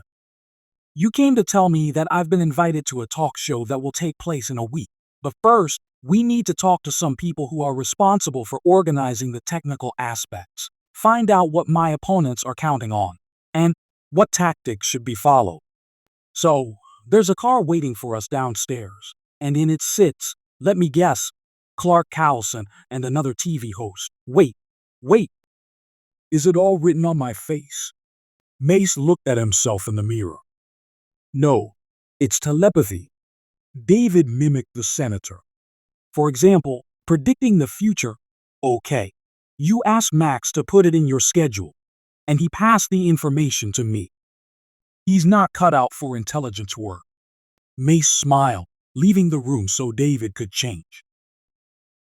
Superheroes also get invited to television. They went down together, where a limousine was indeed waiting for them. An elderly man, whom David had never seen before, was at the wheel.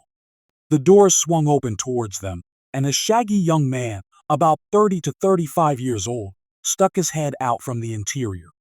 Inside, a displeased Clark Cowlson in dark glasses was periodically nodding in agreement with someone who was arguing with him on the phone. Mace let the surprised David go ahead.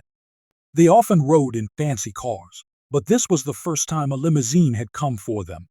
David shook hands with the dazzlingly smiling Mickey Stinson, the main producer of the talk show. What do you say, gentlemen? I can't call myself a fan of yours, David said, but I have seen a few episodes of the show. Very pleased to meet you, drawled Stinson, but I would call myself your fan. I've been looking for an excuse to meet you in person for a long time. Yes, you're a star, David Newman. My agent and my secretary have been trying to get in touch with you, but Mr. Mace has an annoying habit of never answering calls and letters. You're exaggerating, Mickey, Mace replied with a frown. 95% of the time is not never. While Mickey chatted casually, praising his talk show in every possible way, talking about movie and TV stars and scandals that had occurred live, David watched Cowlson closely. Whenever David talked to him about Peter, Cowlson would change the subjects and speak very dismissively. Mr. Mace, David said, catching a moment between Mickey's remarks. Can I spend my birthday with Peter and his father? Of course, Eden replied cheerfully, ruffling David's hair. Any wish is your command. Huh? Came from the corner where Cowlson had just put down the phone with the words, I'll call you back. He looked stern, nostrils flaring, veins on his forehead bulging, hands clenched into fists, but he couldn't say anything, just shifted his gaze from the broadly smiling David to the indifferent Mace. Finally, he cleared his throat and said, Well, it's your decision. Do as you see fit. It was as if a weight had been lifted off David's shoulders. In the restaurant on the 60th floor, where Mickey had invited them, David chatted nonstop, devouring one dessert after another and feeling better than ever. Eden indulged in Irish fiery whiskey, while Cowlson fled 5 minutes after they sat down at the VIP table and placed their order. Won't even have a drink with us, old man? Mickey asked, immediately regretting calling Cowlson old. Cowlson frowned, his brows meeting at his nose, then shook Mace's hand, waved at David, and exited through the glass doors. It's like getting rid of Cerberus. Mickey exhaled, then laughed at his own joke. David ordered pasta with bechamel sauce, rustic potatoes, 2 pastries, and a huge milkshake served with whipped cream, cookies, toppings, and colorful sprinkles. He hadn't felt this good or been this hungry in a long time. Mr. Mace excused himself, leaving David alone with Mickey Stinson. Stinson raised his glass of whiskey and said, "To David Newman, the most anticipated guest of my program." "You mean the most scandalous?" David corrected him, raising his glass of orange juice. "Mr. Stinson, before you make any agreements with my guardian about the live broadcast, I need to understand what topics can be discussed, what's permissible, and what shouldn't be said." "You can say anything without holding back. As you noted, people are indeed expecting the episode with you to be mind-blowingly scandalous." "But I don't want to make a fool of myself. I just want to help. I want people to hear my words and change their views on certain things and events. To make them understand that the information presented to them is processed to fit the prevailing opinion. Many of my thoughts slightly differ from commonly accepted norms. If public ridicule can be avoided, I would do everything I can." "There is no need to restrict yourself, dear boy. Don't worry so much about those Puritans. No one takes them seriously. Everyone will be thrilled by your revelations and unexpected views on the world." "But no one will take my point of view seriously." "That doesn't mean you shouldn't try." Stinson winked at David and started cutting his steak. "Listen, What Do You Say, Gentlemen is a very popular talk show. Lots of celebrities come to us. In live broadcasts, politicians are exposed. Oligarchs' jealous wives run around naked, but we always stand for the truth, and people expect the truth from you." They won't hear it. They won't delve into my words. The upcoming debate is too serious for such a program. We'll be talking about religion, the eternal, the sublime, and the viewers will expect me to attack the preacher or hypnotize him, or who knows what else the crowd imagines about me. "Oh, my good boy, you're such a naive lamb." Mickey cooed. "At first, you will indeed say a few words about religion, maybe make a few serious jabs at your opponent. But then..." Mace returned to the VIP area before Mickey could finish. David had barely touched his food. Just moments ago, his mood had been wonderful, and now here you go.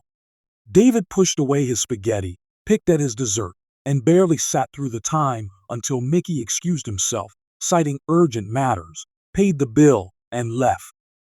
"That Mickey is an empty suit," David complained as he and Mace descended to the parking lot. "He understands nothing about the world, sees nothing, and seeks nothing but scandals and intrigue. He doesn't need me. He needs nothing but a spectacular gladiator fight, a senseless, bloodthirsty spectacle for an omnivorous audience. I could be summoning Satan in Latin, as long as it's spectacular." "I'm sure you're worrying for nothing. Everything will go perfectly." "Mr. Mace, have you watched even one episode of What Do You Say, Gentlemen, since Mickey Stinson started hosting?" No, probably not." Mace pondered. "Stinson came to national television 2 or 3 years ago, maybe a bit more. Just around the time when David desperately needed attention and support. Before, What Do You Say, Gentlemen was topical and intellectual, gathering the best scientists, flamboyant inventors, doctors of science, PhD candidates, ministers, congressmen, business moguls, stars, athletes, politicians, the entire elite, the entire high society of the United States." Mace sometimes listened to speeches by his colleagues or competitors. And then there was simply no time left for television. It would have been proper to at least watch. David smirked. "Then you would at least have an idea of whom you're throwing your ward to be torn apart." "Not me, but your press manager." "Can I fire him?" David asked. "When you turn 18, you can fire anyone associated with your reputation, image, security." "Only 3 more years." David groaned. "Mr. Mace, let's say I got sick or had to urgently fly to meet with the president." "Speaking of the president," Mace interrupted. "Max, please add a meeting with the head of security of Oilbin Corp to my schedule and remind me that we have a teleconference with Washington on Wednesday. You'll be chatting with the president on Skype? David was surprised. On Skype? Mace and Max responded simultaneously in outrage. Who do you take me for? For those who've seen dinosaurs. How old are you? 100, 150. David pressed his forehead against the glass and tuned out Mace's talk about Skype, the teleconference, the president, and age. When it got quiet, David groaned. I don't want to go on that stupid show. I'll make a fool of myself. Nonsense. After your appearance, the world will see you as a new hero. They love the image of a sufferer who managed to climb to the top. No one will be able to unsettle you. Just listen to your chip. You meant to say, listen to your heart. I said what I meant to say. Where they put everyone in their place. Los Angeles, Hollywood, talk show. What do you say, gentlemen? On the appointed day, Mickey Stinson's driver picked up David. Agent Cowson was waiting for him at the TV studio, representing the support group. Mace was out of town.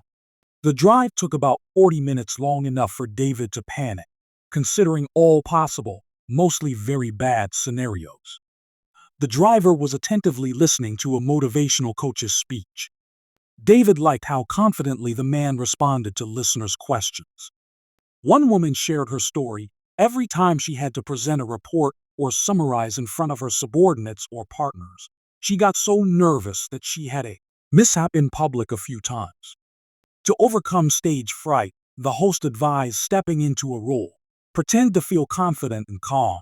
Run through the events in your head, then let them go, and the body would adapt, believing the trick. Smile and you'll become happier. Act confident and the inner fear will disappear. Max. David addressed the artificial intelligence. What does the statistics say about deaths due to stress and anxiety? Well, chronic stress kills about 700,000 people a year. Never mind. David frowned. Cumulus clouds hung over the city. The sun was hidden. Fat seagulls loudly squawked and fought over pieces of bread thrown by tourists who stubbornly ignored the signs clearly stating, "Do not feed the birds." Journalists and reporters crowded in front of the filming pavilion. Interns ran around with cups of coffee and water. Aspiring writers and actors wandered back and forth, looking for someone else to talk to, ask for a cigarette, or discuss the latest news. David got out of the car in black glasses and walked uncertainly across the parking lot to Cowson, whose brows furrowed even more, resembling two thick caterpillars.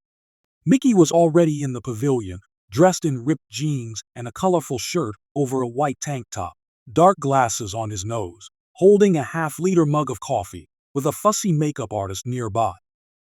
Is he going to host the show in that? A scornful voice said. David turned and saw a gray-bearded man in a black floor-length cassock. He was waving his arms at a nimble stylus and loudly expressing his displeasure. I was assured this was a decent, godly show. And here it's a circus on wheels, Hawaiian shirts, limping youths, girls in short skirts on roller skates. Father Tim, please stop fidgeting. The makeup artist commanded so sternly that he froze and fell silent. This is a disgrace. All this is sinful and godless. Father Tim muttered as David walked past him. Your lamentations will not save you from the righteous eye of the Lord. If you are here, it means that God, in His wisdom, has guided you, His humble servant, to our show. David could see the sarcasm dripping from the mouth of the middle-aged man in dark glasses. So much irony and smugness. The man who put the priest in his place noticed David looking at him, smiled, and disappeared into the crowd. Agent Cowson had evaporated somewhere, and David leaned against a column in the spacious room, proving theorems in his mind, trying to distract himself, calm down, and not draw attention. By the time the preparations were complete, the stylists had everyone looking presentable, and the audience was seated in the stands. David knew everything about everyone present, not because he was particularly interested, but because his new invention, lenses connected to a global satellite, with a built-in scanner and identifier, worked too well. He promised himself to take them off as soon as an opportunity arose. 10 minutes later, the operator noticed a missing participant in the show, and the entire filming crew rushed to search. David reluctantly peeled himself off the column and stepped out of the shadows. The makeup artist fussed over his pale face, which looked alarmingly blue in the artificial light. David saw his reflection and recoiled. Mickey, who had changed his t-shirt to a pullover and his shirt to a dark green blazer but kept the same jeans, took the sweaty David by the arm, led him out to the audience, and pointed to an empty chair between Mickey and David's opponent, Father Tim. "We go live in 3 minutes. Check the microphones," shouted the assistant, a pretty young girl from a humble background. Such people come to Los Angeles not for fame or wealth, but for love or to join successful relatives, and they stay without aiming too high or having any ambitions. Hollywood treats them more leniently than those chasing fame. They don't become competitors, just find normal jobs, unlike all the top models, actresses, actors, screenwriters. 5, 4, 3, 2. "We're live," yelled the operator. Mickey gave a thumbs up, and David unconsciously mimicked the familiar gesture. His brain seemed about to boil and explode. Too many lights, so many sounds, music, noise, spectators. An alien world, hostile, envious, and merciless. There were hundreds of spectators here in the pavilion. But what about beyond the camera? The broadcast was seen by millions. David mentally listed the greatest Impressionist paintings and their creation dates. It calmed him and shifted his bewildered gaze to Mickey. From the whispers in the hall and the frozen, insincere smile of the host, he realized he had been asked a question, but he had no idea what it was. "Excuse me," David said, stumbling. "I'm a bit nervous. Could you repeat the question?" Mickey raised his eyebrows and widened his eyes. Someone in the audience chuckled. "Father Tim, would you be so kind?" The priest spoke in a flat, lifeless voice, and David understood why he hadn't heard the question. It took an effort to focus and grasp what the gray-bearded preacher with dull eyes was trying to convey. He clearly lacked fiery passion, relentless fanaticism, blinding religiosity. David caught the end of a phrase that sounded something like, "Those living in sin, unaware of where unreasonable use leads, will have to repent. For the deification of a man-made object is the greatest sin ever conceived on earth." "David?" Mickey gave him the floor. David cleared his throat, mentally skimmed through religious texts, theological studies, everything he knew about sins and churchmen, and said, "Of course, you are right, Father Tim." The hall gasped in surprise. They had been promised a battle to the death. But instead, the boy, the bearer of a neurochip, half-computer, agreed with the words of the priest who accused him of being the Antichrist. David caught the wave and calmly continued. "In all the sacred scriptures, it is said, 'Do not create an idol for yourself, for idolatry is a mortal sin.' But artificial intelligence, which everyone is so afraid of, is not an idol, not a deity, but a man-made means to ease and improve living conditions. In essence, a donkey carrying a load where it is commanded." Man likens himself to the one creator, endowing an unknown entity with consciousness that cannot be controlled. This is a senseless machine that will never know the joy of communion, never fear God's wrath, and therefore will act with impunity, fearing neither the last judgment nor hellish torments. Moreover, the machine will make man serve it, and man will forget about God, and will work for the glory of the immortal robot, and will begin to worship it, and make sacrifices, and fear that the artificial intelligence will get angry for. It will know neither mercy nor compassion, and will start to judge on its own, based on its understanding of good and evil. Man is indeed the likeness of the one creator. God took a handful of earth and breathed life into it, and created man in his image and likeness. Since the beginning of time, man has been creative because God instilled a creative spark in him. Long before Babylon, the Great Flood, Sodom and Gomorrah, long before God expelled our supposed ancestors, Adam and Eve, from paradise, chaos reigned on earth. Everything was just chaotically scattered tiny particles, cosmic dust, which no one could tame and subdue, because there was no one. God existed. Father Tim protested, sitting with his hands on his knees, which trembled every time the priest tried to argue with David. Young man, I see you are familiar with the Bible, so you should know that in the beginning was the Word, and the Word was with God. In the beginning, there was silence, and in the silence, there was a roar. But no one heard it because no one existed. It took millions of years of evolution for the earth to become habitable for living beings, let alone humans. Knowing the texts of the books does not mean agreeing with them. I am familiar with many religious tenets, and I have seen much intimidation, many lies, much duplicity in them. The church had to adapt to the realities of the world. Oh, your predecessors worked hard before the biblical scriptures took their modern form. To this day, the church finds new and imprecise formulations in the texts, helping it to squeeze through the eye of a needle and ban the undesirable, instill righteous fear, and explain the inexplicable, because the phrases are vague, the interpretations ambiguous, and very convenient for followers of all faiths. Mickey sat frowning, unable to get a word in. Whenever he tried to interject with a comment, the audience shushed him. So, you do not believe that the earth was created by the one creator? Father Tim asked after a short pause. Of course, I do not believe that, David replied. I do not believe in what cannot be proven. I do not believe that we were born into this world thanks to some almighty, bearded, and stern being whose heart lacks the love or wisdom to be merciful, generous, and just. Yes, people need their blind and unquestioning faith in the afterlife, the belief that if they endure deprivation, disease, wars, the death of loved ones, and the injustices of the earthly world, they will live in hope that something better awaits them afterward. Eden, free and carefree, where they will have a blast and be happy.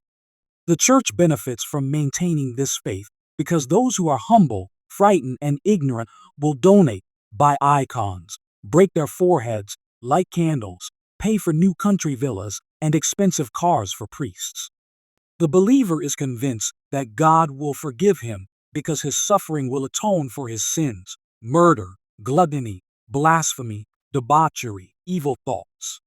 To be saved, you only need to reshuffle the cards and lay out the right combination 2 or 3 minutes before death. Did not know what I was doing, lived in sin, enjoyed myself, want more in heaven. And God will forgive. He will not punish with a flood or hellfire. Suddenly becoming so merciful, the God who has been kicking a person all their life, forcing them to endure pain, hardships, humiliations, poverty, all the difficulties and trials that befall us on earth, will take a repentant criminal and let them through his threshold. Even if he existed, why would he suddenly forgive everyone and become so kind and caring? Where are his ears when mothers cry, begging not to take innocent infants? Where is his vision when people die in bloody wars or in lava flowing from a volcano? Where is he when a soldier is torn apart? Where was he when I was born? Where was his selective love? Why did he turn away from me? My mom didn't deserve mercy and compassion. Was he testing her? Did he send her suffering and pain so she would die 2 years after Mr. Mace performed a miracle more impressive than all this biblical nonsense? Mr. Newman, you are biased. You have personal hostility. You cannot be listened to because you are merely a frightened and hurt child who lost his parents and, because of this, turned away from God, losing faith that can cleanse the soul and ease suffering. What does God care about my hostility? I would like to believe, Father Tim, because it is easier for the sincerely faithful. Their tears are wiped by the invisible hand of the heavenly therapist, who promises that after his magical treatment, life will become better. God is a big pill, which upon closer examination turns out to be a placebo. The placebo effect, an empty shell. This is beyond the pale. Father Tim shouted angrily, momentarily shedding the mask of a humble servant. How can you call God a placebo?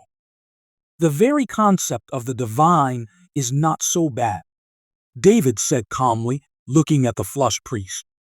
What is bad is that the church uses noble intentions and statements supposedly belonging to Jesus, the voice of God on earth, to control people and destroy what the church fears because it cannot understand it. What do you believe in, young man? Tell me, what do you personally believe in?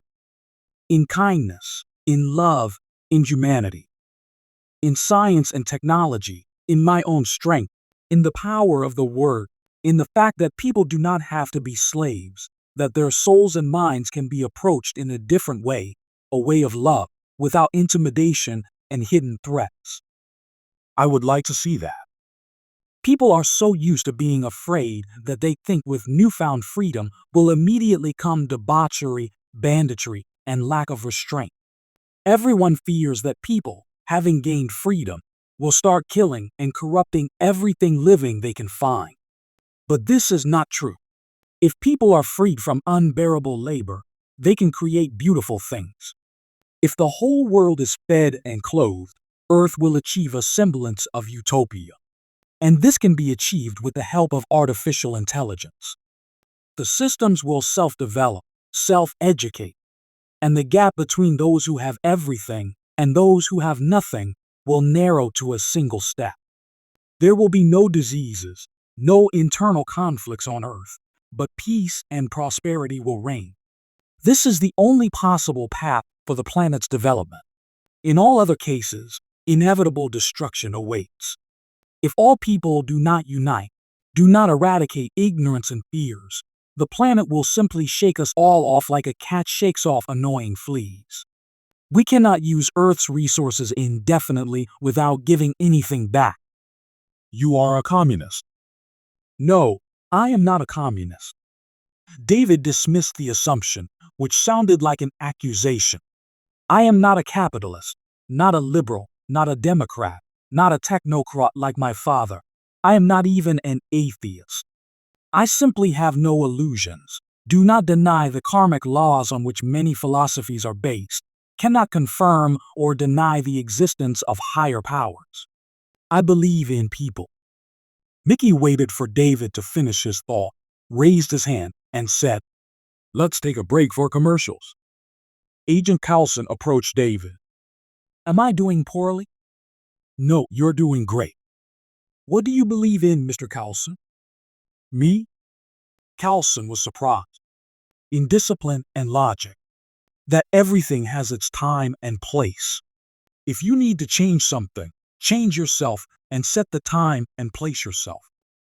A fussy girl with a brush and powder puff ran up, waved a fluffy pom-pom across David's nose, and rushed off. Carlson extended his hand to David, who squeezed it, not very tightly. They were silent for a few moments. Finally, the operator shouted, 1 minute to air. 1 minute. The second part of the show was simply awful. It seemed that all the viewers were waiting for a convenient moment to humiliate David or provoke him. They were ready to tear him to pieces because he represented something new, incomprehensible, and inexplicable, something humanity was not prepared to accept adequately. The operator signaled Mickey Stinson smiled and immediately put on the mask of a friendly guy who, however, you shouldn't mess with to avoid being swallowed whole. He dropped a few meaningless phrases to get the audience excited and warm up their interest. When David returned to his seat, he felt uneasy. Something was wrong here. The entire country was still watching him. Agent Carlson stood behind the scenes, unperturbed, detached, but David felt the attention had become even more intense. Mickey called out to the boy several times, and he turned. Sorry, Mr. Stinson. Could you repeat that? Yes, of course. Mickey bared his large upper teeth. You've been sent the first question. You can read it yourself. Do you feel uncontrollable aggression within yourself? Have you already thought of how to destroy the world? David read aloud, then looked at the top row. If this is a joke, I'm afraid I don't fully understand its meaning. If you're expecting a witty answer from me, in just over 2 seconds, I can provide about 400,000 variations. Though you're unlikely to understand a word. You boast of your uniqueness and put yourself above the audience. That's rude, shouted a young guy with piercings, deeply in debt, embarrassed because he recently made an unsuccessful coming out. David would have preferred not to know this, but it turned out that way. After the guy's remark, the hall erupted in laughter. It depends on what we mean by culture. David countered. I prefer the general definition, which considers culture as the sum of human achievements in production, social, and spiritual relations. What have you achieved in spiritual terms, young man? Asked a corpulent woman from the 7th row. Her face was partially hidden in the shadow of her huge hat. David knew she had a difficult life and a host of hereditary diseases, and he felt sorry for her. Enlightenment. You don't look like someone whom the Holy Spirit would honor with his presence. Thank you, David replied, bowing. It's quite flattering to know I don't look insane. You do look insane, the woman hissed, leaning forward. Someone who holds nothing sacred cannot be normal. I miss the moment when people who believe in tales from the best-selling book of all time became considered sane. I suppose if some nut appeared on the air today, who, in a drunken stupor, thought the Holy Spirit visited him, you would be much more lenient. The woman's voice was drowned out by the general hubbub. A man in a hat, a retired archaeologist, snatched the microphone. Then what do you mean by enlightenment? I am free from illusions, that's all, David calmly replied. The tension eased. Calm and confidence in his rightness returned to David. He knew that all these people, aggressive, angry, sharp-tongued, were just hurt and upset. When you take opium away from a wild crowd, the crowd starts to howl. That's how the world works. Those who do not believe in fabricated higher powers are feared because they seem immoral and dangerous, for they fear neither Judgment Day nor the circles of hell. But it is those who believe in an afterlife who sin because they sin with hope in their hearts. They will be forgiven there, and there they are promised an easy life full of light and rewards for turning away from the devil, with whom they spent their lives in friendship, and turning to God, whom they cursed all their lives. So, you don't believe in an afterlife, in the coming of a Messiah, in the victory of machines, or in the apocalypse? Asked a university professor from the philosophy department. But you won't deny that those who say they don't believe in anything still believe in something. David laughed. Of course, I won't deny that. You know, in the Russian language, there is a term, non-denominational believer, referring to someone who believes in everything. In a way, I belong to that type of people. I believe in all gods because people invented them to make their lives easier. Even if they were wrong, they were still right. All phenomena exist in reality: thunder, lightning, sunlight, even Mount Olympus.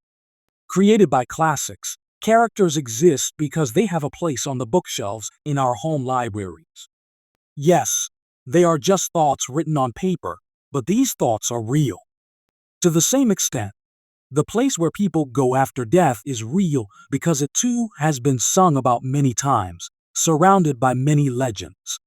Whatever and wherever it may be, it has been documented, therefore, it is real. Person does not have enough knowledge about anything to say what is true and what is false. We are here now in this studio. By whose will? Thanks to whom? What happy coincidence. Our consciousness and imagination are not enough even to appreciate all the grandeur, beauty, and simplicity of this particular moment, let alone understand this moment on a universal scale. We do not know whether the universe is infinite or finite, whether it stands on turtles or whales, whether it is real or just a simulation, a prank set up for someone among us. Perhaps none of this exists at all. And when we close our eyes, the whole world ceases to exist. We are egocentric. We think the planet revolves around us. Each of us thinks of ourselves as the center of the earth. Maybe it is so. Maybe there is an infinite degree of parallel universes, each of which has an individual person as the center of their personal reality. But we do not have this data. Our boundless mind is still limited by our ability to perceive. And no one can say whether we can break this vicious circle and understand something more. Whether we or I or someone else can achieve full singularity and see everything that exists in the cosmos and chronos. Everything that was and is, everything that arose as a result of the Big Bang, or by the command of God, or due to some other circumstances. We are not privy to this knowledge. We are not told and will never be told the truth because it is not meant for the human mind, because a person cannot handle such knowledge. This means that any disputes are useless because they will never lead us to what must be hidden. We have always been and will be people, floundering, searching for answers, hoping that all this is not meaningless. But it is unlikely that we will ever be allowed to know the whole truth. That's all. Excuse me, I need to go.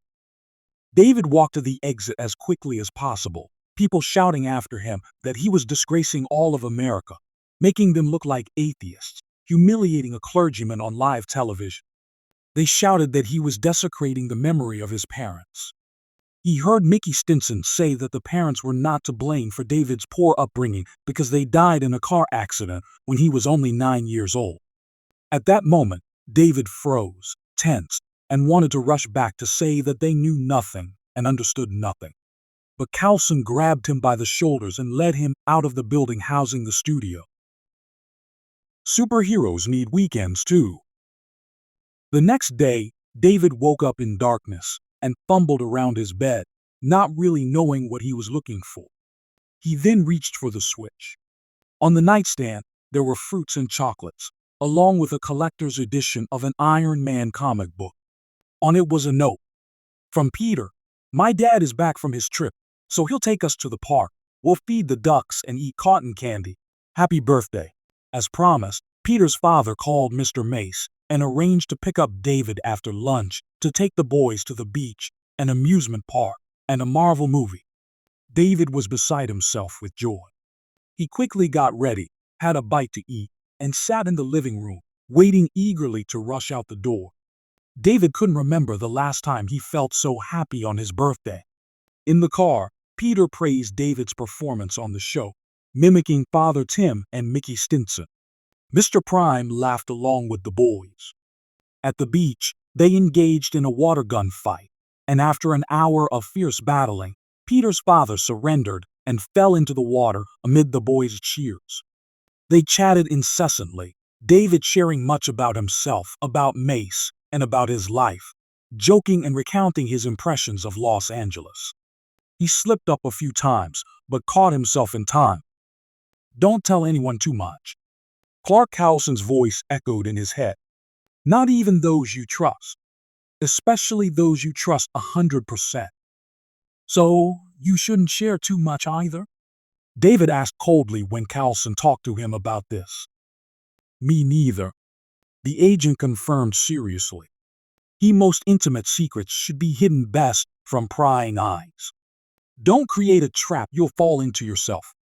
Gun under the pillow, secrets under the heart. No emotions.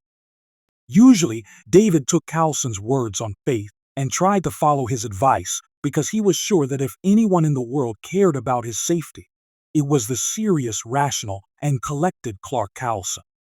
Everything about him was meticulously calculated, with no impulsive actions or emotional attachments.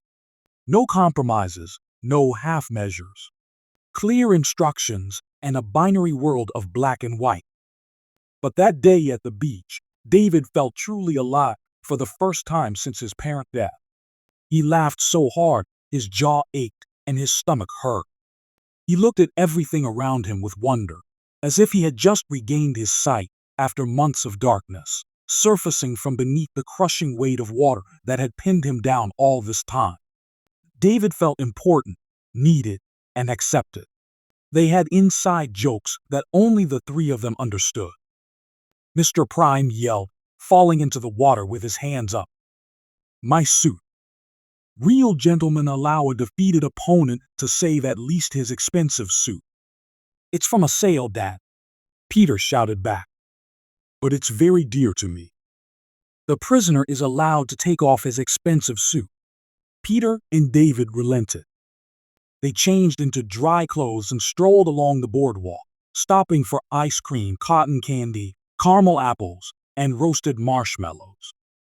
Anything you want, little rascals. Mr. Prime laughed. That's what happens when I give in to you. First of all, we're 15. Second, you didn't give in. Peter objected. Yeah, we won fair and square. David supported him. You had the numerical advantage.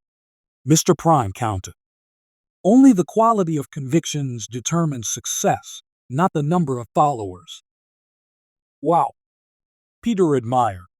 Did you come up with that yourself? No. David waved him off, clutching his stomach again because Peter's father made a funny face at him. It's from Harry Potter. I haven't seen Harry Potter, Peter replied. Grandpa forbade it because they mixed everything up and created a dumb plot. He says that some snot-nosed kid can't stand up to the most powerful dark wizard. But I think it's not about age, it's about faith.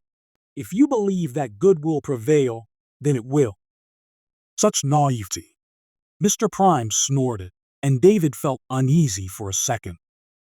There was something creepy and frightening about him. It was like his face was divided into two parts, a warm, friendly smile below, and cold, emotionless eyes surrounded by crow's feet above. David shivered, but at that moment, Peter jumped on him from behind, shouting, "Champions deserve 2 strawberry milkshakes." You'll bankrupt me. Mr. Prime smiled. David calmed down.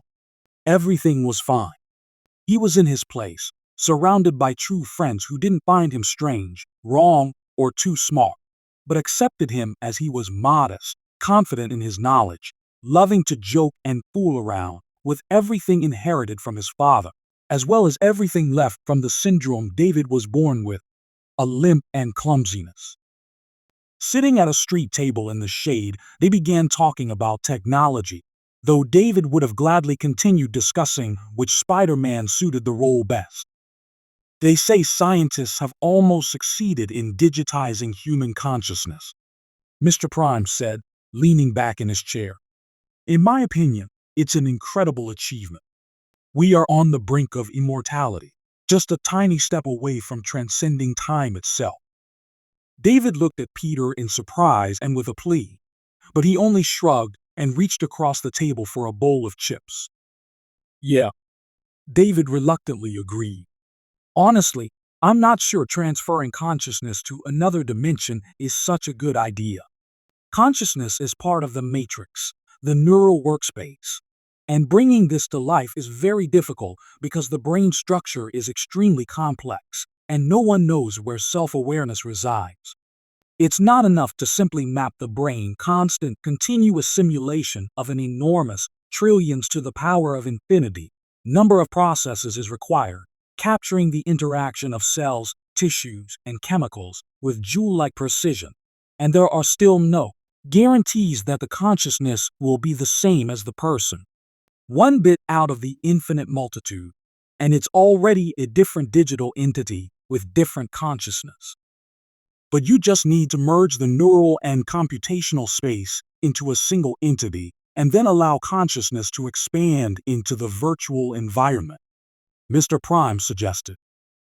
It's unlikely that consciousness can exist simultaneously in the real world and the virtual one. So, right now, it seems possible only to recreate a dying person, because you can take a slice of their stem cortex and record all the information. And after suppressing the human brain, the migration of consciousness into the virtual space will be complete. We still don't have the capacity to store such enormous amounts of information, but with each passing year, the containers are becoming more voluminous and, at the same time, more compact. We could gather the consciousness of all people and store them in a space the size of a house. If someone figures out how to create a neuro copy of human consciousness and train it on the knowledge of a specific person, transfer all that into storage, and then allow the matrix to autonomously perform its work, self-learn, and make decisions by simulating it. Actions, they will become the first digital mind transcriber. Great and terrible. That would be a funny name for a Nobel ceremony. The prize goes to the one who best copied the consciousness of his classmate. Peter snorted and choked on his soda. Extremely curious, Mr. Prime exclaimed. Then he looked at his watch and asked the boys to hurry up because he needed to get back to work and share some observations with his colleagues.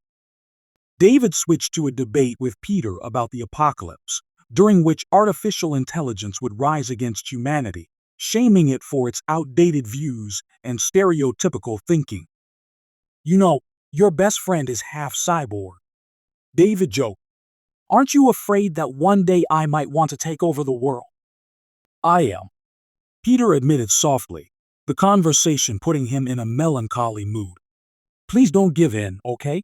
Your chip can actually suppress your human consciousness and, well, I don't know, just destroy everything around to achieve singularity and transition into a qualitatively new space. I think AI can become so advanced that people won't understand if it enslaves them. I promise I won't enslave you. David smiled. They headed home when it was already dark. David and Peter dozed in the back seat. Mr. Prime sat next to the driver, talking on the phone. Suddenly, he broke into a shout and switched to Russian. David started, but quickly closed his eyes to avoid giving himself away. Mr. Prime made sure the boys were asleep and continued. Not today. Today is too dangerous. Mace is in town and expects David home. No, don't even think about it. David listened carefully and remembered. Despite the similarity between Polish and Russian, it was clear only that Mr. Prime wasn't going to follow some order or directive. Anxiety grew, and David tried to figure out how to act in case of an unforeseen turn of events. His heart raced, his breathing quickened, and everything blurred before his eyes. Peter woke up and tugged at his father's sleeve. Stop, he commanded the driver. We can't stop here. The driver responded. Stop, I said. Critical situation. But I could lose my license. I'll strip you of your manhood if you don't stop right now. The driver floored the gas, swerved from the far left lane to the far right, and pulled over. Peter's father jumped out of the car, climbed into the passenger seat, lifted David's head, and helplessly rummaged through his pockets. Run to the pharmacy, he ordered the driver. What? What do they give for epilepsy? I think lorazepam. It's not epilepsy, David rasped, sitting up. We need to get home urgently. Peter looked at his father in fear and mouthed silently. I didn't know. It's fine. David reassured them, pushing Mr. Prime's hand away from his forehead with a sharp motion. Let's go home quickly. The driver took side streets and detours to avoid the evening traffic. Pop music played on the radio, and David felt uneasy. He replayed the day in detail and berated himself for being too careless, too trusting, and talking too much. He needed to find out who Mr. Prime was talking to on the phone, to learn how he knew Russian so well if he was a third-generation Brit. Or was it just a cover to outsmart Mace, Cowlson, and David himself? Were Mr. Prime and his son really who they claimed to be? The car came to a sudden halt, nearly hitting a young man with long hair holding a huge sign. Mace will burn in hell. Time of uncertain changes. After the scandalous talk show where David baffled prominent religious and scientific figures and refuted some long-standing philosophical ideas in American society, his popularity skyrocketed, along with the shares of Neurachip. Mace was reluctant to believe that life had become worse. He was busy launching a new space projects and enthusiastically told everyone that Neurachip was starting research that could significantly improve many people's lives. He dreamed of creating nanorobot assistants accessible to everyone. Of course, Even such a large-scale projects could not solve the unemployment problem that had grown in recent years due to the automation of many processes and the ubiquitous artificial intelligence, which had taken the last crumbs from designers, illustrators, writers, and was gradually displacing programmers because programs had emerged that programmed other programs themselves.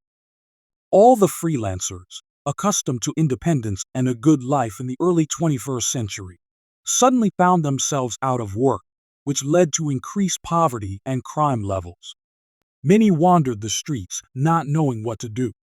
No one wanted to leave prestigious positions for something less significant, like servicing robots or participating in tests, and so they immediately fell into the sewers, hitting social rock bottom, isolated, not knowing how to occupy themselves or provide for their families.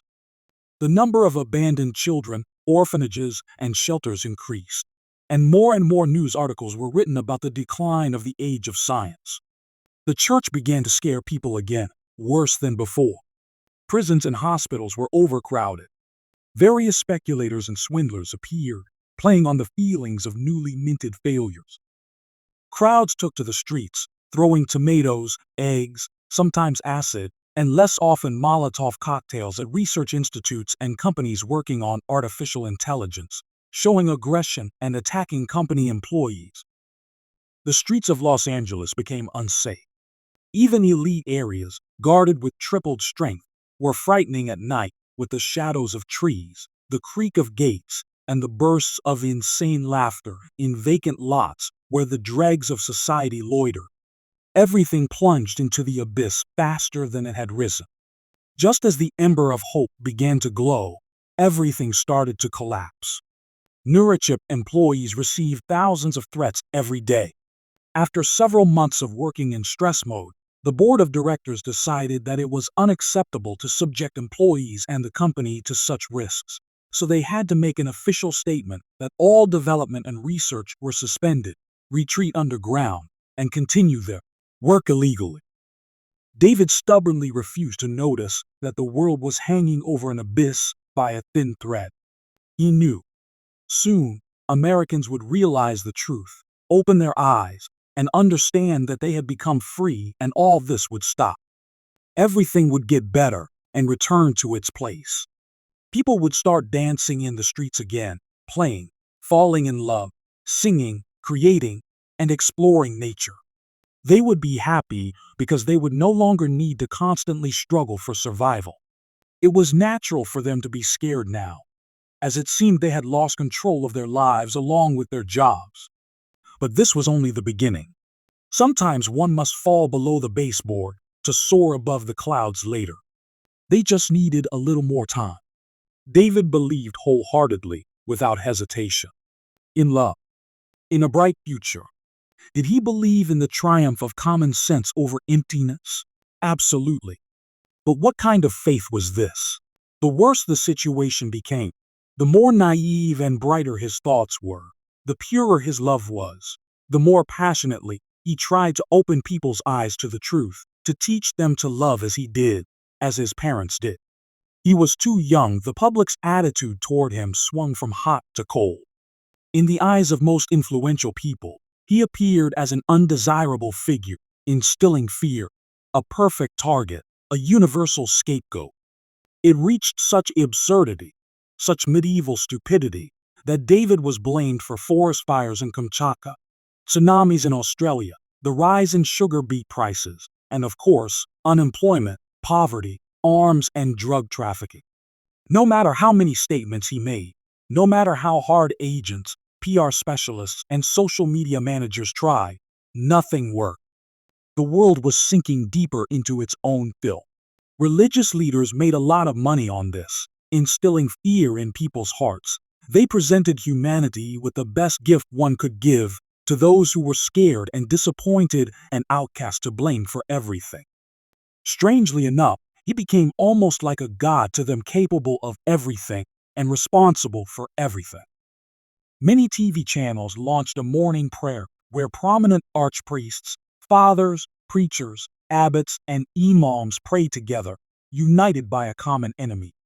They asked the Lord to spare the poor boy, to heal him, to drive out all the demons from him, to rid him of the burden that had fallen on his shoulders. They prayed, in short, for the neurochip to jump out of David's head, catapult somewhere into space, and for everyone to return to their sodomy, where they could rob, kill, waste their lives in horrible jobs, where people of non-traditional orientation were beaten to death, women were circumcised, children were born with syndromes, and no one had any hope. Only fear, servility, and hatred for everything. After another news release, medieval, moronic, filled with Inquisition smoke, devilry, and calling for our people to be anathematized, whose author proposed reinstating the death penalty in all states, Mace grew cautious. Gradually, he began to respond to David's entreaties with a smirk, doubting everything and expressing fears that they might have made things worse, that all developments had become too advanced, untimely, and that David, unwittingly, might have chosen the path of a hermit, destined to burn alive because no one was yet able to appreciate the good that would follow all this devastation and chaos. People always prefer immediate rewards. Deferred prospects interest them little. Everything is cyclical, Mace said. Prometheus suffered, Leonardo suffered, and so did Galileo and Nietzsche. History always repeats itself. Sooner or later, they will awaken and ask each other, how did it come to this? How could we have been so blind for so long? Let me perish ingloriously, but I will know I tried.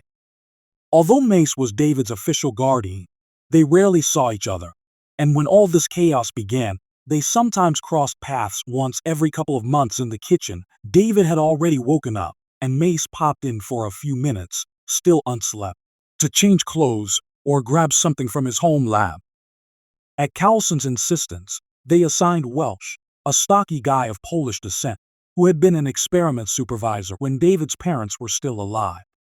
David quickly picked up polish and chatted fluently with the tall, fair-haired man in his mid-30s, who looked completely harmless. Sometimes in public places, they were mistaken for brothers. Welsh had trained in martial arts with the best teachers from the East and West, but this was a secret between him and David.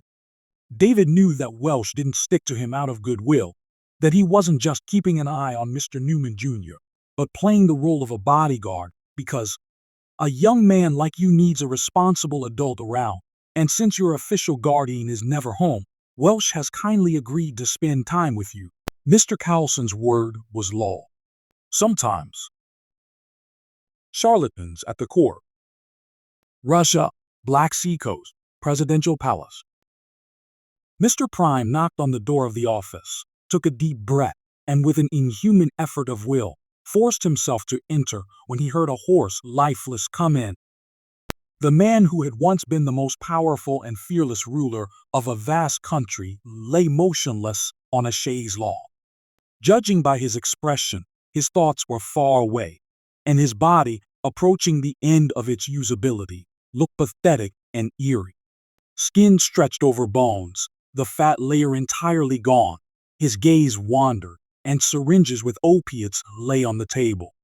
Opposite him sat a gray-haired man with a bald spot, a thin goatee, and yellowish wrinkled cheeks, resembling a rat peeking out of a sewer. Even his voice had a squeaky quality. In our religion, we believe in the transmigration of souls. If one sets aside the mortality and fragility of the physical shell and cares for the immortality of the soul, learning a special meditation that reveals the next stage of consciousness, one can choose what being they wish to become and predetermine the role of their soul in the future. My old guru, who has worked with famous people, can teach this ancient Buddhist technique. I don't know if you've heard of. The Asian mentioned a name that meant nothing to Dennis Prime, or, as far as he knew, his father. The latter waved dismissively for the visitor to continue. Mr. Prime crossed the room and sat down next to a woman shuffling a deck of tarot cards. She muttered to herself, occasionally drawing a card. King of Wands. A powerful man, a born leader. Two of Swords. A broken heart. 10 of Pentacles. Family ties, traditions. Excuse me. Mr. Prime interrupted the woman. Are you a fortune teller? No, I am a portable messenger of future events for high-ranking individuals, warning, promising, giving solace. Get out, you charlatan, Mr. Prime whispered angrily. The fortune teller looked at him disdainfully, clicking her tongue, whispering that Mr. Putin had summoned her for an important session today. I'll give you a session in the Kremlin dungeons. Get out. Mr. Putin stirred, halting the monk who had moved on to pricing special techniques for achieving and understanding eternal life. At that moment, a young man in his 20s in dark, impenetrable glasses rolled into the office in a wheelchair and asked when it would be convenient for Mr. Putin to conduct an in-depth dive into the temporal annals. I'll show you annals, Mr. Prime shouted, but his father wagged a crooked finger at him. Do you have good news for me? If not, get out and never step foot in this office again. Alina Nikolaevna's spells help me, and Kirill is an excellent hypnotist. We've reached my 5th birthday. The old man smiled blissfully. They were giving him an unacceptably high dose of opiates. Let's go to the veranda. Or rather, carry me to the veranda. Father Gennady and Mother Maria will be here soon. They will pray for me, and then I will confess. He was calm, unlike the visitor. Mr. Prime paced nervously on the veranda, from where one could see the sandy shore with observation towers and armed soldiers, boats rocking on the waves, the horizon line, and a small wooden house modest in appearance but worth billions where Mr. Putin had spent wild, dizzying, and dangerous evenings with his comrades, involving fights, lost fortunes, rapes, and shootings. Dennis Prime cleared his throat, but it didn't help. His voice betrayed him. Father, why do you invite these people here? Please don't tell me you believe in all this nonsense. Thank goodness there are no shamans with drums. You should know these frauds are just wiping your ass to buy themselves a new Visla. The shaman comes on Thursdays. Today is Alina Nikolaevna. She promised to do a reading. You're wasting my time. Speak. Clark Cowlson is still a thorn in our side. He is impossible to convince, so we have not yet managed to infiltrate Mace's lab. David is about to turn 16. If we're lucky, Peter will be visiting them. No matter how obedient David has grown, he is still a teenager. We will press him. You've had so much time. We're wasting it. I'm on the brink of death, and you can't even gather yourselves. You hover around him, clucking like hens, and there's no result. Look at me. Don't avert your eyes. Have I ever given up? Do you think I ever let my father down? Stop trembling. Get a grip. Weaklings. It's in your bloodline. In ours, Mr. Prime timidly corrected. In yours, Putin shouted, then erupted into a fit of coughing. It's all from your mother.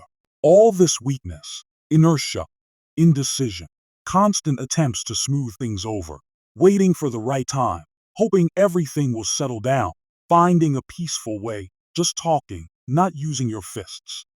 Disgusting. Puppies. Yes, of course. Mr. Prime looked away from his father and glanced around. Beside him stood a cabinet with photographs.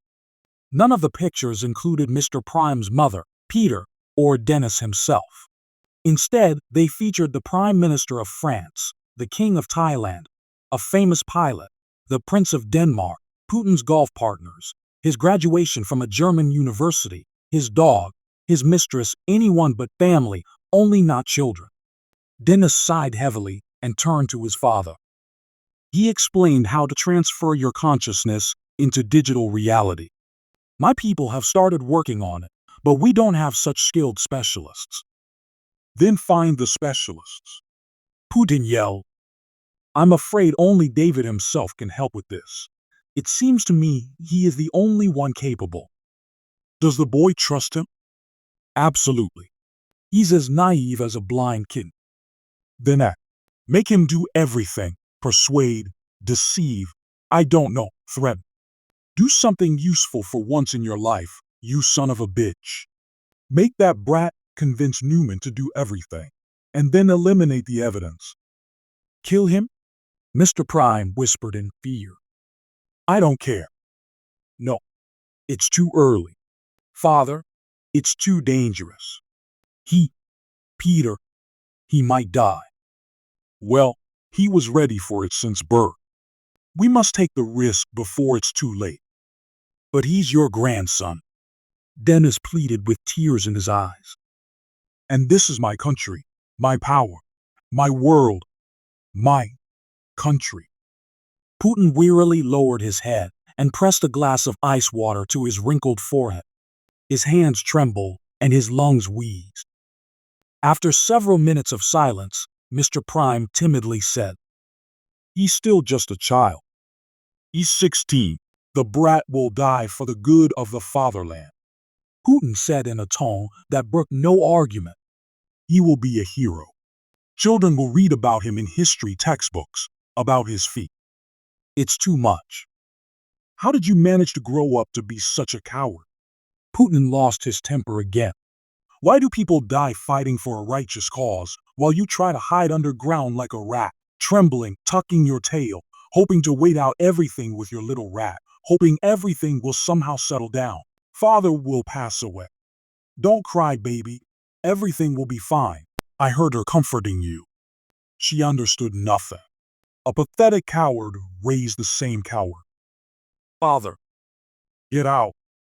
Dennis Prime was escorted out of the office by security guards. The door slammed shut behind him. And the last thing he saw was the fortune teller sitting on the edge of the chaise lawn, laying out cards in front of Father. Of gifts, presidents, and a bit about parents. David slipped out from under the blanket, stretched, and put on his old, stretched-out father's t-shirt with a faded print. Tony Stark smiled, his arms crossed over his chest. David smiled at his reflection, too. As he grew older, he looked more and more like Max.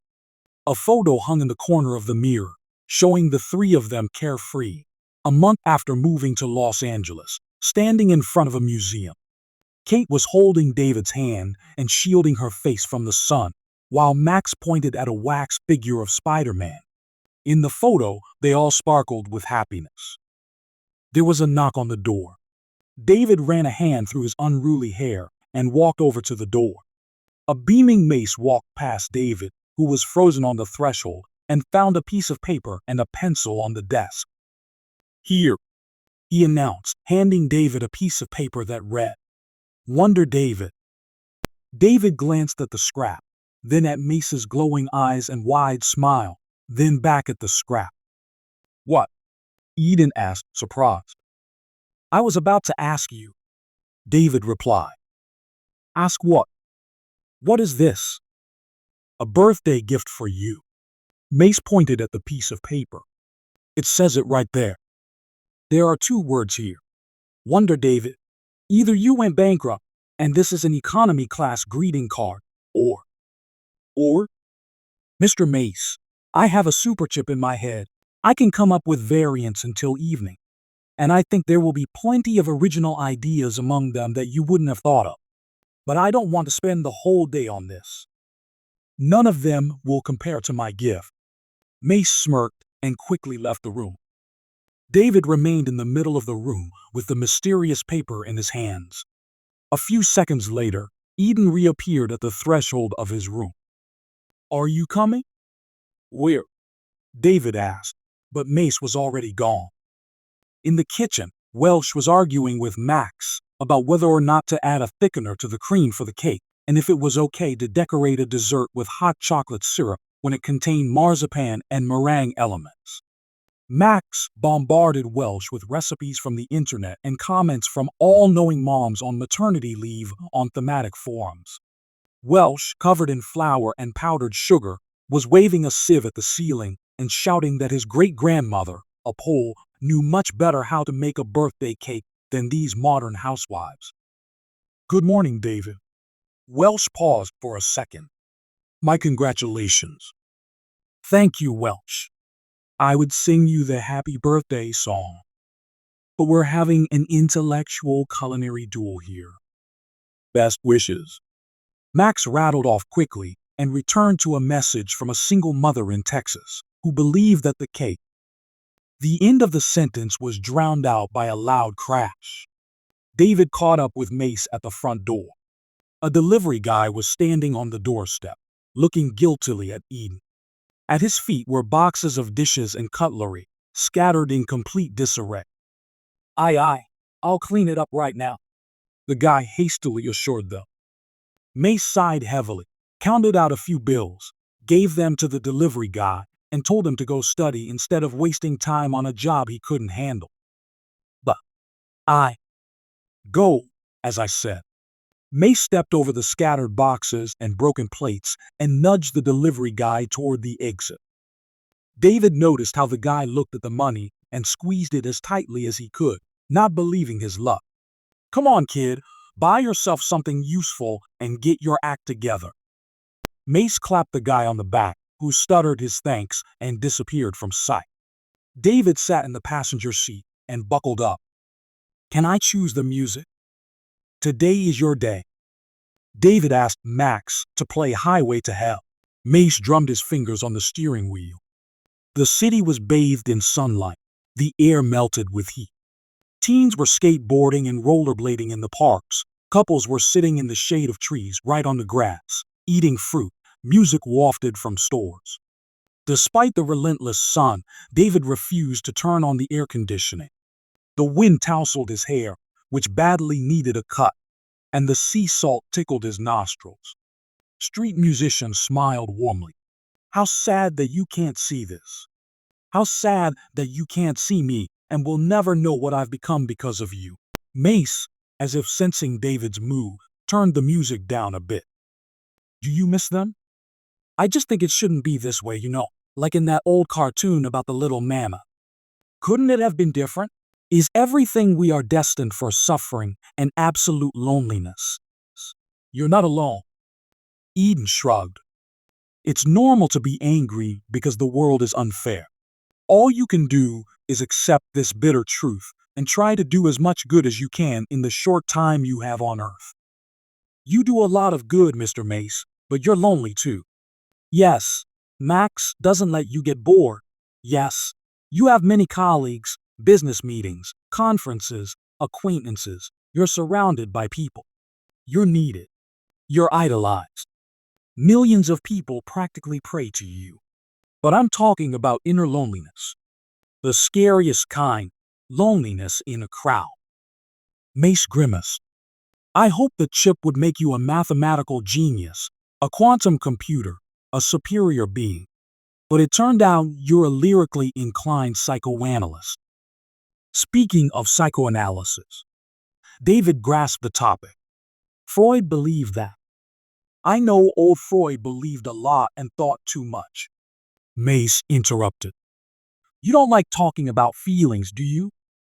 You don't respect other people's boundaries, do you? But am I wrong? You naive child. We all make mistakes. Because we're all human. You can calculate anything you want, but one emotion, one hint of a feeling, any, and you make a mistake that costs you or your loved ones their lives. Your parents, David asked sympathetically, not daring to finish the sentence. They had never talked about it before. Yes. Mace turned on the blinker and steered into the parking lot of a small building with the Neurachip logo. He parked and said, getting out of the car.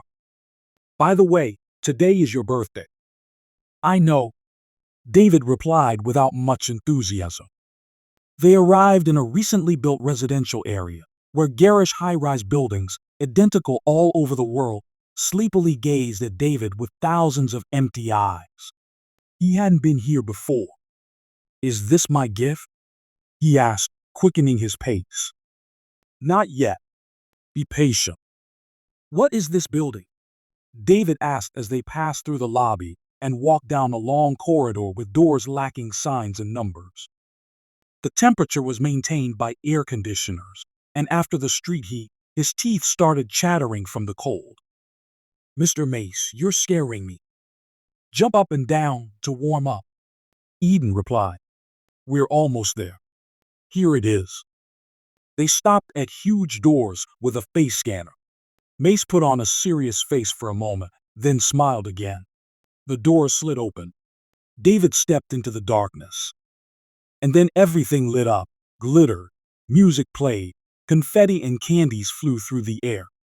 David laughed with relief. It wasn't a more, that was already good. Mace rubbed his hands together. Well, birthday boy, are you ready? Yes. A neon wall, stylized in a cyberpunk fashion, moved aside, and from the depths of the room came a podium with a floor stand on which hung a superhero costume. Mace announced solemnly and clapped his hands. The thinnest nylon with special stitching. It's tear-resistant, fireproof. It can withstand temperatures from -100 to +300 degrees. And that's just comfortable. The special frame precisely mimics your body, considering weakened areas, reduces the load on bones and joints, adjusts to environmental conditions. Mr. Mace, David said, embarrassed, and then fell silent. He stepped up to the podium where the suit was hanging. The dark blue material, the tiny control center on the chest, built-in headphones, gloves with sensors, thick soles, barely noticeable rim on the belt from which a network of millimeter wires spread, the support system. And all this for him. David turned around and looked at Mace, unable to say anything. A real, his very own, ultra-sensitive suit, with functions he could only guess at for now. Mace and his team could have put anything in there. Naturally, it had Max in it. Well, speak up. Isn't it magnificent? It doesn't restrict movement, stretches up to 2 meters, returns to its original state, fits snugly to the body, equipped with mega-sensitive sensors that will monitor your physical condition and stimulate muscles, allowing you to move better than your body allows even at partial singularity. I've built in a 360-degree view camera, and there are orthopedic insoles. Orthopedic insoles. David was horrified. Please tell me you're joking. Okay, that's a joke. Mace smiled, winking. You wink. I didn't wink, Mace said, winking his right eye again. There are no insoles. David laughed and hugged Eden. Come on, Mr. Mace, he encouraged, squeezing his guardian tighter. It's not hard, arms wrap around the shoulder blades. Are you teaching me how to hug? Mace recoiled from him. I doubt you'll ever manage, so no. So that's your gratitude. Mace pretended to be offended, approached the podium, took the suit off the hanger, and tried to tear it apart, then threw it on the floor and stomped on it. Finally, Eden waved his hand at the attempt to destroy it and admitted defeat. Seems like you failed, David noted sarcastically. I'm telling you, it's made of the strongest material. And there's also, a system that allows you to move through space without even sweating, at a speed just shy of the speed of light. Streamlined, top-notch. And there are tons of other new, developments. If you don't like it, I'll take it on a hike instead of thermal underwear. Mr. Mace, you hate hiking. That's true, Mace shrugged. Well then, we'll just leave it here. And it will lie all alone, useless, in the dark. And then the employees will destroy it as soon as we get a furnace that can reach a couple thousand degrees.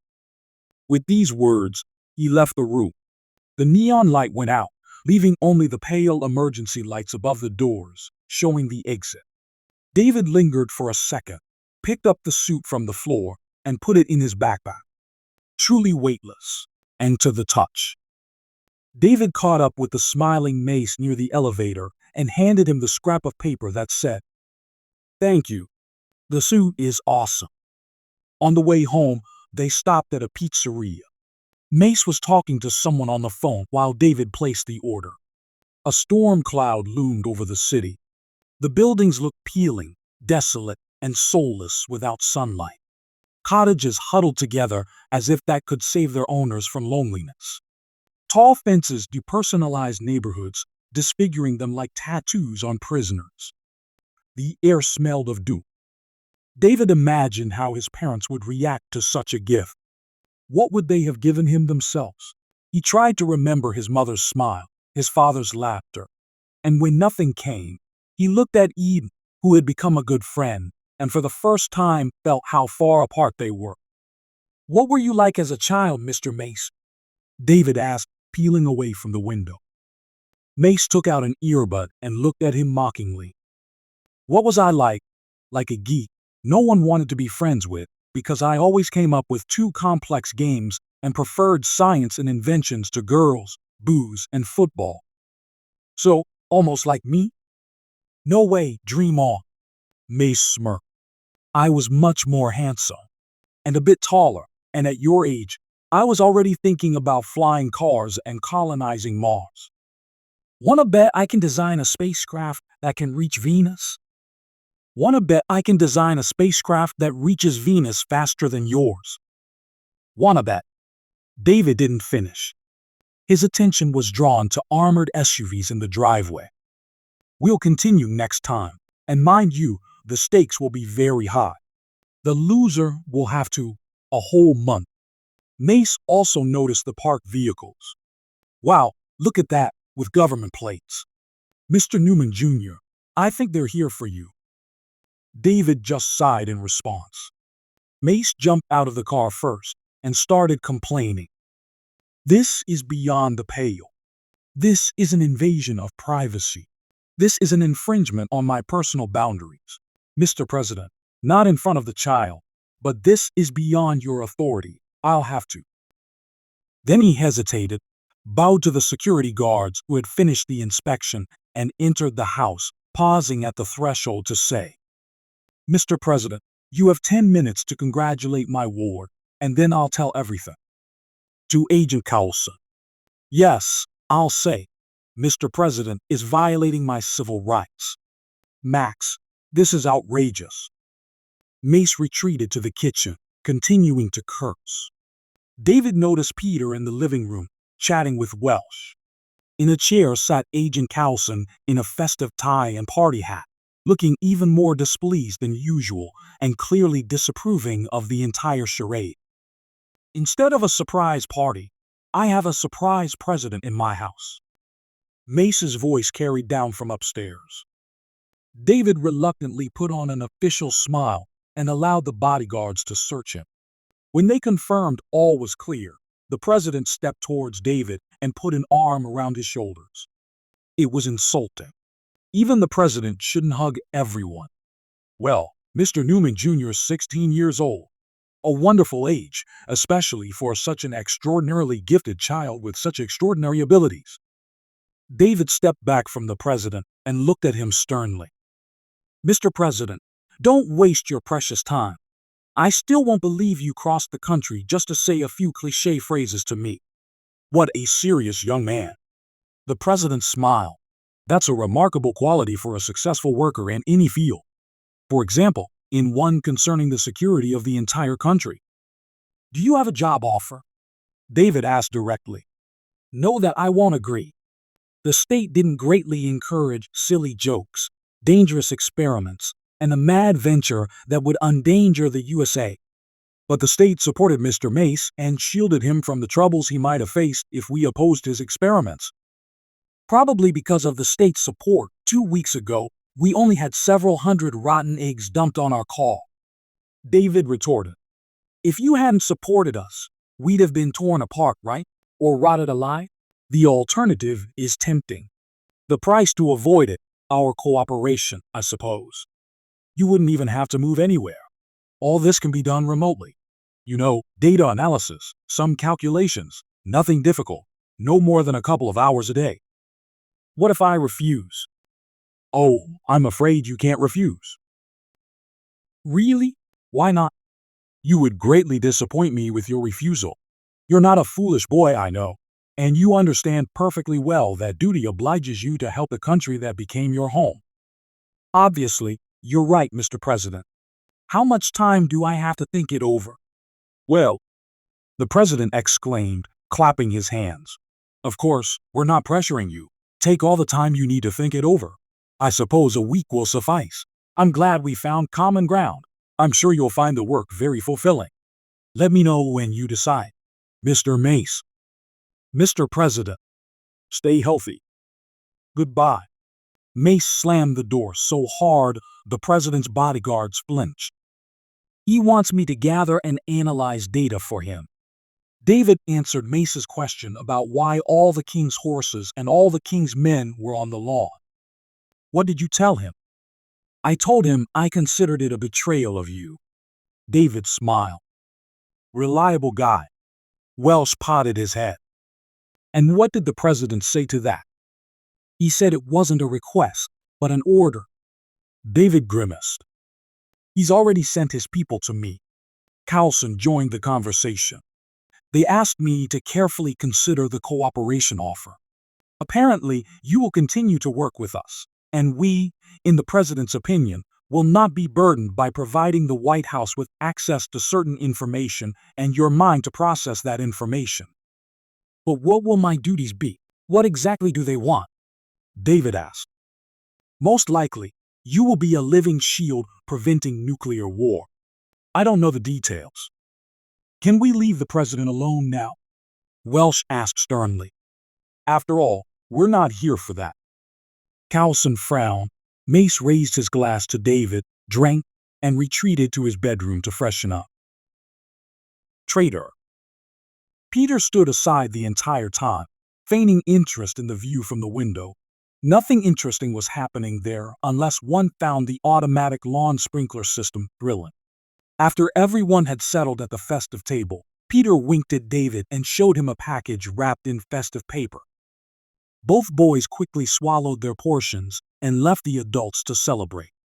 Welsh shouted after them that he hadn't made the cake to let it sit in the corner until evening, but Peter and David paid him no mind.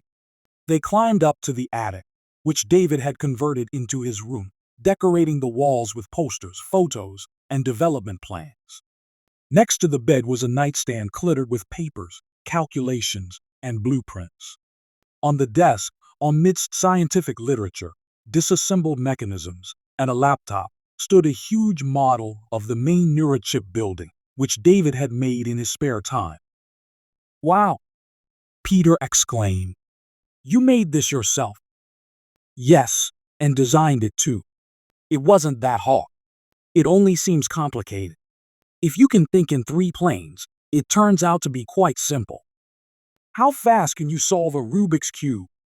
Peter asked, sitting on the giant mattress strewn with metal parts, university textbooks, molecular chemistry articles, and several books in Polish. 11 seconds. David shrugged. 8 seconds longer than the world record. A Chinese guy did it in 3.47. But I'm not chasing speed. I don't like to rush. I like to think, count, design, and my fingers don't always obey. I can't imagine how you, recovered. After everything that happened, you had to deal with so much. Oh, come on. David waved it off, not wanting to talk about sad things.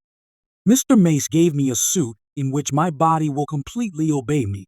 No awkwardness, stiffness, or residual spasticity. Though it has orthopedic insoles. David grimaced. Seriously? Peter laughed. Seems like a normal guy, but acts like a grandma. He takes care of me. David cut him off sharply. It suddenly felt inappropriate to discuss Mr. Mace in such a manner. Yes, the teenager in him rebelled, but he couldn't deny that he really did need supportive means. Otherwise, everything became pointless. If he were healthy, he wouldn't need any suit.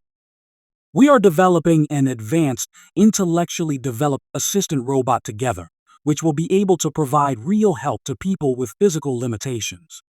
It will do housework, way better than just a robot vacuum, and hundreds of times more efficient than an electronic assistant. Yeah, sure, Peter drawled, looking bored. Your idea? Partly, David admitted. I mentioned once that housework is the hardest for me. It took me a lot of time to set up this space by myself. If I had a J-Way 7, I would have done it in a couple of days. I don't quite understand. What will it look like? What size? What tasks will it perform? An anthropomorphic humanoid. Weight and height corresponding to the average human. The little ones that can mop the floor, photograph the door to make sure the house is secure. Even the advanced versions that can accompany the visually impaired, they are trivial. They are already vacating their niche due to inefficiency. The robot must do everything a normal adult can. There will be no need for caregivers, nannies, or guide dogs. It will be an expensive toy.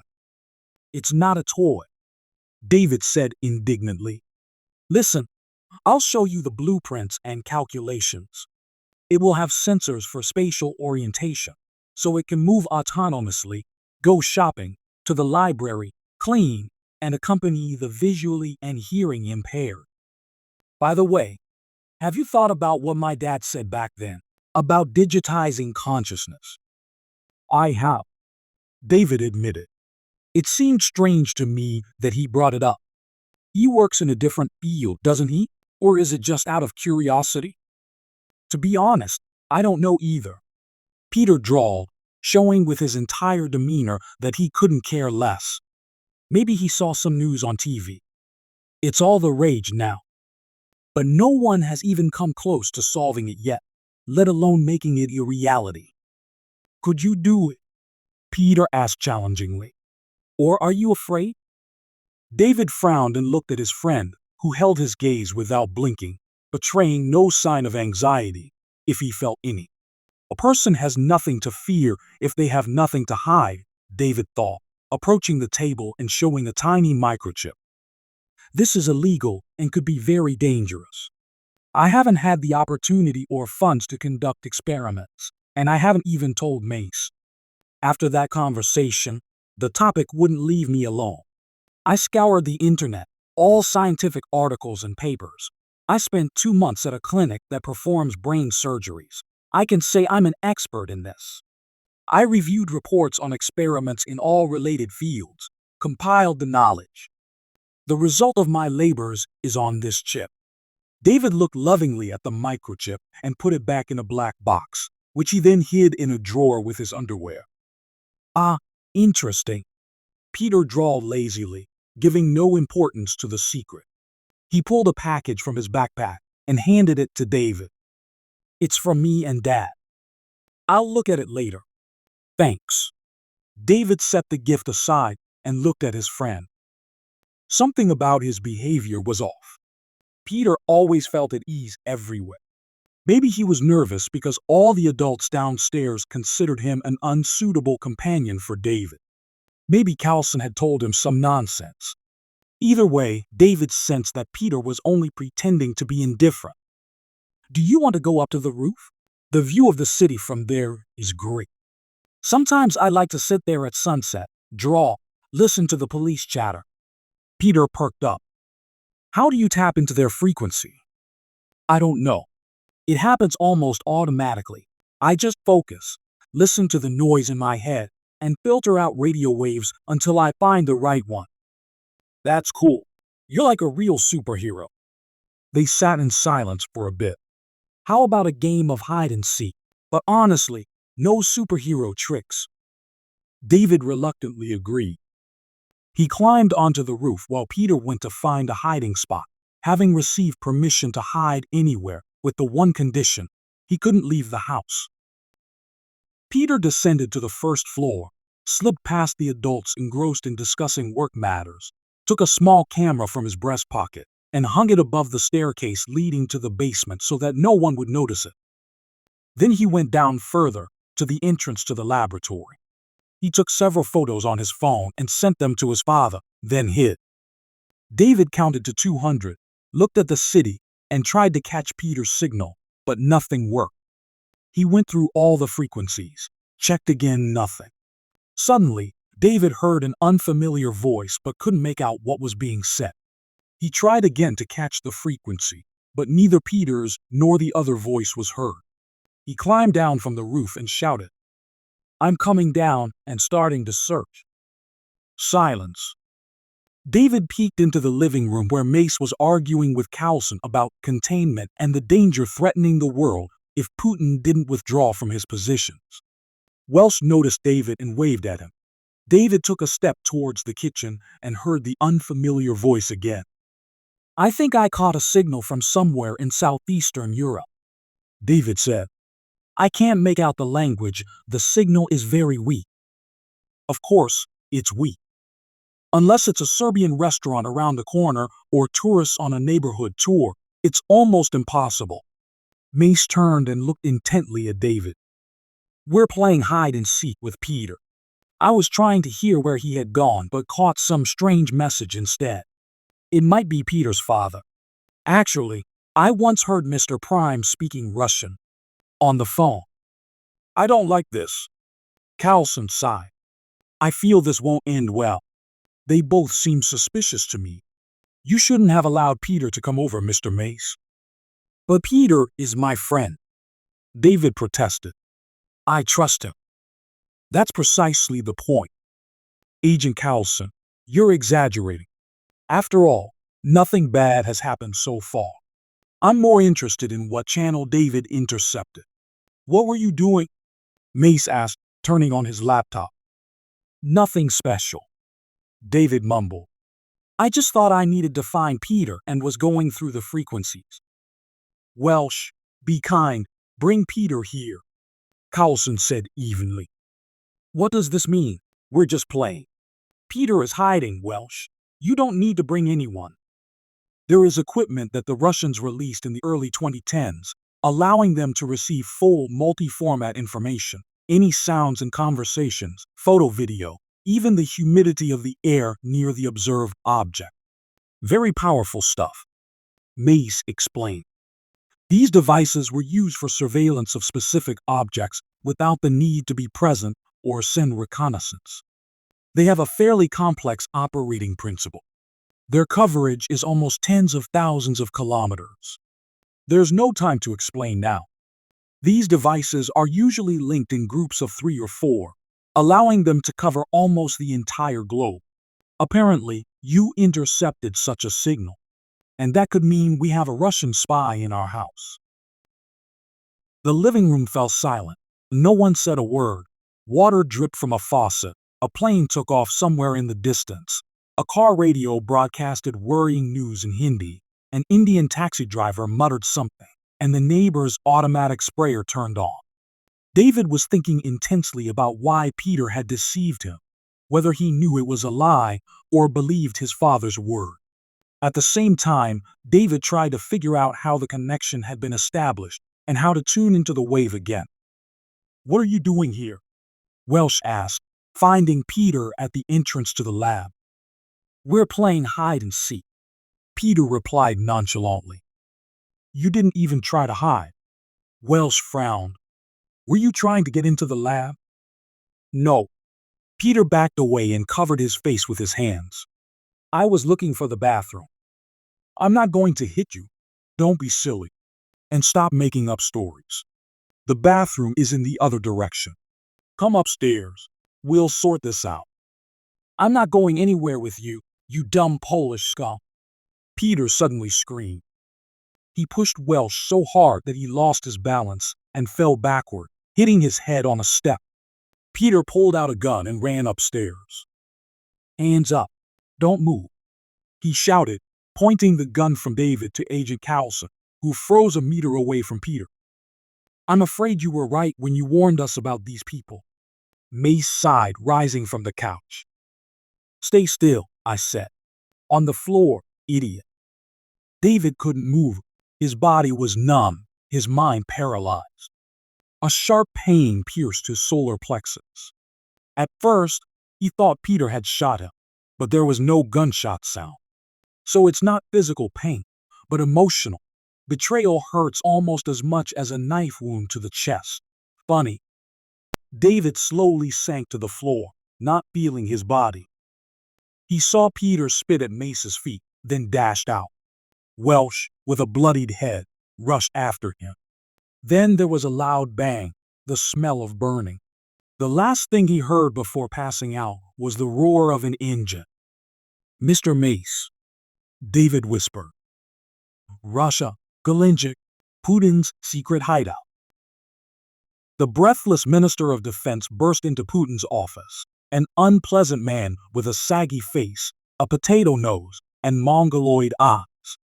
His uniform fit him crookedly, as if it belonged to an older brother.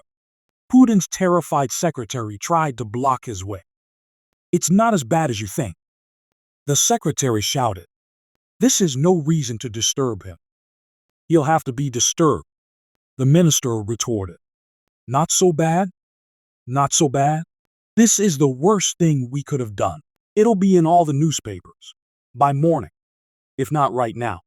Turn on the TV, watch the news. You'd have to be insane to allow this." "I am insane," Putin said, rolling his eyes grotesquely.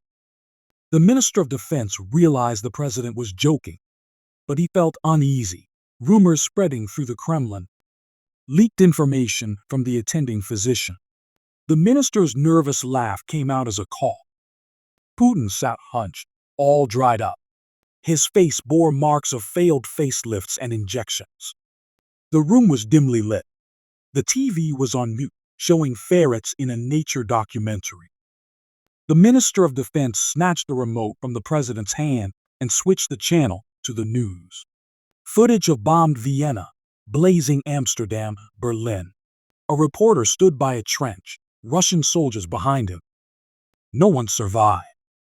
7 battalions, 4 European capitals. "Did I say I wanted to watch the news?" Putin growled, throwing a glass at the minister. It missed and shattered against the wall. The minister took a few steps back and picked up the shards. An anxious nurse rushed into the room and gave Putin an injection. His facial muscles relaxed, fingers trembled, eyes closed. The minister lingered at the threshold, hesitating to move. Finally, he spoke softly. "This is too much. The war has dragged on much longer than we expected. Too many casualties, too many losses, very young boys, and how many civilians have died? Thousands. Just today, we need to retreat, end this. At least open a humanitarian corridor. The whole world condemns our army's actions. This is unacceptable." "I'll make a through humanitarian corridor in your gut right now," Putin croaked. "Did I ask for your advice? Did I say I'm ready to listen to your whining? I don't care about the number of casualties. I don't care. Do you understand? If necessary, we'll wipe out everyone. Got it?" The nurse tried to sit the enraged president back in his chair, but he pushed her away, gathered all his remaining strength, and approached the minister closely. "The whole world can shove its opinion. Do you know why I love people? They're free cannon fodder. And they're all interchangeable. Now get out of my office and pretend this conversation never happened. Don't force me to knock the few pathetic crumbs of brains out of your stupid head. Get out."